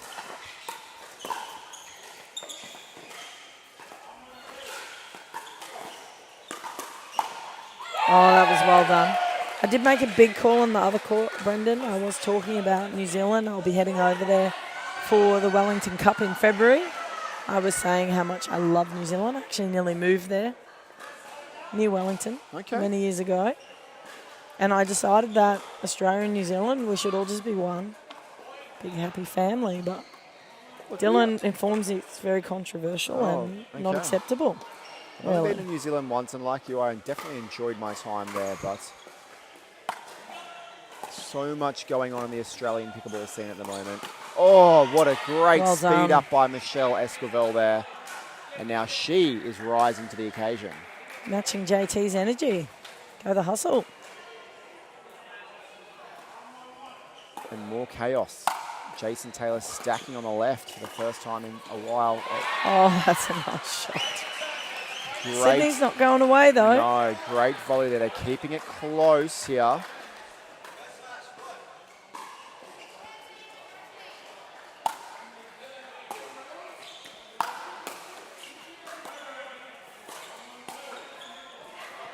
Bad luck. Mitch just missing that. 3 points in it. New Zealand Hustle up 16-13.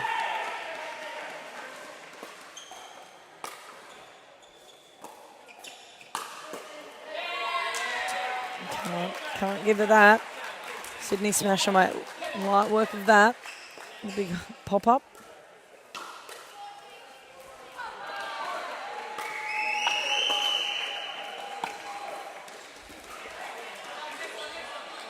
They missed third there by Mitch Hargraves. The gap is still at 3.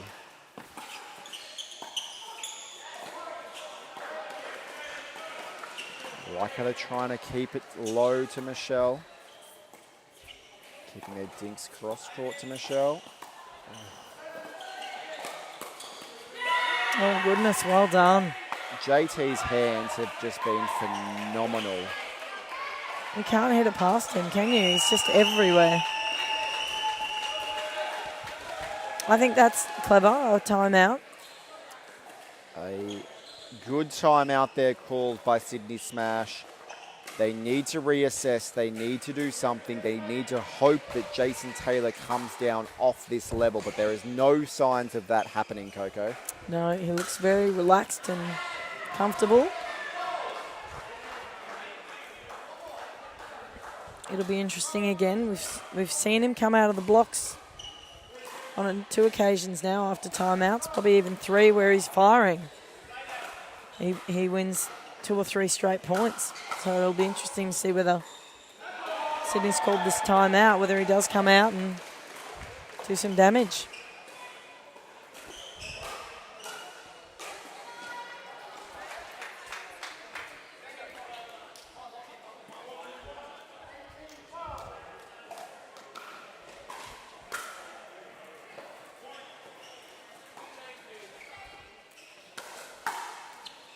All right, 18-14. Jason Taylor to bring it in on a serve.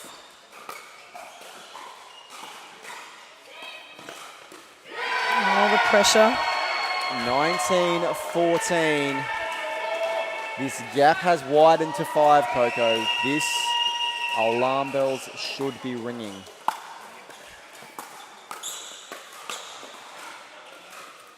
Oh. Even that's in. Yep. And a foot fault called on Mitch Hargraves. Oh, no. And that brings up game point to the New Zealand Hustle, who would take an unassailable 3-0 lead should they convert, Coco. I just don't... How do you deal with a guy that mishits it and still goes in on the line and...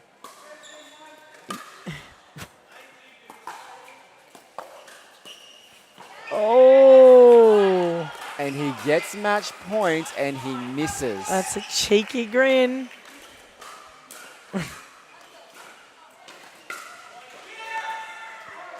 (15-20) Sydney Smash.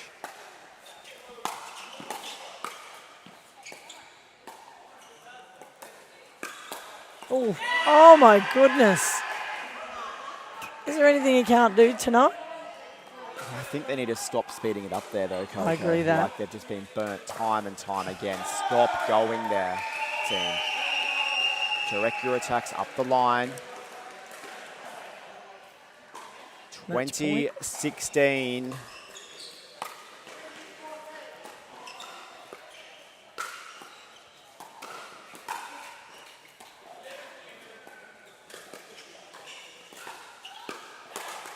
And there it is. The New Zealand Hustle take the win. Me.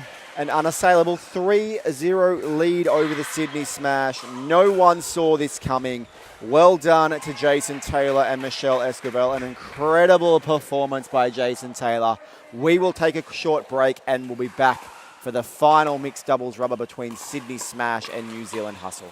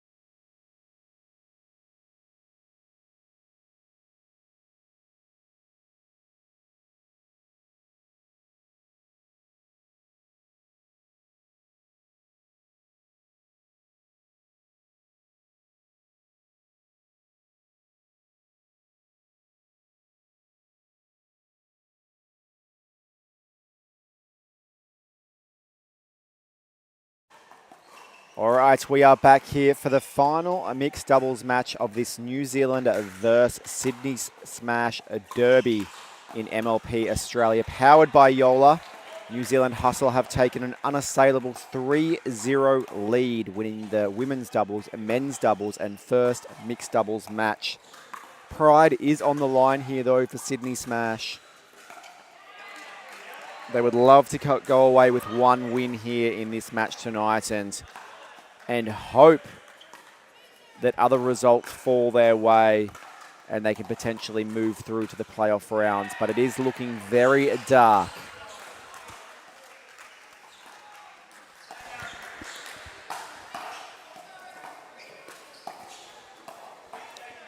Sydney lost in their dream breaker yesterday, didn't they?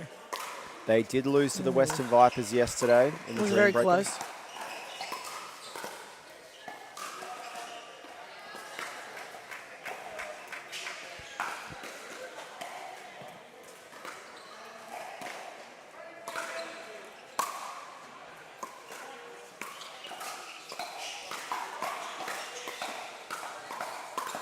Oh, always in the kitchen.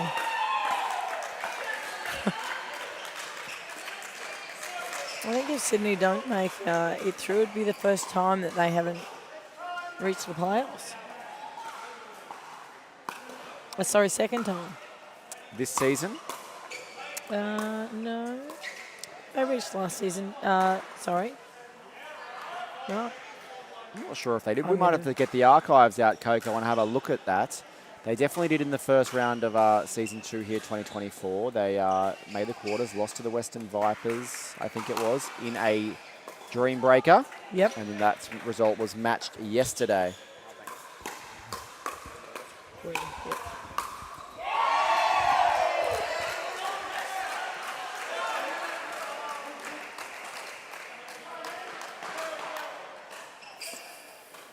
Okay, so a 5-1 lead.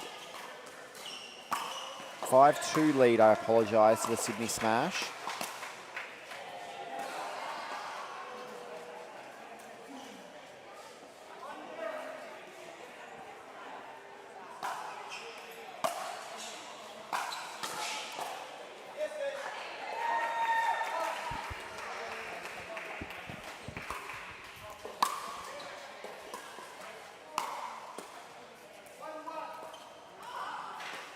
Great hustle there by the New Zealand Hustle, but not to be. I think that was a bit of a difficult shot to try and pull off from Sterling.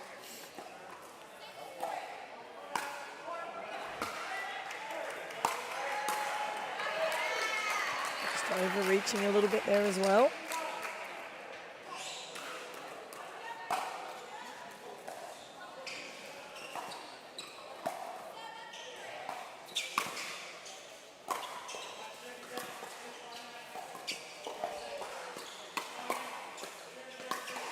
Oh.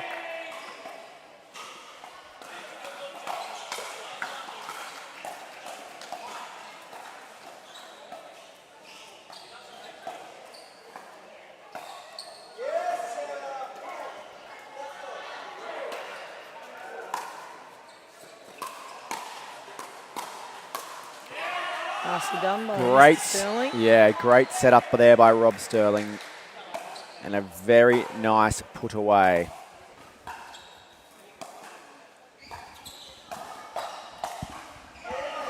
Sterling bringing in at 5-7. The serve goes long. 8-5. Still very humid out here. Players still needing a towel off really, but they have done a really good job at that today, Coco, the players. We've had minimal sweat on the court, which has been good for all. Yes.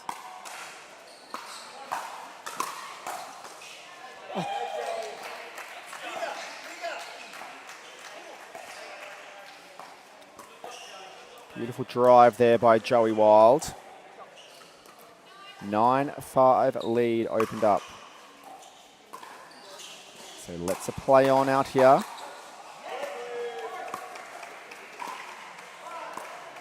That's high. Townsend does nothing with it though. And Sterling misses.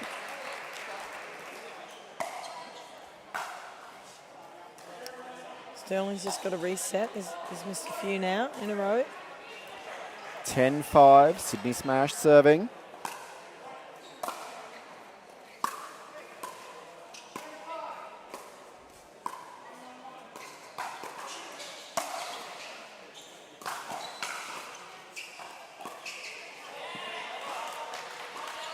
And that goes long by Joey Wild. New Zealand add another point to the board, but if Sydney do get to 11 here, they will be changing ends.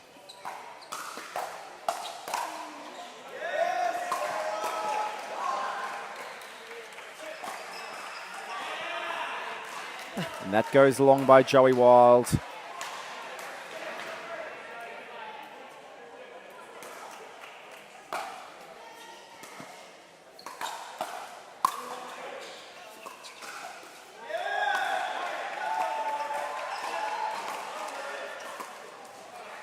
Oh, I thought she was going to hit it.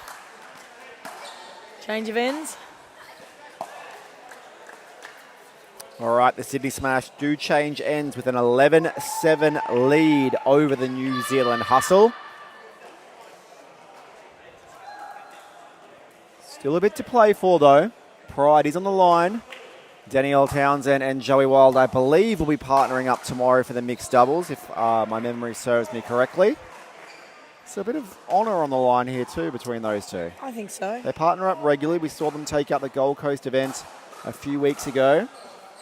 They're a formidable pair at the moment on the mixed doubles court together.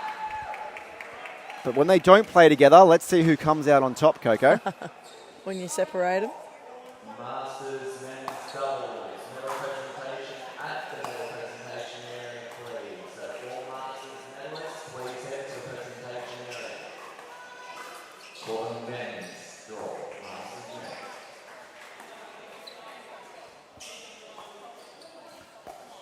Alrighty, Sydney Smash bringing it in at 11-7 here in the final mixed doubles match of this showdown between New Zealand Hustle and Sydney Smash.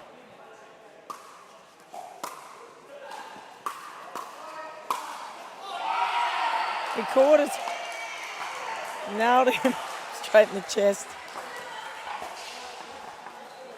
She absolutely let rip there. Didn't she? Oh, that's a rare error from Danny.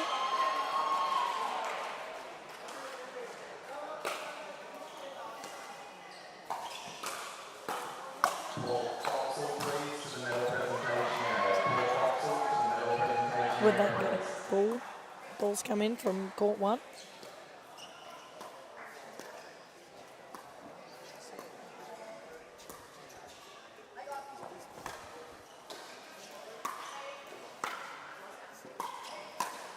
Great poach there from Rob Sterling. Catching Joey Wild by surprise there. And the New Zealand Hustle add another point to the board.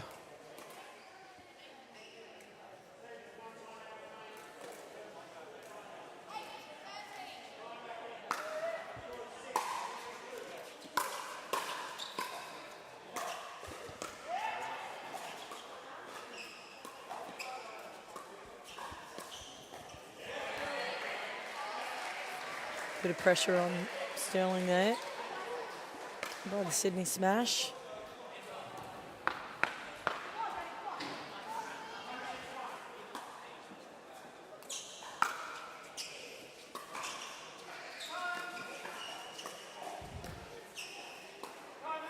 Oh!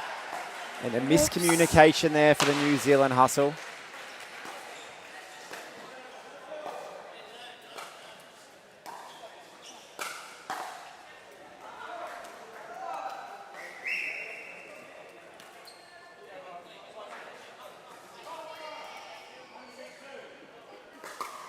(15-8) now.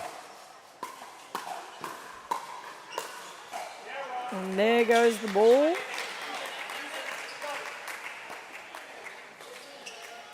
Nice overhead from Sterling.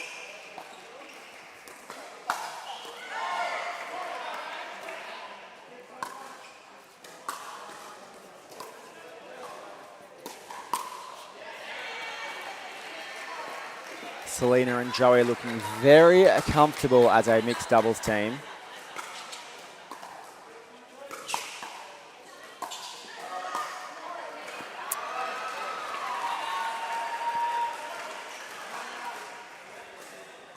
And a timeout called there by New Zealand Hustle. They have seen enough of that run. They now have an 8-point deficit to the Sydney Smash in this final match of the clash between the Hustle and the Smash.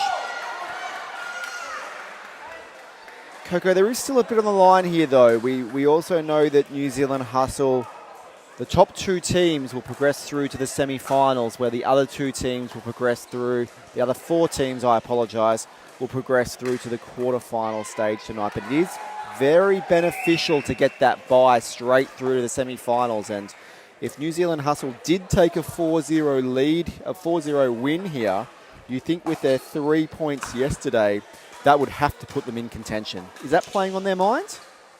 I think it will be. I mean, look, the Hustle are known to contend anyway. Like they're there to play. And they're not that far out of it. It's just been a couple of errors here and there. So if they can just settle down, hone on in, slow it up, play a bit of cat and mouse, I think they'll be in with a shot.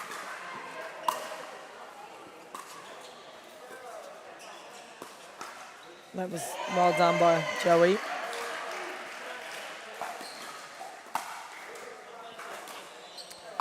(18-9) lead now opened up here by the Sydney Smash.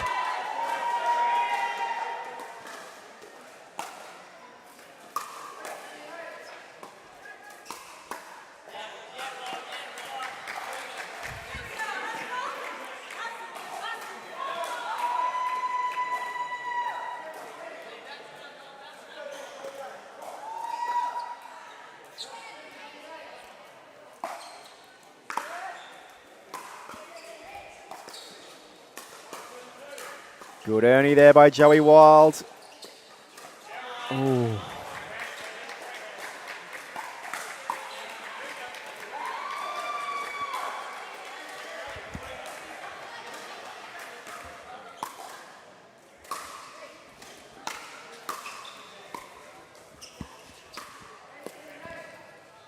Ooh, lands in. And a foot fault called there on Joey Wild.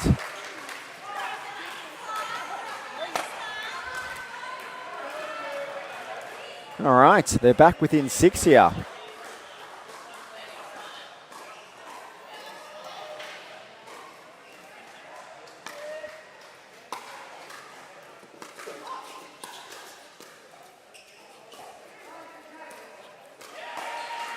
But a missed dink puts another point on the board for Sydney Smash. They're within 2, Coco.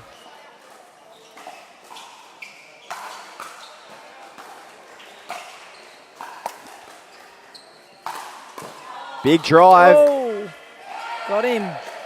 Big play there by Joey Wild. It is. He can sense it. He's ready to tap paddles and walk off and have a break. And game points on the paddle of Selena Tarulia.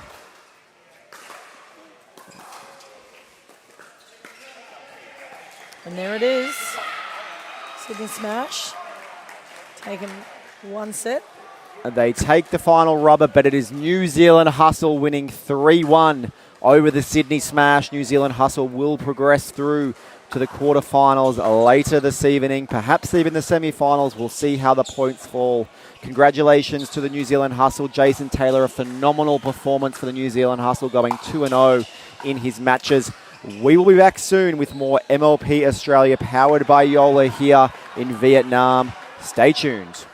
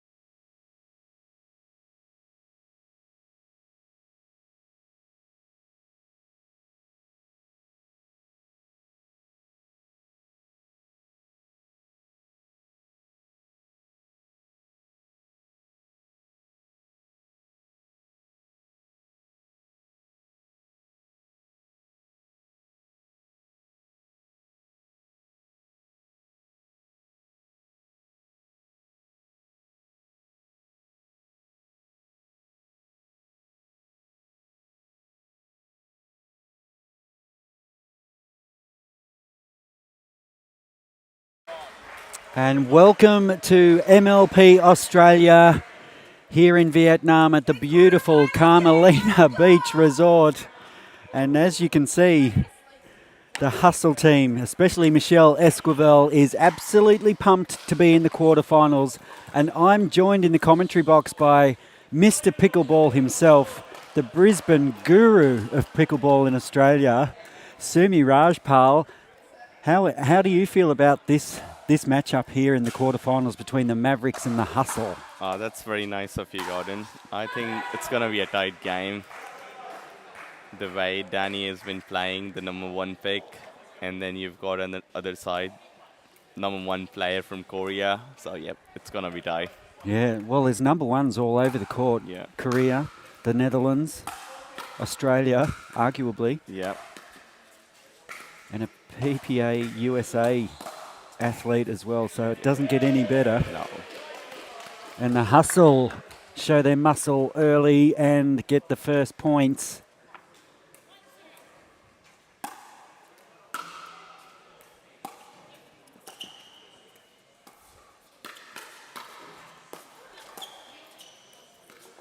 Nice dink rally. So Mihei Kwon from Korea, she is the substitute. Ooh, ATP attempt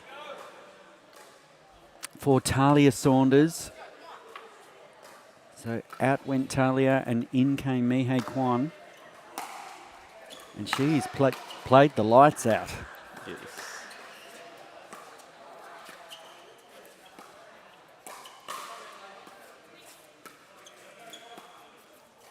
Oh, and I think that just caught the line and really shot off. Did it? No? I think Rose has called it out. Might have just completely gone out.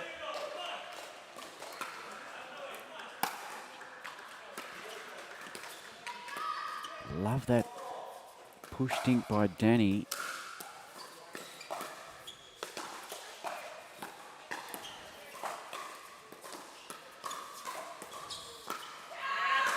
And Michelle Esquivel, she just grinds you down. And that was a perfect example of just placing the ball, Sumi. Yes. And it's sometimes odd to see in the women's doubles team, the player on the right is Danny playing big. And Michelle just keeping the ball in play and setting her up. Yeah, it's almost reverse. Yes.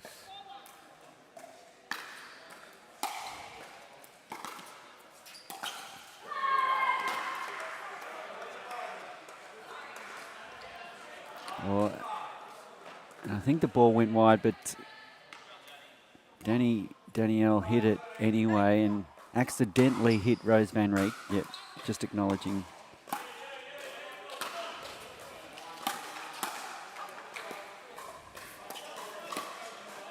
Oh, and that's a bag.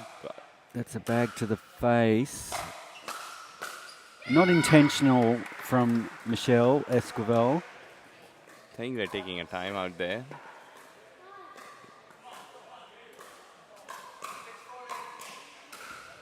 So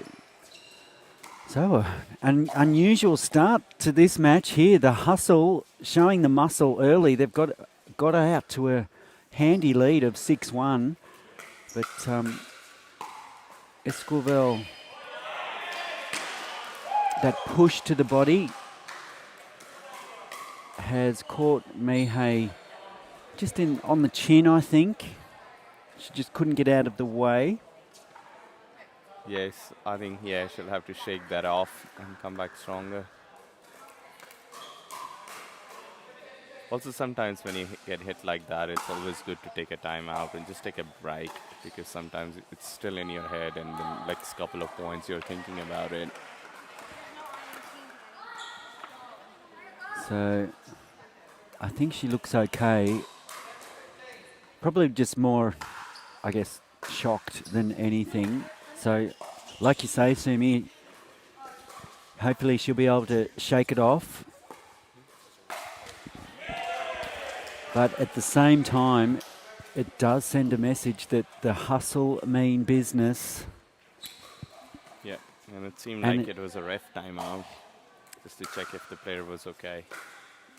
So we're back underway.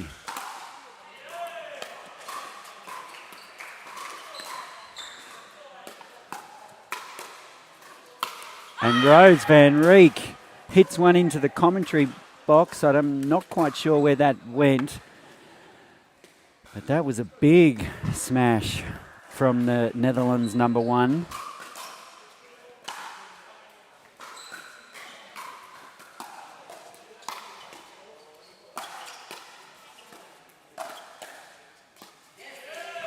Nice half volley dink from Esquivel. Ooh, that was a And very good speed up. Shaping to speed up again.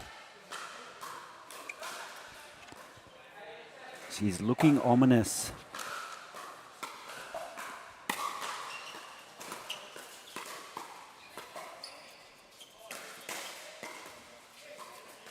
Beautiful dink rally. All 4 players.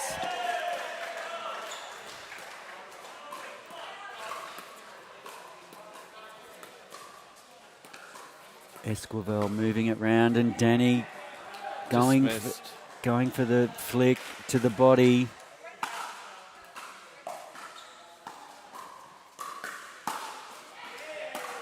So the Mavericks pulling back a few points, but that one goes wide.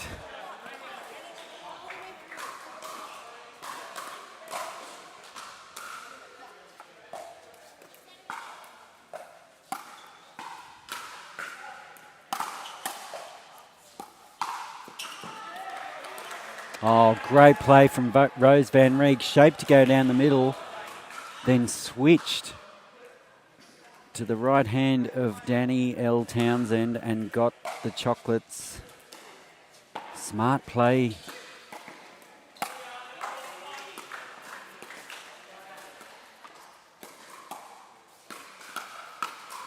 And Danny looking to insert herself a little bit more there, Sumi, but just making the error. It was a great setup from her, and she just missed the put away.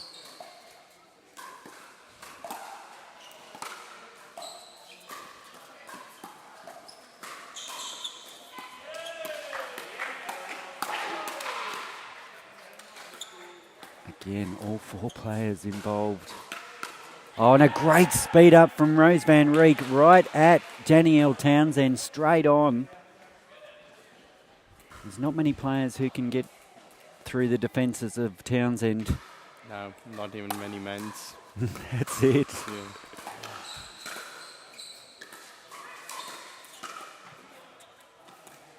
Esquivel with the roll. Oh, And another again. So that's 2 to Rose Van Reek. I think it's a long day and some fatigue coming into play. You could be right, because Townsend, it's rare that she gets breached once, let alone twice. And there's now a few mistakes in a row. So this is going to be a battle of attrition. And the scores with the Mavericks, 8-7, and that'll lock things up. It's 8-all.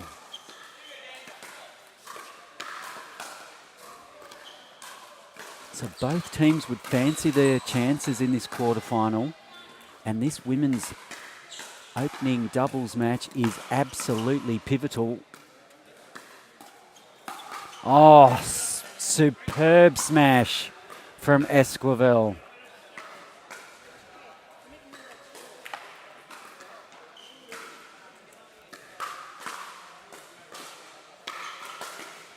So 9-8, the hustle, edge back in front. There's a place in the MLP Australia semi-finals at up for grabs here. So we're on our way to 21.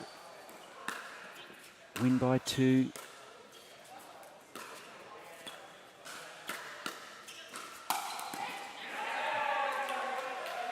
Good put away, right in the middle.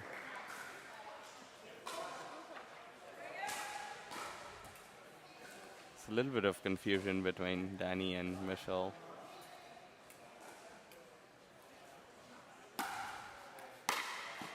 Oh, and that just went long, and Esquivel just pumping it. And it's called in, and I think that's a change of ends at 11, I believe. So it'll be the Hustle in front by 1 as we change ends. And this opening doubles match between Esquivel and Townsend up against Van Rieck and Quan is anybody's match, Sumi. How do you see this panning out? I think it will be more. I think this game will be very close until, let's say, 18-18 and 19-19 or something, and then whoever takes more risk is going to get it. And when it comes to taking calculated risks and having that experience, one would think the X factor here could be Rose Van Rieck. Rose or Michelle, she's got all the experience in states, playing more than I think any of us are here. So watch those two players. But then you can never discount Danielle Townsend either. And Danielle is the X factor in this game. Absolutely. Can she turn it on? Because she can turn a match with just a few strokes of her paddle.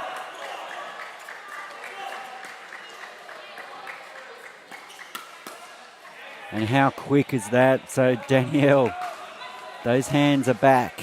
Yeah, she's sitting on that counter. And especially speeding up cross-court to Danny is not a good idea. Never a good idea.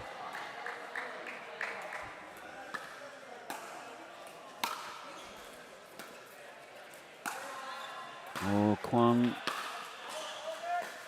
just unable to control that, and she knows it. She wishes she hadn't played that shot.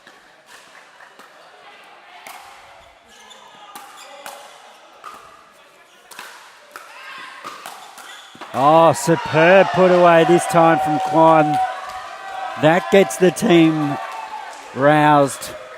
That's a clutch point. Back to 12-12.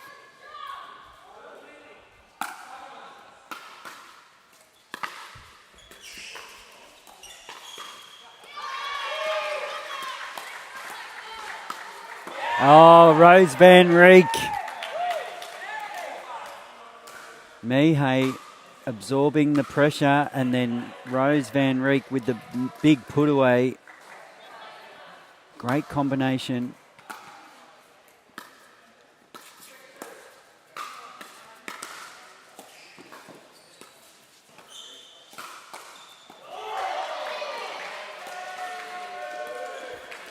Oh, wow. Great play by Esquivel. That quick dink cross court just caught Rose Van Rieck napping. Yeah, there's nothing much she could do there. Just completely off balance.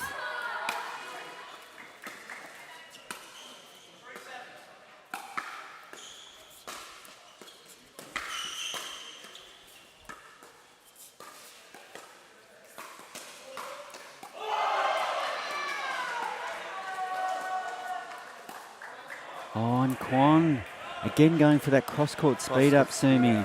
Yep, and a bit of running out of patience. Yeah.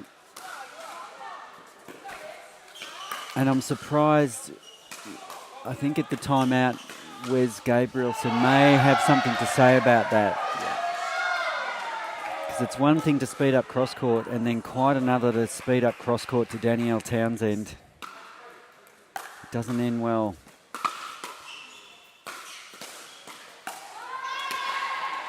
And Kwon, just a few unforced errors creeping into her game here.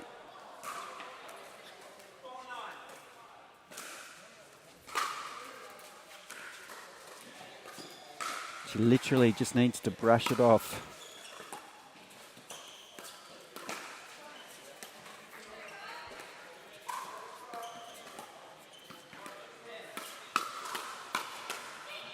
Oh, Rose.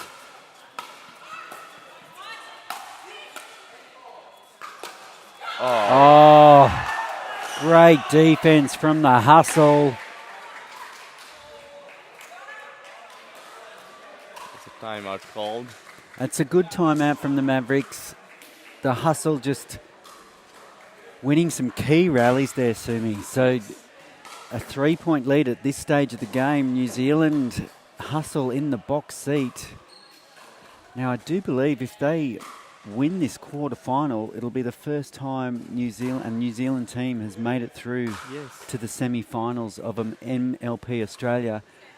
So that'd be big news for the New Zealand teams and New Zealand pickleball in general. So Captain Matt Carter, he's not playing.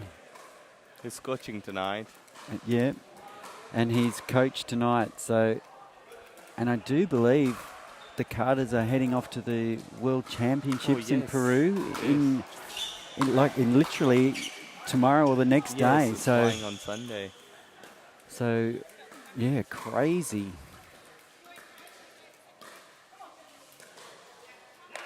So literally flying to the other side of the globe.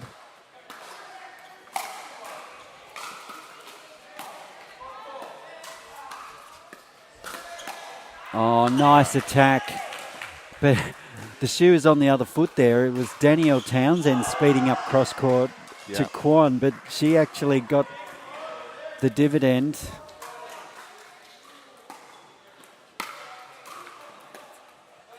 Oh, the roll. Oh, an unfriendly roll for the Mavericks. And Danny has been keeping Rose honest all game. He's not letting her cover that middle.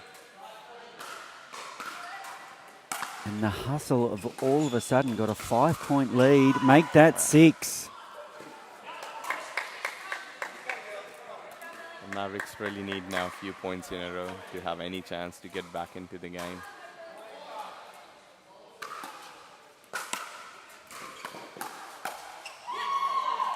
And a strong drive from Esquivel. Just too much for Quan to handle. They have a game point now. So 2013. What a turnaround from the hustle. Ooh. So the freeze is in play. The New Zealand hustle. 20. The Mavericks here down by 6.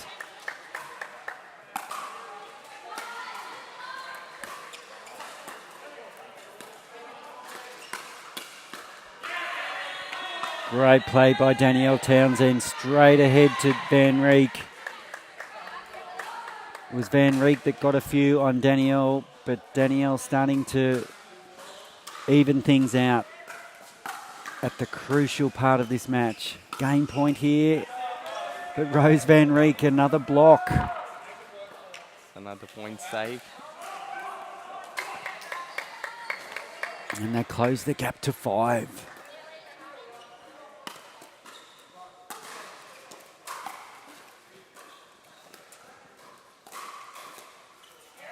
That was a very good point. That good drop, running into the net, putting pressure on Danny. That's very good. Make that 4 now.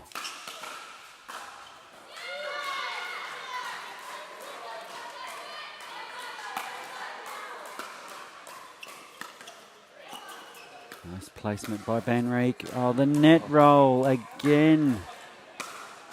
Unfavourable for Van Rieck. And a game point here for the hustle. Can they close it out? Third time lucky.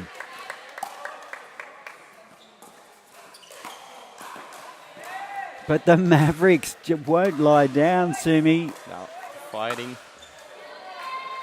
And that gap is now only 3 points. I sense a timeout soon from Hustle if it goes like that. Another point.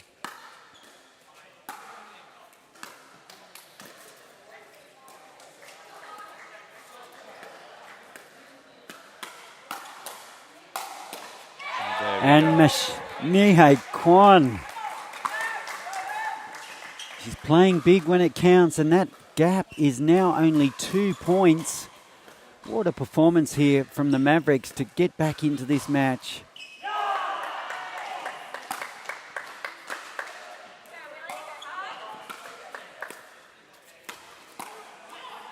Great 1-2 from Danny down the line of Van Rieck, and then straight at the toes of Kwon. They need to get this done. Right here, the hustle. Seeing Danny going on the left now. And another error, and the gap is now reduced to 1. This match is all of a sudden anybody's to take.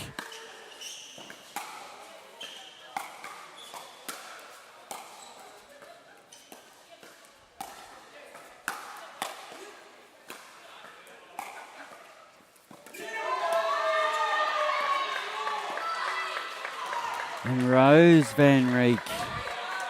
So the freeze. So another chance for the New Zealand hustle.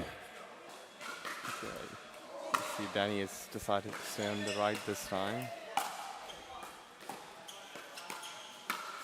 Oh. And that was it's their 20 chance. apiece now. The freeze is an unfreeze, and it's rally scoring, win by 2.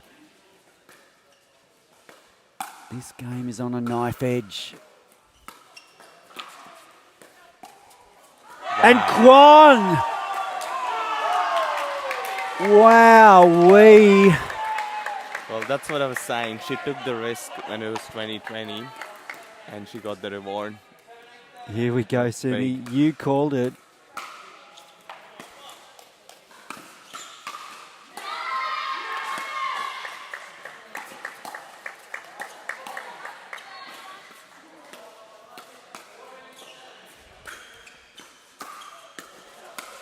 Oh, you're kidding me.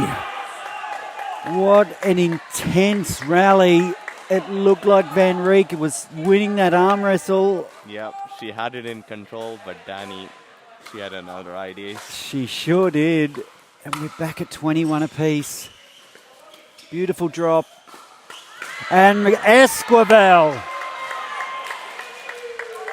We mentioned it would be Esquivel and Van Rieck who may change this match. And a game point again for the hustle. The 6th game point.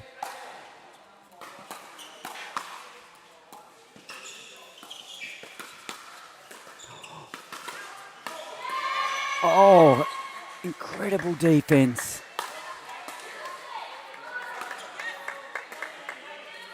And it's out. We're all even, back to 22-22.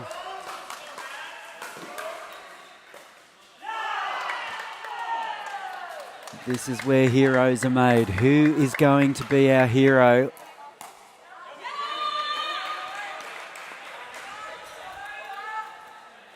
Another game point for the hustle. This is the 7th game point.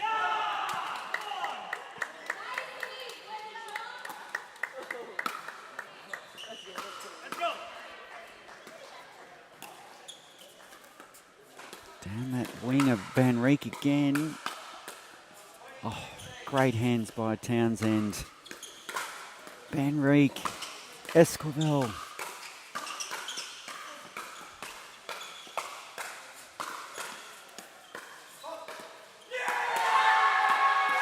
Oh, incredible rally. That was the best point Van Rieck has played today to save the game.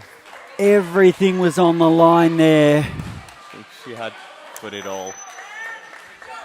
Van Rieck, what an all-star performer. It's easy to see why she was the #1 draft pick by the Mavericks.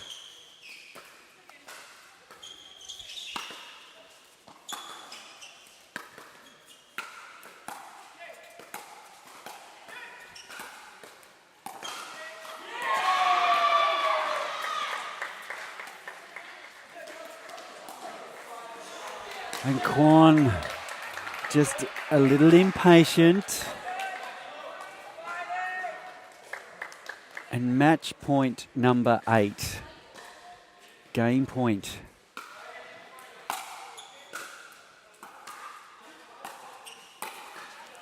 And Esquivel into the net. That was a great return from Kwon. 24-24.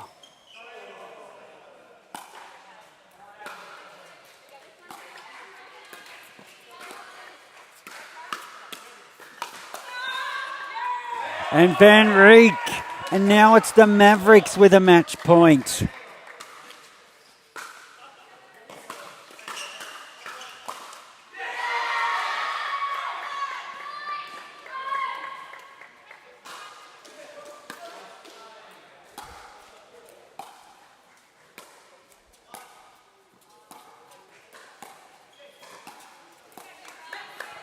Oh, this is unbelievable. 25-25. To see who wants it more here. Who has got the steely resolve?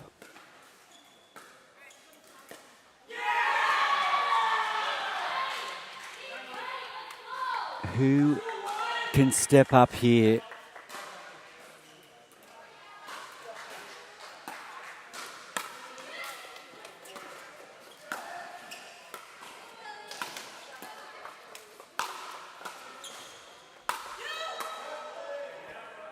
And Van Rieck playing big, and she brings up another match point for the Mavericks. I've lost the count now. Is that the 10th match point? This is the third for the Mavericks. And the Hustle have had 8.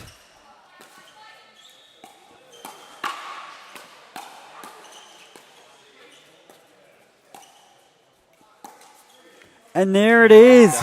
Van Rieck and Kwon have pulled this one out of the fire. An incredible comeback, Sumi Rajpal. That is just unbelievable. They were down and out, the Mavericks. Yeah. And they're Great comeback. incredible comeback. And New Zealand had their chances, and that will be a match they could rue because they had 8 match points.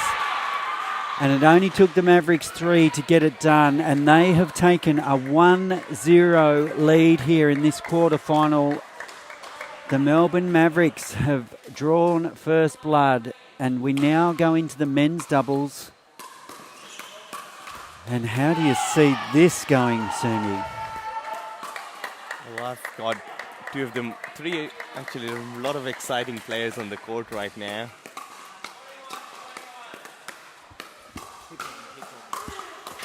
We sure do. And you know one quite intimately because you pretty much discovered Rob Sterling. Yes.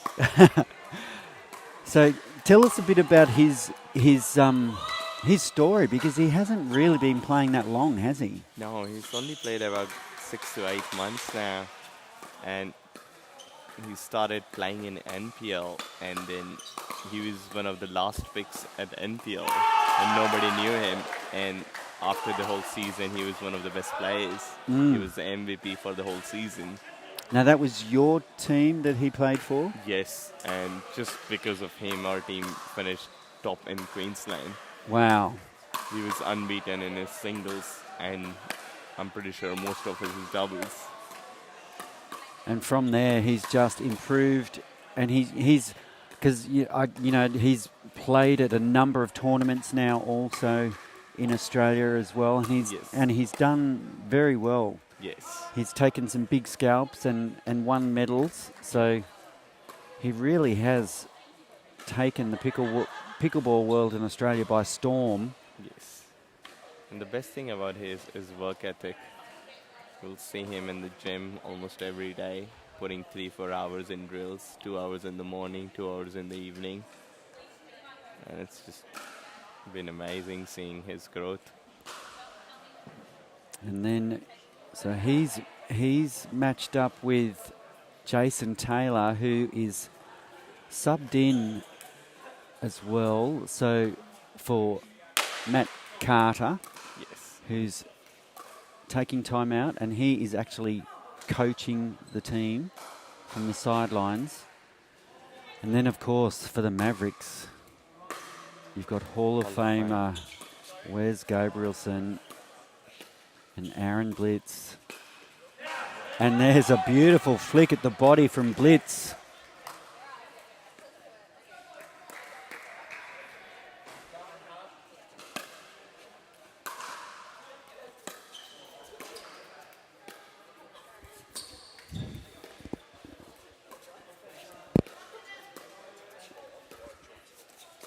Beautiful dink rally. All players seeing the ball, and it's Sterling with the dink error, and the Mavericks out to a 2-0 start.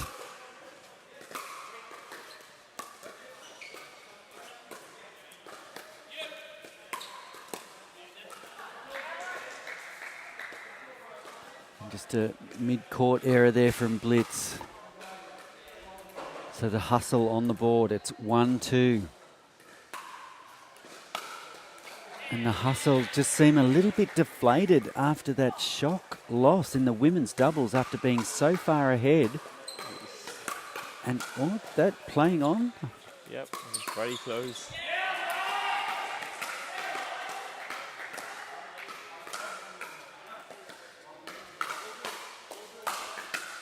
And the hustle edge in front, it's 3-2.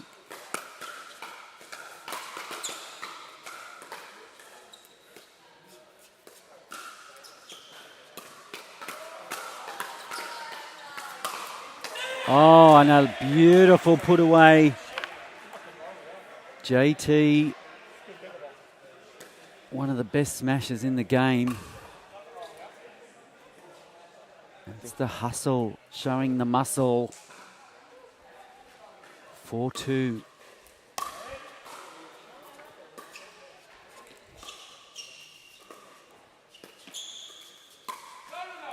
Oh, just a little bit of inexperience there from Sterling. I think they're going to play a very fast octane game. Just this morning I was talking to them, and their idea is just to speed up any chance they get.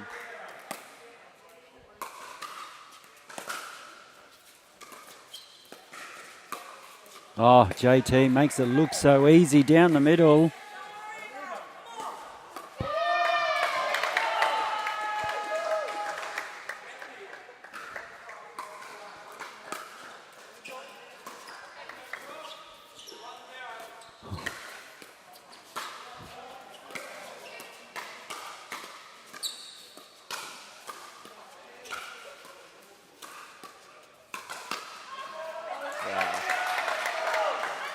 And the hustle really showing the smarts at the moment. I see JT playing very big on the right. Very. He is like a cat in a hot tin roof, Sumi. He's prowling that no volley zone like a panther. And Gabrielson not really inserting himself into the match yet, interestingly.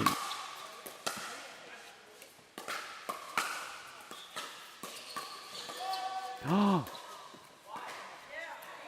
And JT's down. He's all right. I thought for a second there he may have fallen and hurt himself. Yep, I mean, that was a foot fault.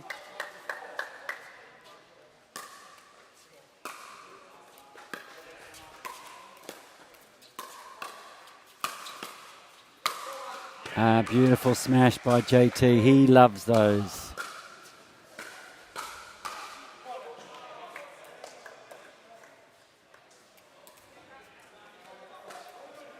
Sterling to bring it in.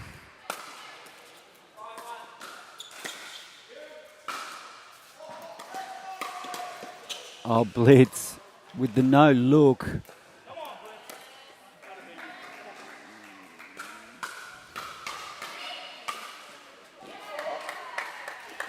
Mavericks down by 2. What can they build here?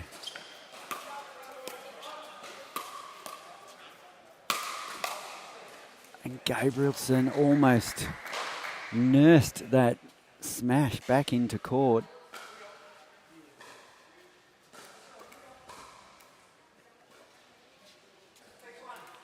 The hustle by 3.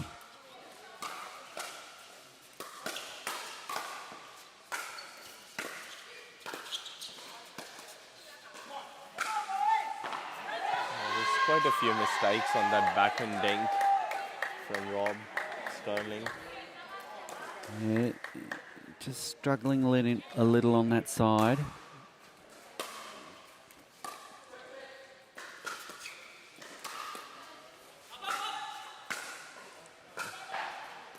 It's unfortunate. Very unfortunate. It's always not a nice feeling when that rolls off the net like that and you're on the receiving end. Oh, nice off. Oh, and that's gone long. A slight confusion on who was going to take that overhead. And it's the Mavericks tying things up.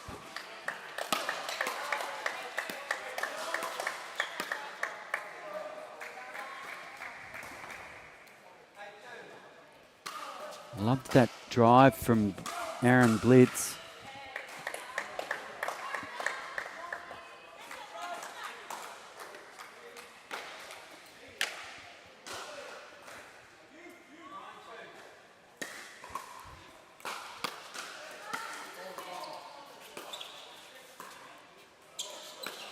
Oh, and I'm just wondering whether that fake from JT forced Blitz into error there. And he did get him before once.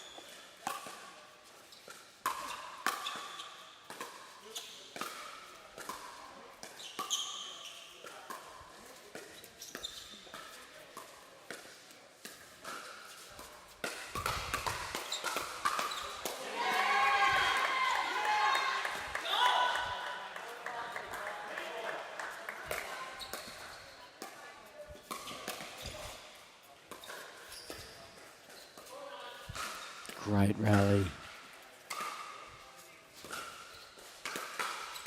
Oh, and the tape.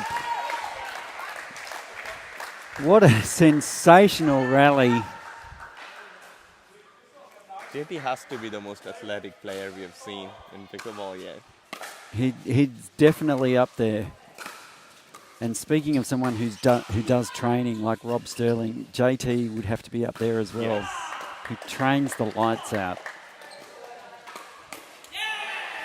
And he is like a dynamo on the court, as we're seeing, and it's the New Zealand hustle in front, 11-9 here. So we're going to swap ends. And New Zealand, we've seen this before though. We've seen they've changed ends in front only to be in the wrong position at the end of the match. So can they hang on this time, Sumi? They need to. They need that 1-1 bad. Well, going into the mixed doubles down 2-0 would be a very difficult place to come back from. So they would definitely love to take this. And of the two doubles matchups, you would have thought, if anything, the hustle may have been more likely to win the female matchup as opposed to the male matchup. So the boys from the hustle are doing well, especially against Hall of Famer Wes Gabrielson and his trusty sidekick Aaron Blitz. Aaron is I think it's fair to say, a veteran of Australian pickleball. Even though he's, only a young whippersnapper. Yeah.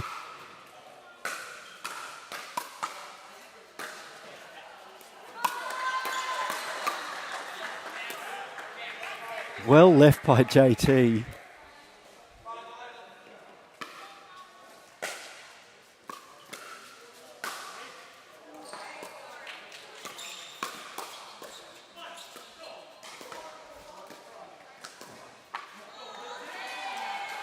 And another dink error, that backhand dink again, Sumi. Yes, he's been working on that dink and he's been struggling a bit. And as if you needed a reminder about the humidity here, you only have to look at Rob Sterling's shirt and shorts. They are absolutely drenched, Sumi. I'm not sure if you can see that at home on the camera, but reaching for the towel.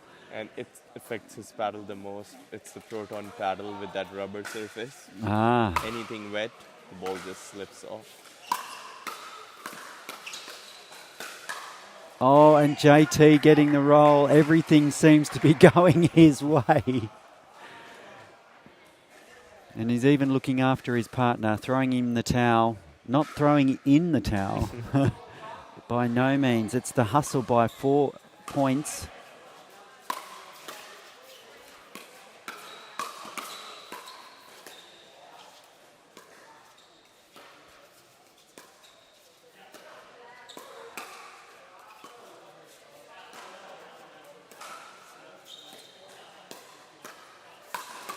That's Oh, another top great. special. That is it the reverse? Yeah, Tom Hawk. The thing is that a lot of players tries to practice that shot, but he does it naturally. It's hard to believe that he does the exact same shot in his tennis. Wowee. So he's still playing tennis. Yes, he still plays tennis.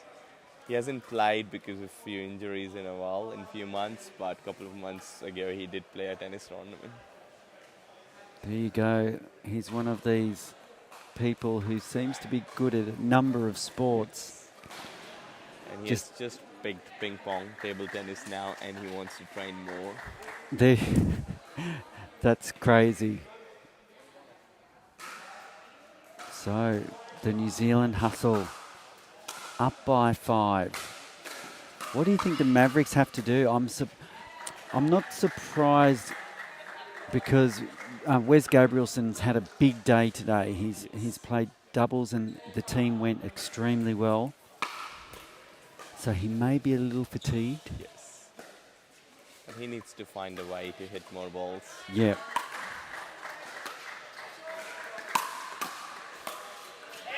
So that was a good idea, but it didn't work. He tried to do a little bit fake so that he gets to hit the next ball. Well, they've got to try something here because they're down by 6 now.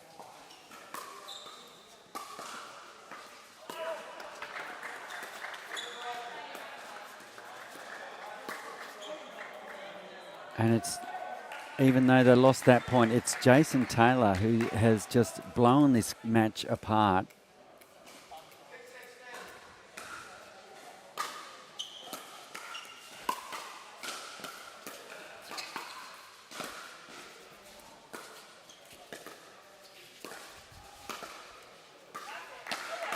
Smart pickleball from the hustle. Nothing flashy. Just high percentage pickleball.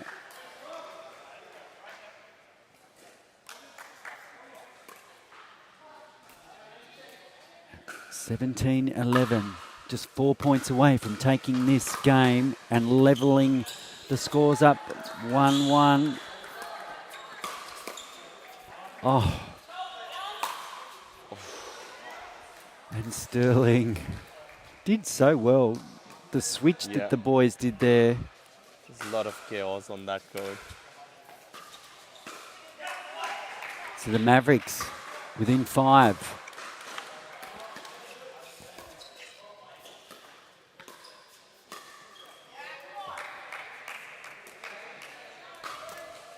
The hustle. 6 points leading in. Sterling just stretching there. Maybe a hint of cramps, perhaps. Oh, blitz going back behind Taylor.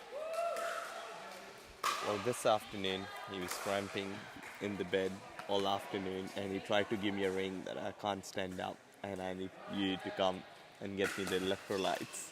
Wow. So, oh.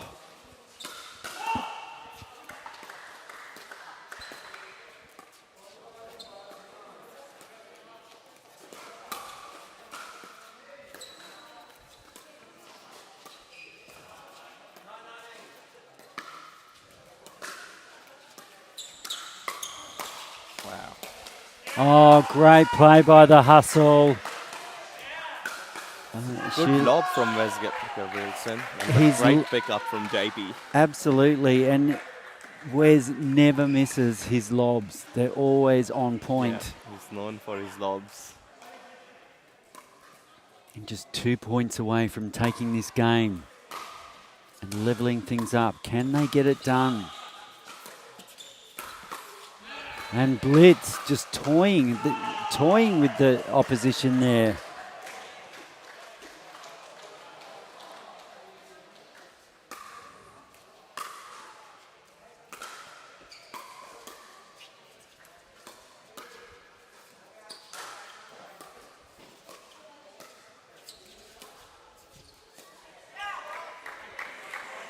Got a game point now.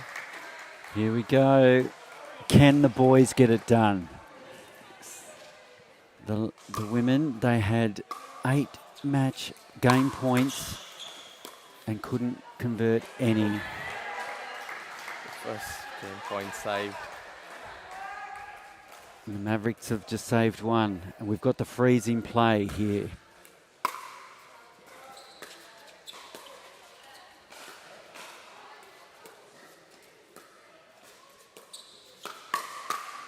Oh, great hands by JT.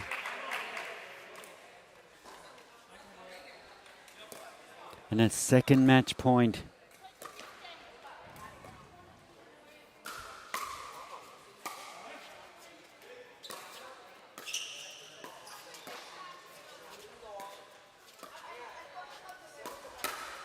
And there it is.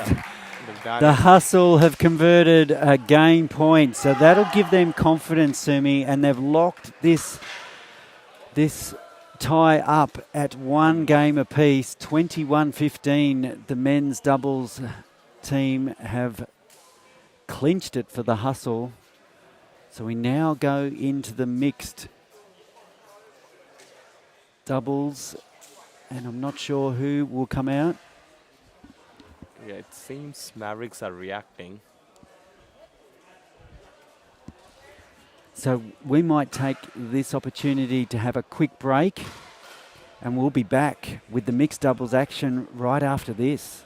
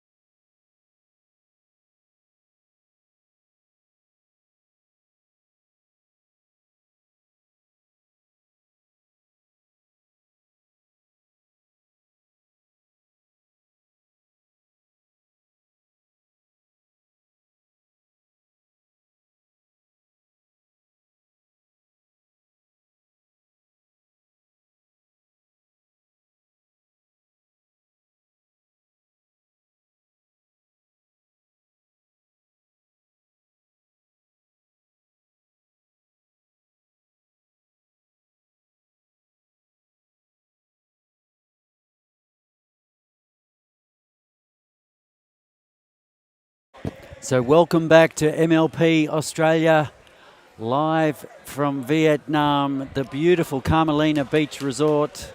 It's mixed doubles action time now. This tie, this quarterfinal between the New Zealand Hustle and the Melbourne Mavericks is locked up at 1 game apiece. And whoever can take this mixed doubles match will be in a box position. And a couple of errors to start things underway. So 1-1.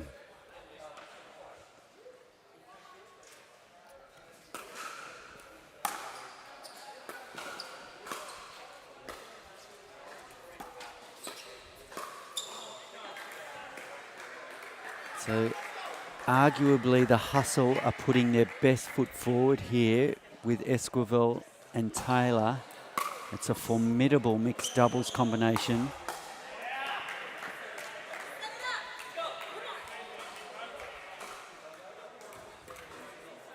And Hustle.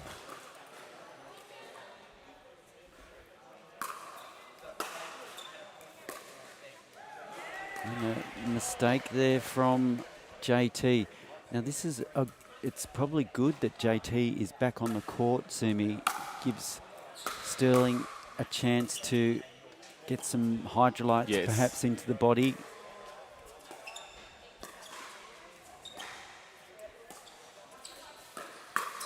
Oh, nice. Esquivel with that angled dink really opened up the court. Set her partner up perfectly.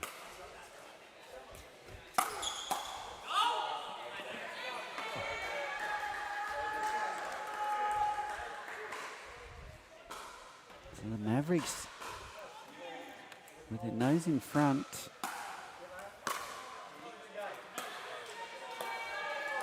on the back of just a few unforced errors. So if the Hustle can limit those.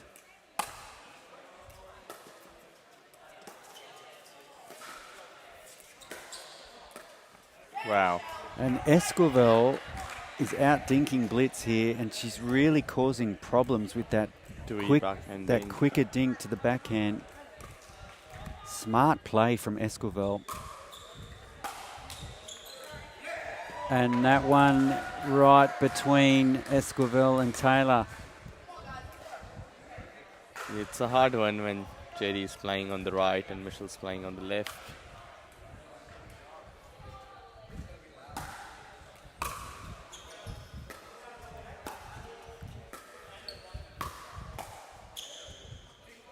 That one drifts wide.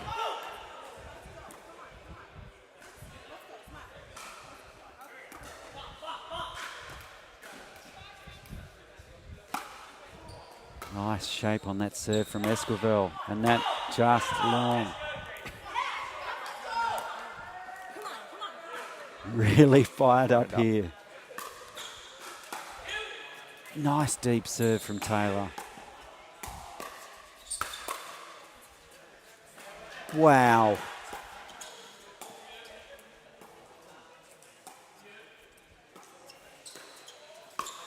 Oh, brilliant play from Esquivel and Taylor.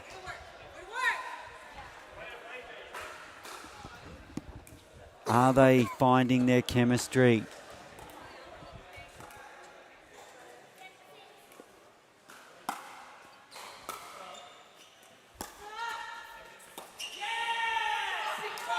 Getting the momentum now. So Hustle starting to find their groove.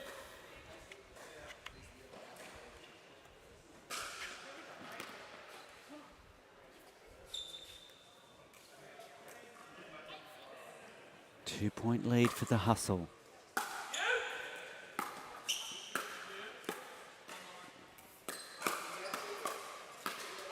And Blitz, JT just getting fired right up.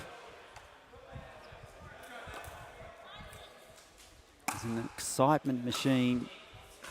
Oh, another one.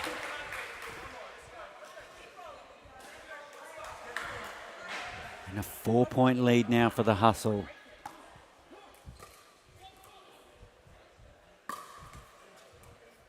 He's getting some good spin on that serve too. Yes, it gets very low. Nice put away from Blitz.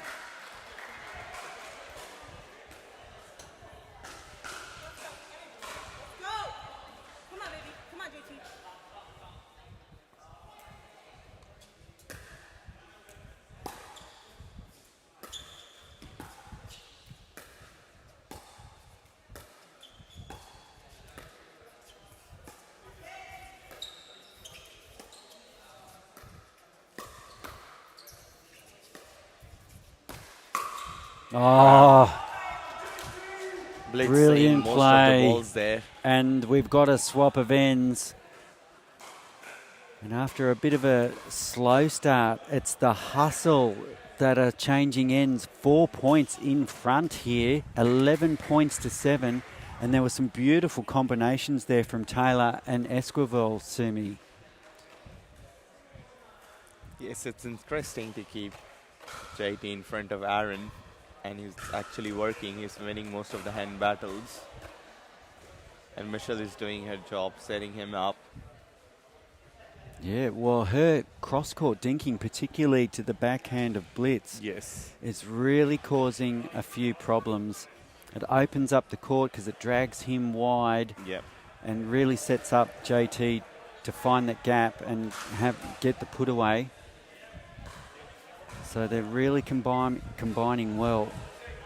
And the hustle, if they can take this game, they'll fancy themselves, I would think, of as being a chance to make it through to the semi-finals. And it would be the first time a team from New Zealand would make it through to the semi-finals. So it's a big achievement. All right, it looks like we're going to have a timeout. We're just going to take a break whilst we have a timeout, and we'll be back with more action right after this.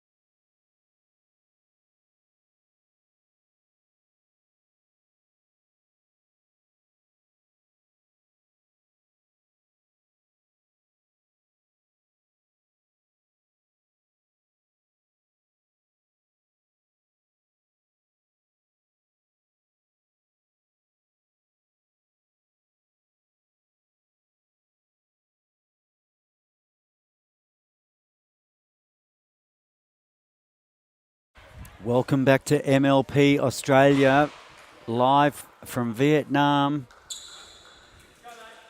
It's the New Zealand hustle up by 4 in this absolutely critical third game. We're locked up at 1 game apiece, but that one drifts over the tops of the Mavericks, claw their way back. This quarterfinal is anybody's for the taking.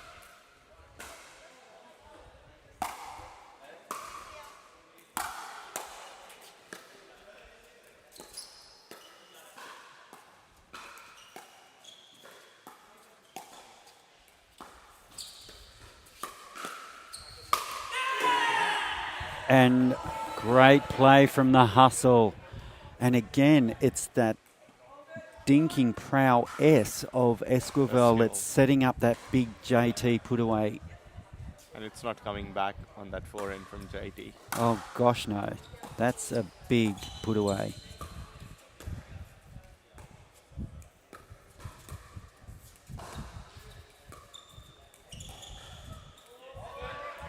And just that movement from JT there, I think forcing the error from Kwon perhaps.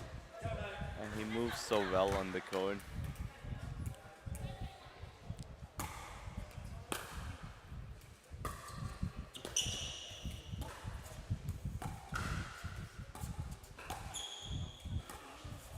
And there's that slide dink. And there's the gap, and it's perfect. So this time, Esquivel set herself up. And that was a very smart play from her, pushing Aaron on the wide and opening up the middle. It really is so good to watch.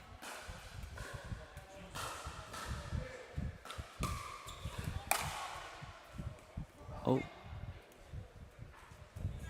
She didn't call the score. Oh, the referee. I was just wondering what was going on there. I was about to say it hit his shoe, and it's, oh no. but the referee.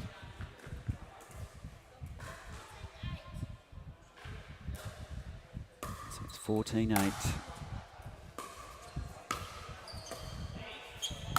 Oh, and there's Quan. We haven't seen much of Quan No. in this match. Is this the start? Well, she's showing JD she can put away a ball as well. Sure can.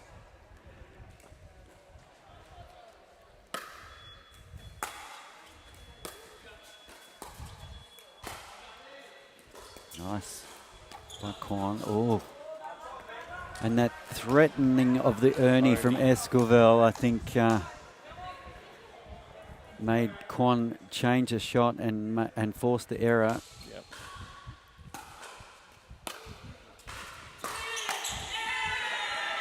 And JT just going straight for the body of Quan.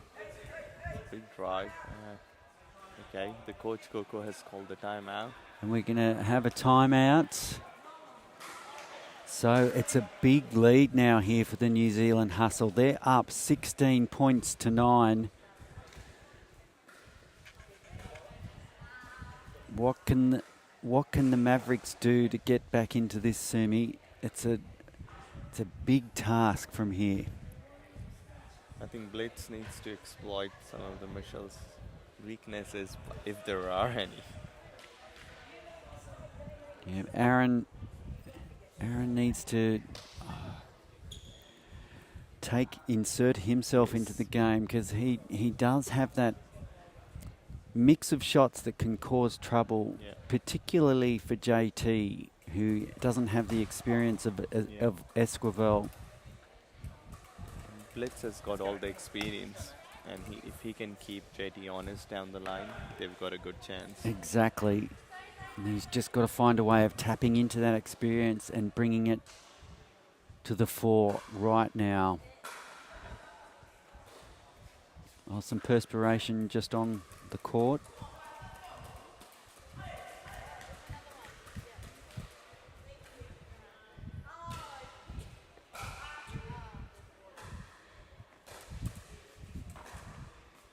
So just getting rid of some perspiration.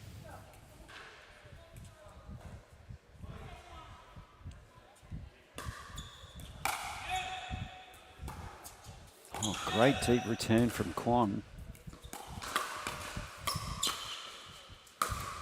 And a great put away again by JT. So he's really owning that no volley zone and absolutely punishing anything that is overhead.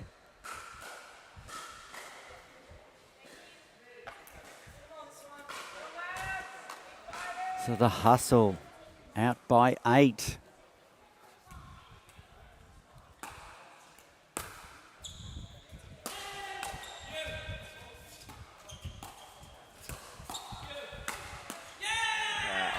Great play, great combo by the Hustle.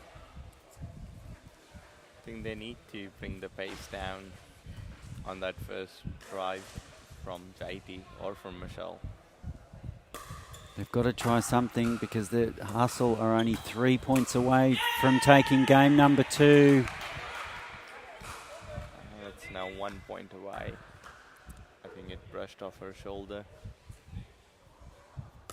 Yep. So 2 points away, 19-9. It's a commanding Hustle lead. But if you think back to game number 1 in the women's doubles, the Hustle team had 8 match points and they could not convert one. Wow. That jump of the Ernie. And that was a bird, actually. Jason Taylor, he is a showman. Game point.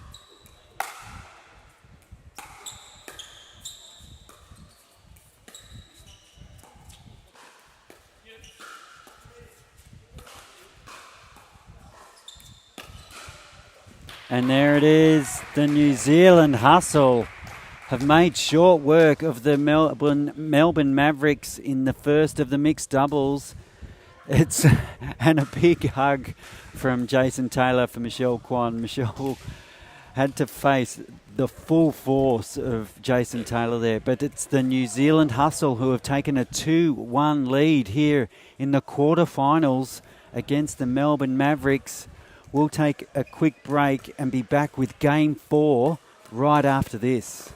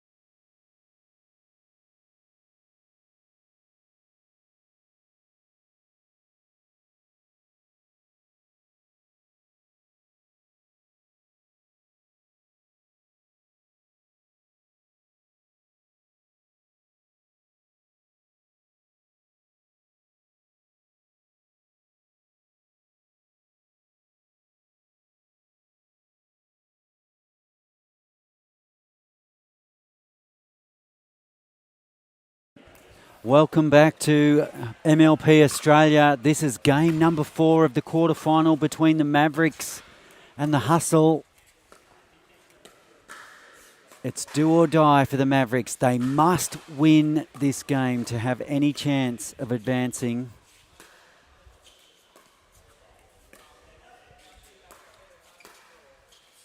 And if they win this, we'll go to a dream breaker. And they've got the first points. But if the Hustle can get it done, it's all over Red Rover, and they will go through to the semi-finals, and it'll be the first time a team from New Zealand will have made it through.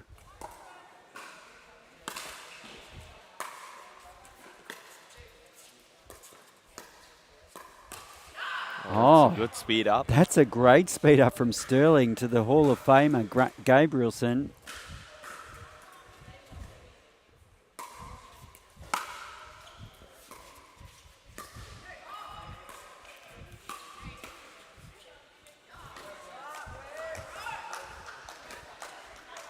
So the Mavericks, there seems to be good energy between Van Rieck and Gabrielson here.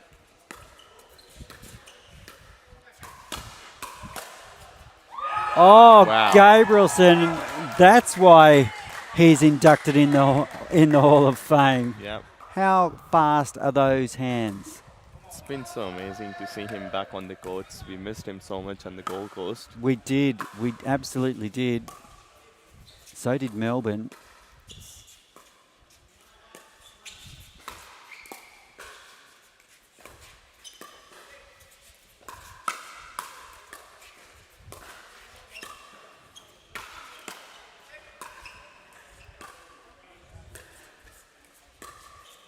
Oh, Gabrielson is putting on a clinic right now. It's the Mavericks jumping out to a 4-1 lead. Gabrielson has come alive. He wants that dream breaker. Oh, and there's that. That's Rob's special. What do you call it again, Sumi? We call it Rob's special or Sterling special. The Sterling special. He wants to call us Silver Special. That's his nickname. The silver The special. Silver. I like it. Let's trademark it, Sumi. Yeah. Oh, and it's just Just gone long.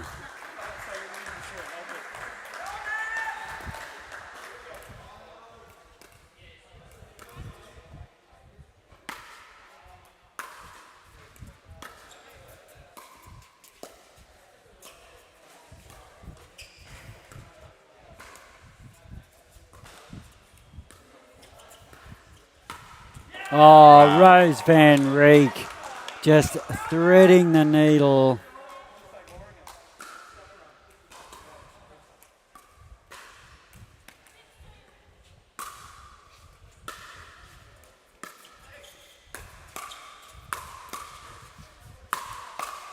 Oh, defense from Gabrielson. Oh. Brilliant play from Wes Gabrielson. His footwork is on the charts. Like, Just unbelievable defense and touch.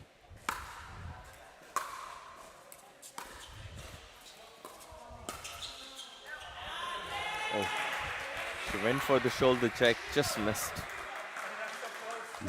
Gives us a wry little smile.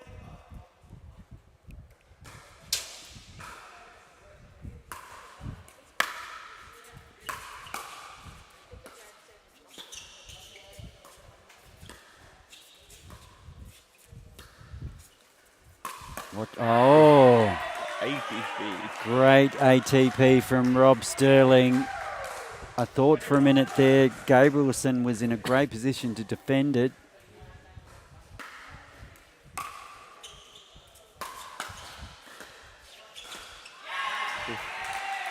And Van Reek just with a dink error. So a few quick points for the hustle.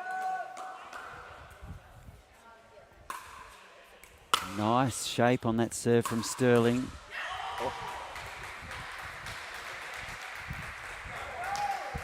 And again, he is really proving himself. They're back within one here.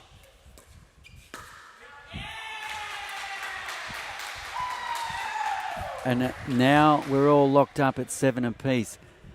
So after starting so well, the Melbourne Mavericks, and they seem like they've been on top, the scores are all of a sudden 7-7. And you wonder, and you think, wow, how can that be? But the hustle have just hung in there. It's a very early timeout from Mavericks. If you think about it, you get only one timeout each the whole game. Still a long way to go. A very long way to go. And, you know, dare I say, Sumi, we should start talking about the possibility of a dream breaker, because if the Mavericks can pull this game off, that's exactly where we're going to be heading. We'll be heading to a dream breaker. Yes. And who do you fancy then? With recent Danny's form in singles, I would still fancy Hustle to win the Dream Breaker.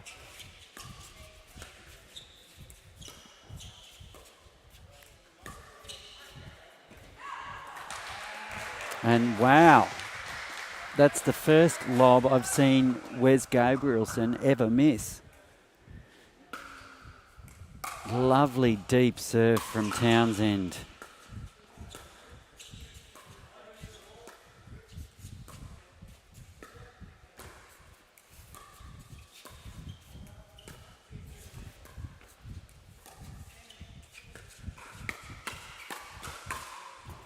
Sensational hands.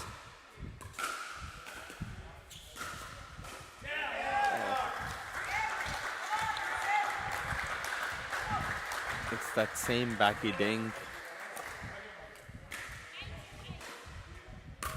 And it's 8-8. Oh. Oh. Gabrielson almost defended that as well. He must feel like Superman right now.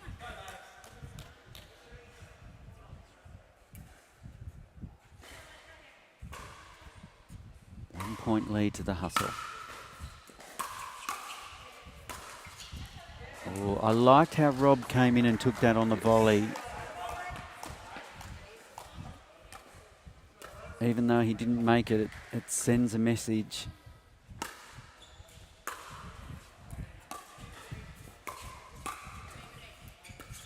Oh, nice change up from Townsend.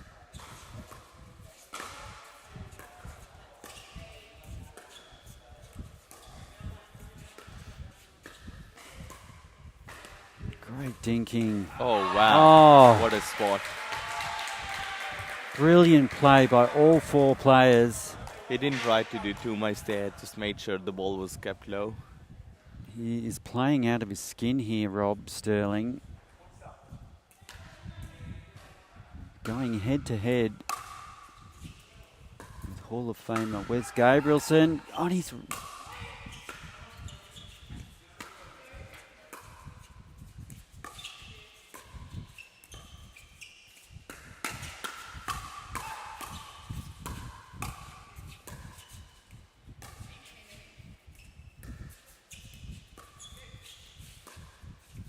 Beautiful rally.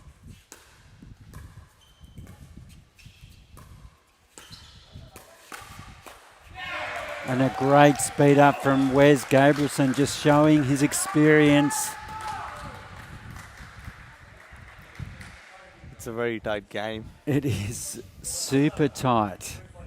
Let's And see who gets the first lead. And the real surprise packet for me is Rob Sterling. He is unfazed.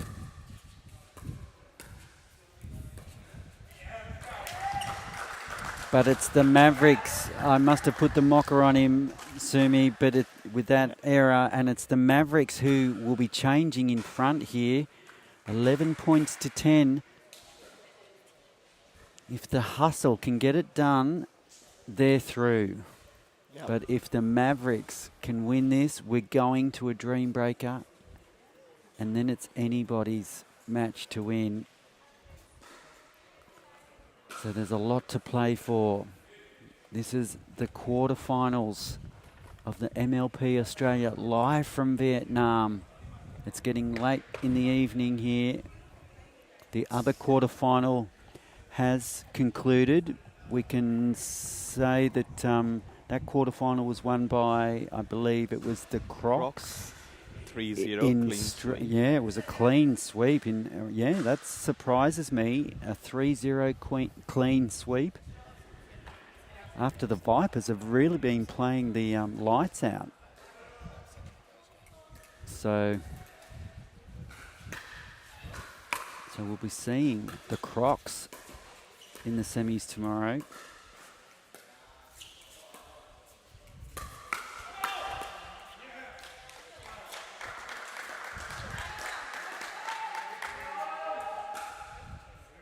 The Mavericks. Great shape on that ball by Gabrielson. Bit of confusion there.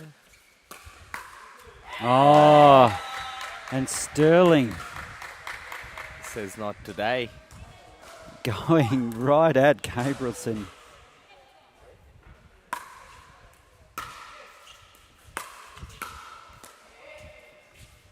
Oh, great spot by Townsend.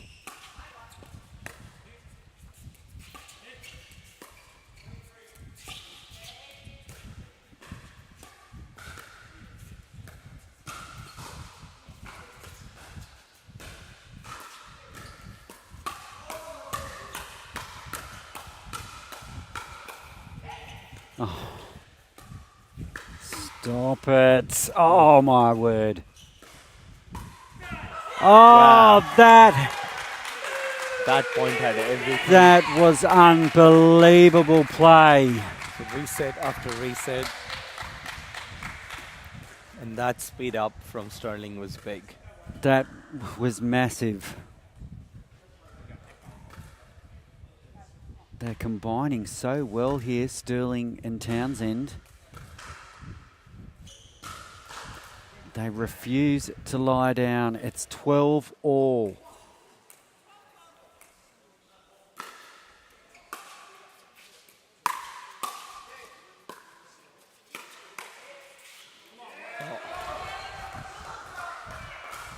She was in two minds if it should have let it go.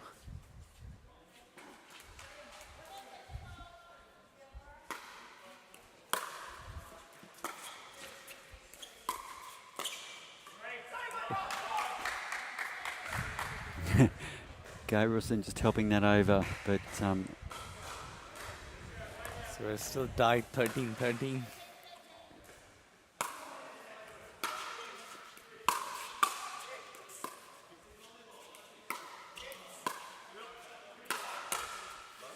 oh,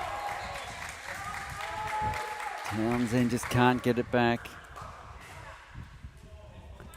And I think Sterling calling for the timeout there. I think there might be a few cramps there. So he's definitely losing a lot of fluid through sweat because he looks like he has just jumped in a pool. Yes. And yeah, it really needs to be on top of his hydration and electrolytes. But look at the scoreboard, Sumi. The Mavericks are only in front by 1. So this game is still on a knife edge. Yes, and there are no timeouts remaining for either of the team now. So that's a really interesting point too, Sumi, because it's still relatively early in the match. And if it gets close, like the previous 2 games have, there's going to be no recall for a timeout. What's going to happen here? Mavericks to bring it in.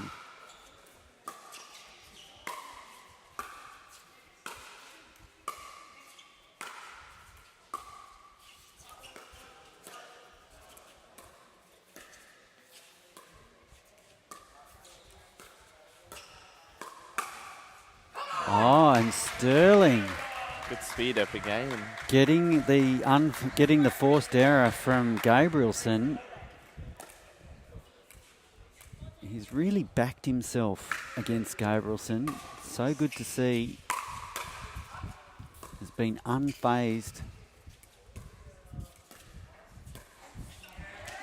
But it's that backhanded That same dink backhand dink again. loading. I think he needs to wipe that paddle down.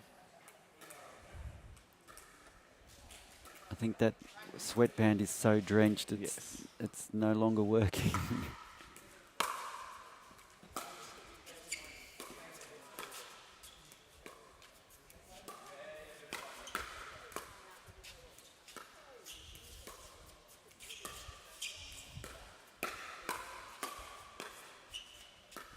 Superb play.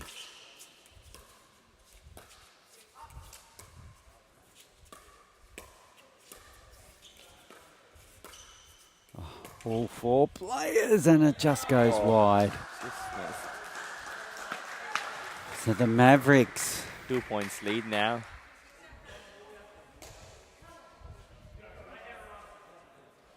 I get the feeling we're heading for a dream breaker possibly here, Sumi. Yes.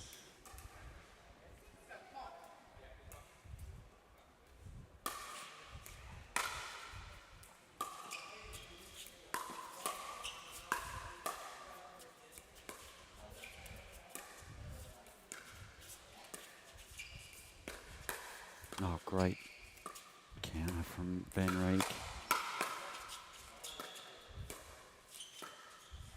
Sensational play.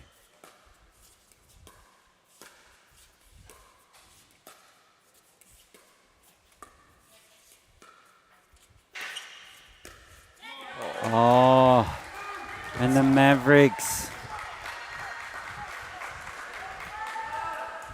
really bringing the game.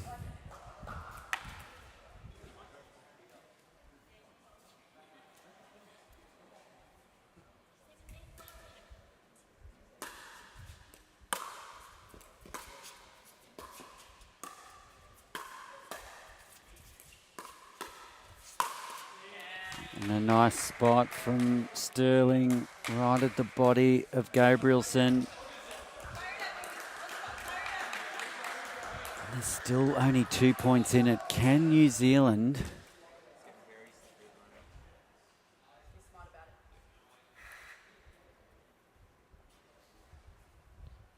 win here and avoid the dream breaker? Oh, so that could be, that serve error could possibly be from moisture on the paddle. Yes. It's a bit tight on his serves. I've seen Sterling mostly doing big serves, but all this game he's toned it down. And it's so hard to keep that paddle dry, especially when your clothes are drenched as his are. 2 mistakes in a row and 4 points lead now. So it's all of it, how quickly a match can turn in MLP with rally scoring.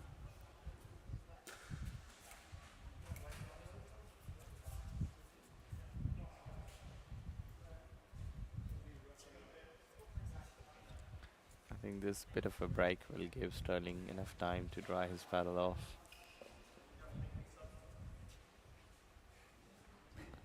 We've got a great view of Rob and just how drenched he is. Really an indication of just the testing conditions here in Vietnam.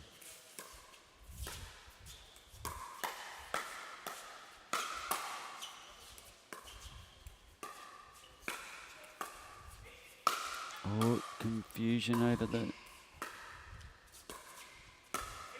Oh, they got out of jail there, the hustle.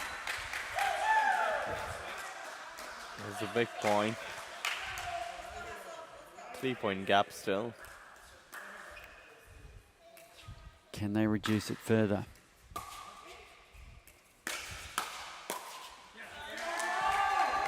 They can't. And we have a game point now. And a game point for the hustle. To take it to the dream breaker. Sorry, a game point for the Mavericks.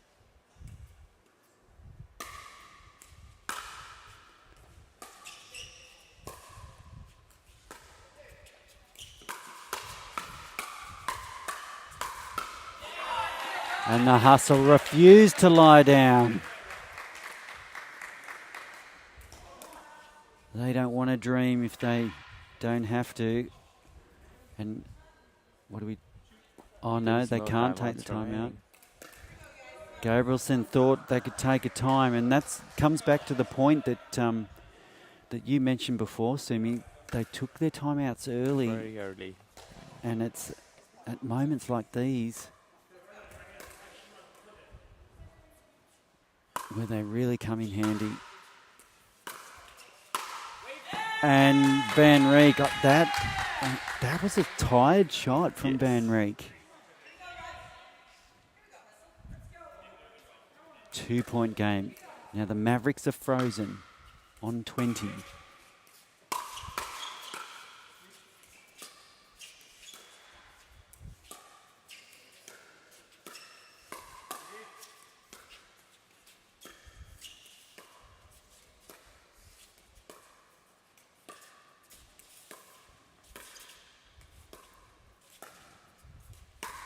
So impressive. That speed up.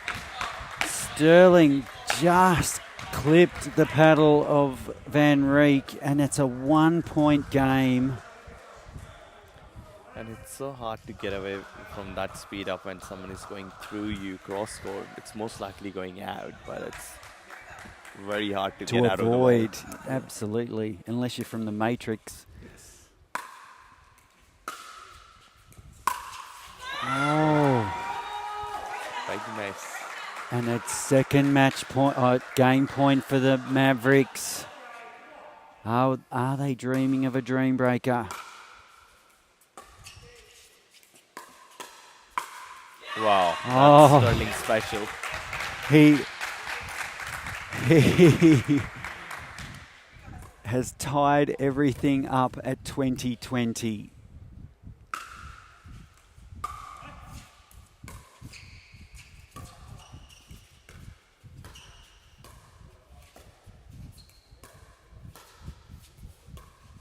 Beautiful.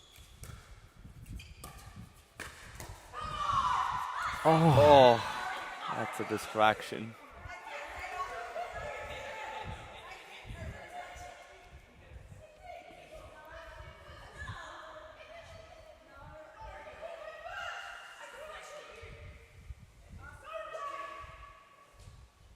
So we've got So we've got a bit of a confusion. It's a celebration before she made her shot, but she thought she had hit Rose. So she thought she had already won the point. and gave the that yell that she'd won the She's point. won the point, yes. So referee's just conferring now. So we might take a quick break and we'll be back right after this.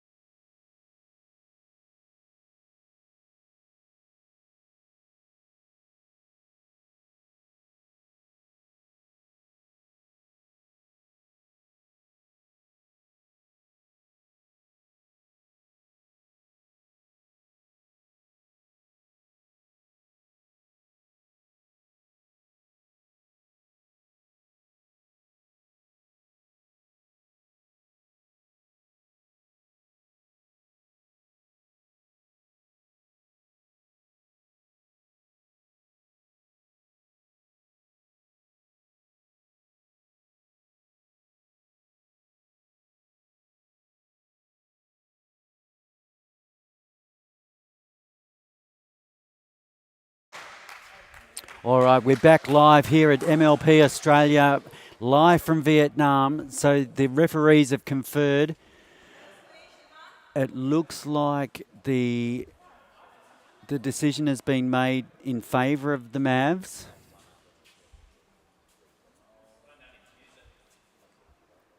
So it's...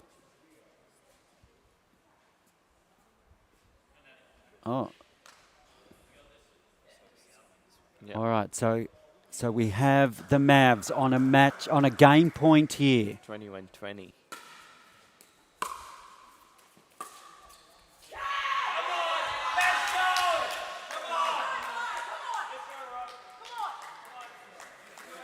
So now we're tied up at 21, 21.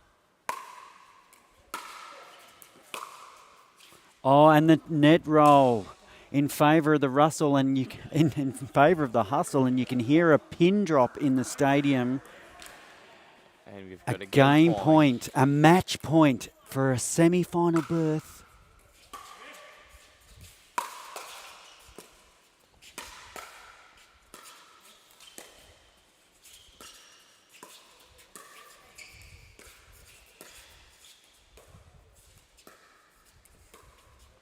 Wow. Oh. And Van Rieck going at the body of Townsend. It's become personal now between Van Rieck and Townsend.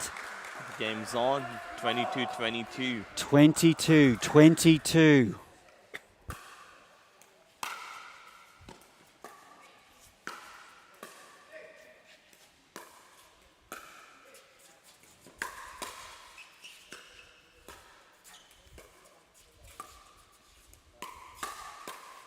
Oh, incredible play.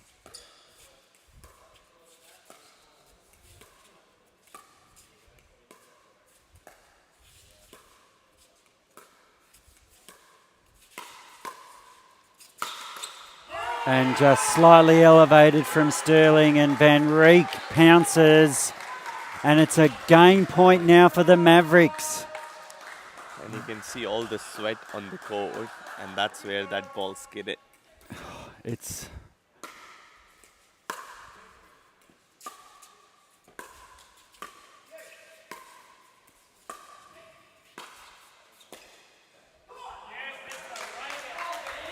And Townsend just as cool as ice in the clutch here. 23-23.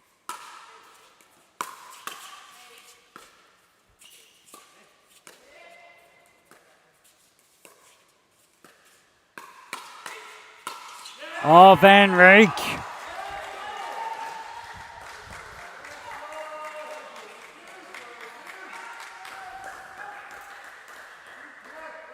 Mavericks with another chance. Is this game point number 4 for the Mavericks?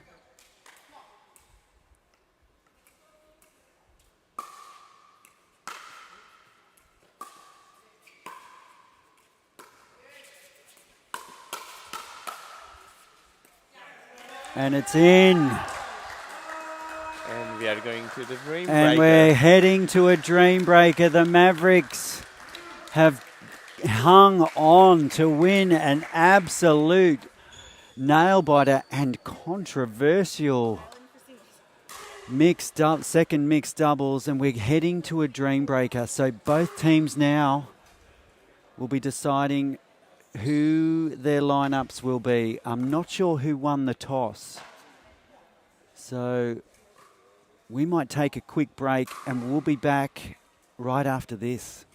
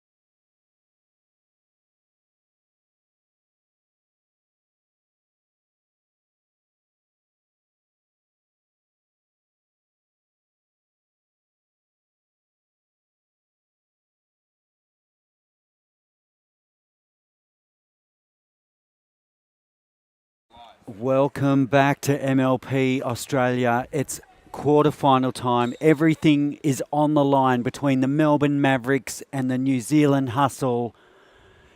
It's dream breaker time. The winner of this goes through to the semi-finals tomorrow. The loser will have the day off and commiserate.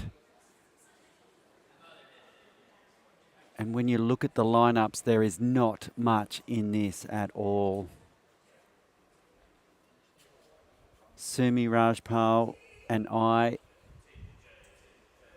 we are tipping, well, a hustle, a slim hustle possibility, while our producer is going for the Mavs by 5. So let's see. Oh, JT gets the hustle on the board first up. The way JT is moving on the court, it'll be hard to get past anything. Oh my God. And with ground strokes like that,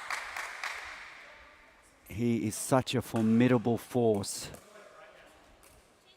2-0 hustle.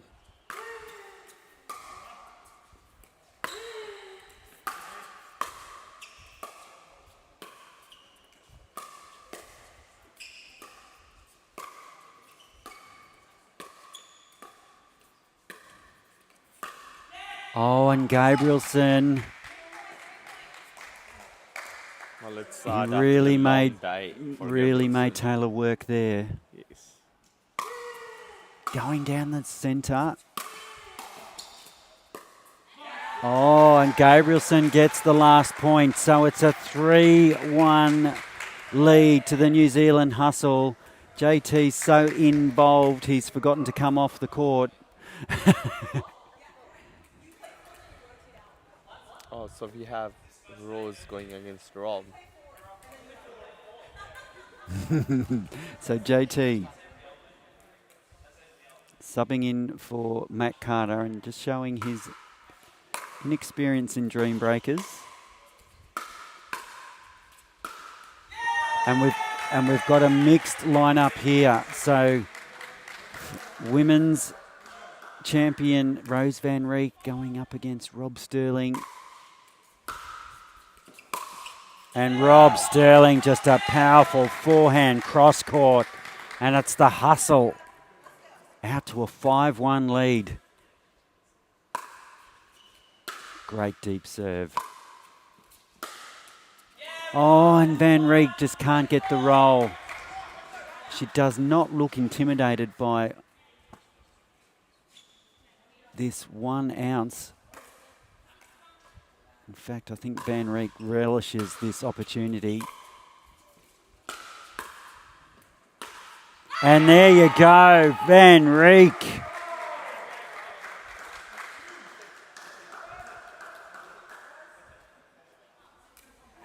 It's 3-1 game for Hustle. So Danielle Townsend. I think she'll fancy her chances against Mihei Kwan, although Kwan is an accomplished singles player herself. And there you go, finding that line perfectly, Kwan.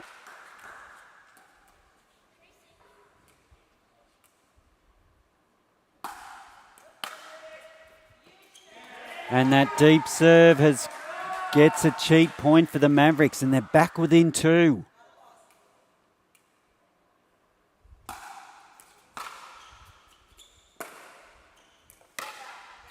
And that one just long by Kwan. 7-4, the hustle.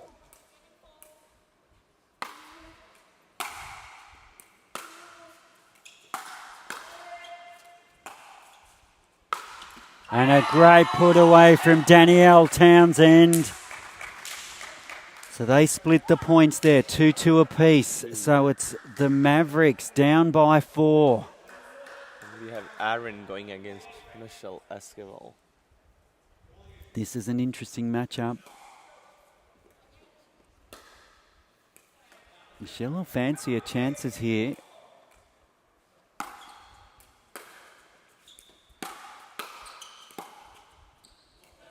Just going wide.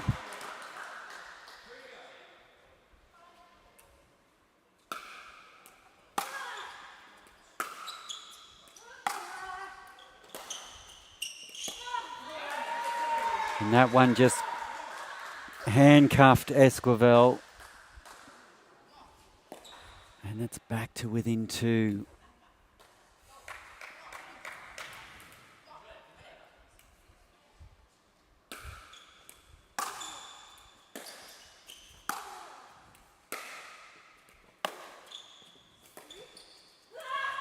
Oh.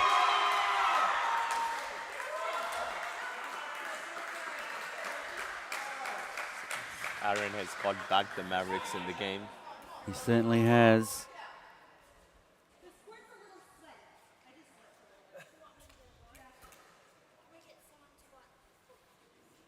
So there's, perspiration. You can see the perspiration on the court here. So Michelle almost slipped lunging for that last ball. So we might just take a quick break whilst we get those sweat spots up, and we'll be right back after this.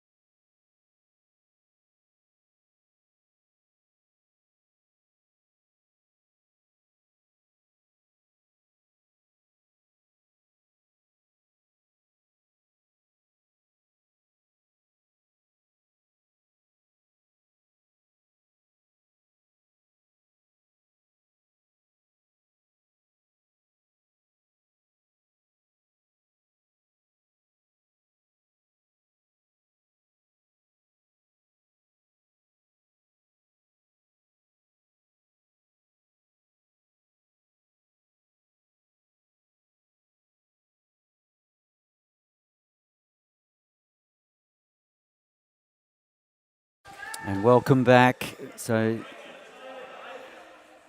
the moisture has been removed from the court, and it's the Mavericks down by 1. And now scores are level with that 4-0 performance from Aaron Blitz. Captain Blitz. Captain Blitz indeed. And it's just as we predicted. So that's a full rotation through, and we're locked up at 8 apiece. And JT pushes that one wide. So Gabrielson getting a vital point for the Mavericks here.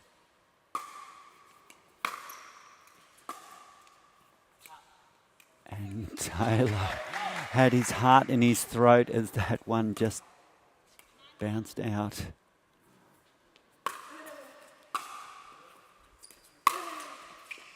Oh, and the roll well got from Gabrielson. Oh, and JT with the error. What an unbelievable get from Gabrielson. And he's given the Mavericks a 1-point lead.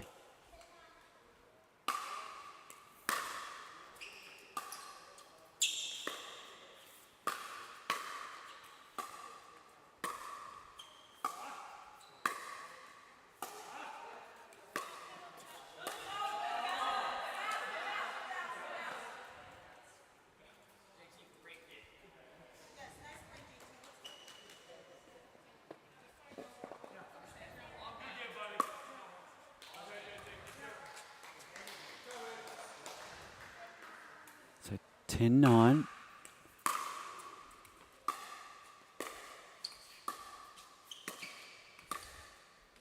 And it's in. Gabrielson has pulled out a miraculous effort. Mavericks in front. By 11-9. 3, and we'll be swapping sides. And the Mavericks swapped sides with a 2-point lead over the Hustle. That was a great performance by Gabrielson there. What do you think, Sumi?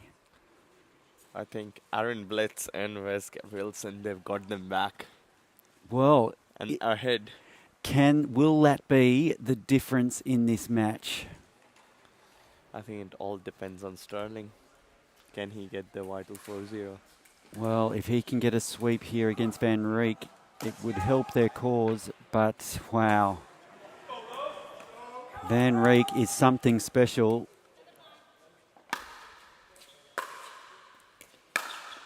Ooh. And that was tantalisingly close for Van Rieck.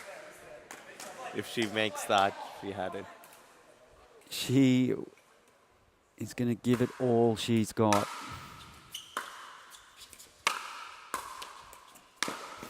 Yep. And she is going for everything. She's running around that forehand as well, just so that she can get the best forcing shot that she possibly can. It's make it or break it for her. Absolutely. You nailed it, Sumi.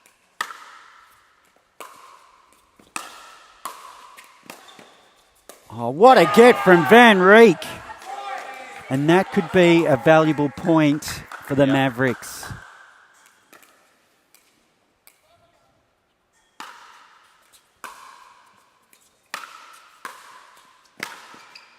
Oh, and just wide.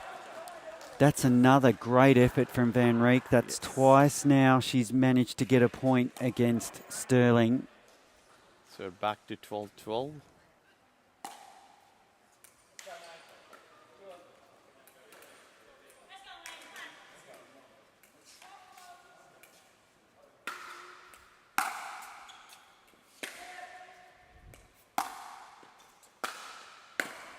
Oh, and Kwon, her singles expertise coming to the fore there with that superb cross court. And the Mavericks in front by 1.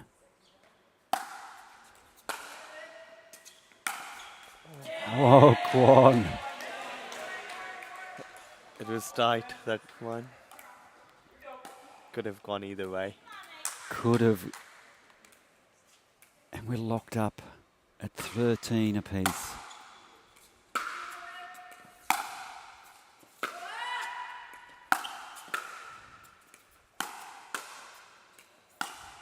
And Kwon!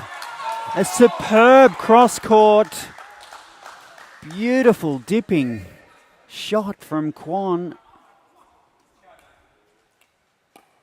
Will they split the points again? Townsend needs a point here.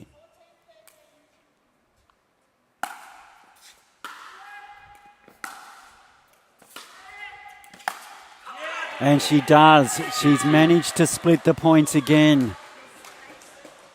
That could be the key rotation at the end of this match. The Townsend-Kwon rotation.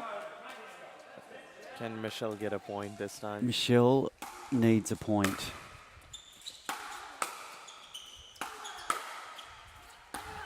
And she's got it!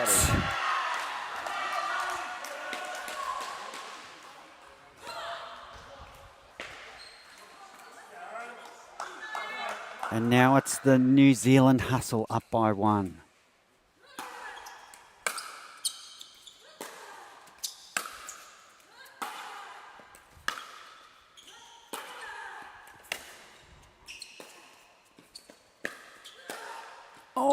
Oh, and the net roll. And she's got the 2. Esquivel, you're just giving it absolutely everything. And if we've got a timeout, we've got a timeout by the Mavericks. It's the New Zealand hustle leading 16-14 here, Sumi. I'm absolutely on the edge of my seat. Well, I'm actually standing because I'm so excited, but unbelievable action here. So that's the end of the second. Oh, no. Oh, there's still 2 points to go. Yeah, sorry. Very good timeout. Yeah. So there's still 2 points to go in this final rotation.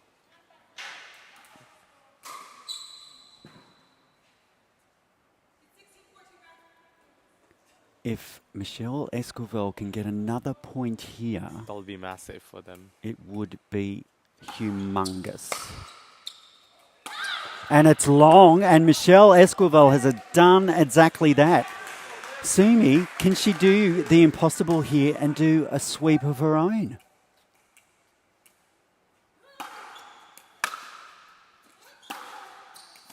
And she she's done has! She has swept Aaron Blitz and given the New Zealand Hustle a 4-point lead. That could be the moment that changes everything.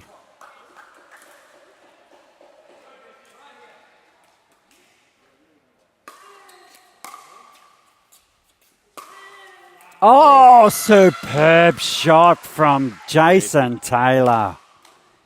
His singles expertise really showing.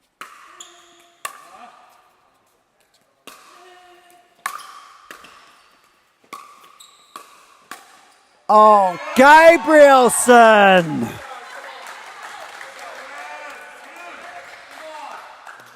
What an incredible point.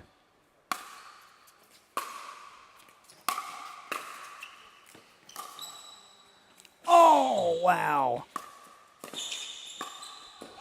Wow. Gabrielson! Keeping Mavericks in the game. He is keeping the Mavericks in the game, all right.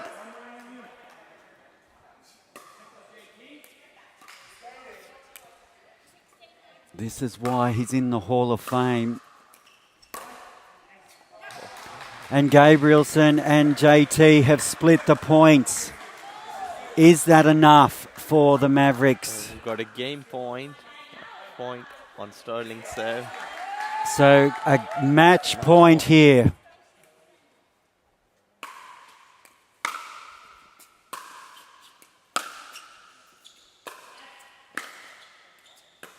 Oh, and that ball died.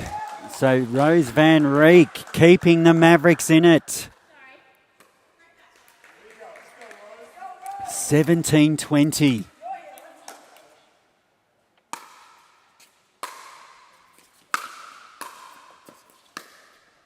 And it's gone wide. It's another match point. So a match point for the Hustle.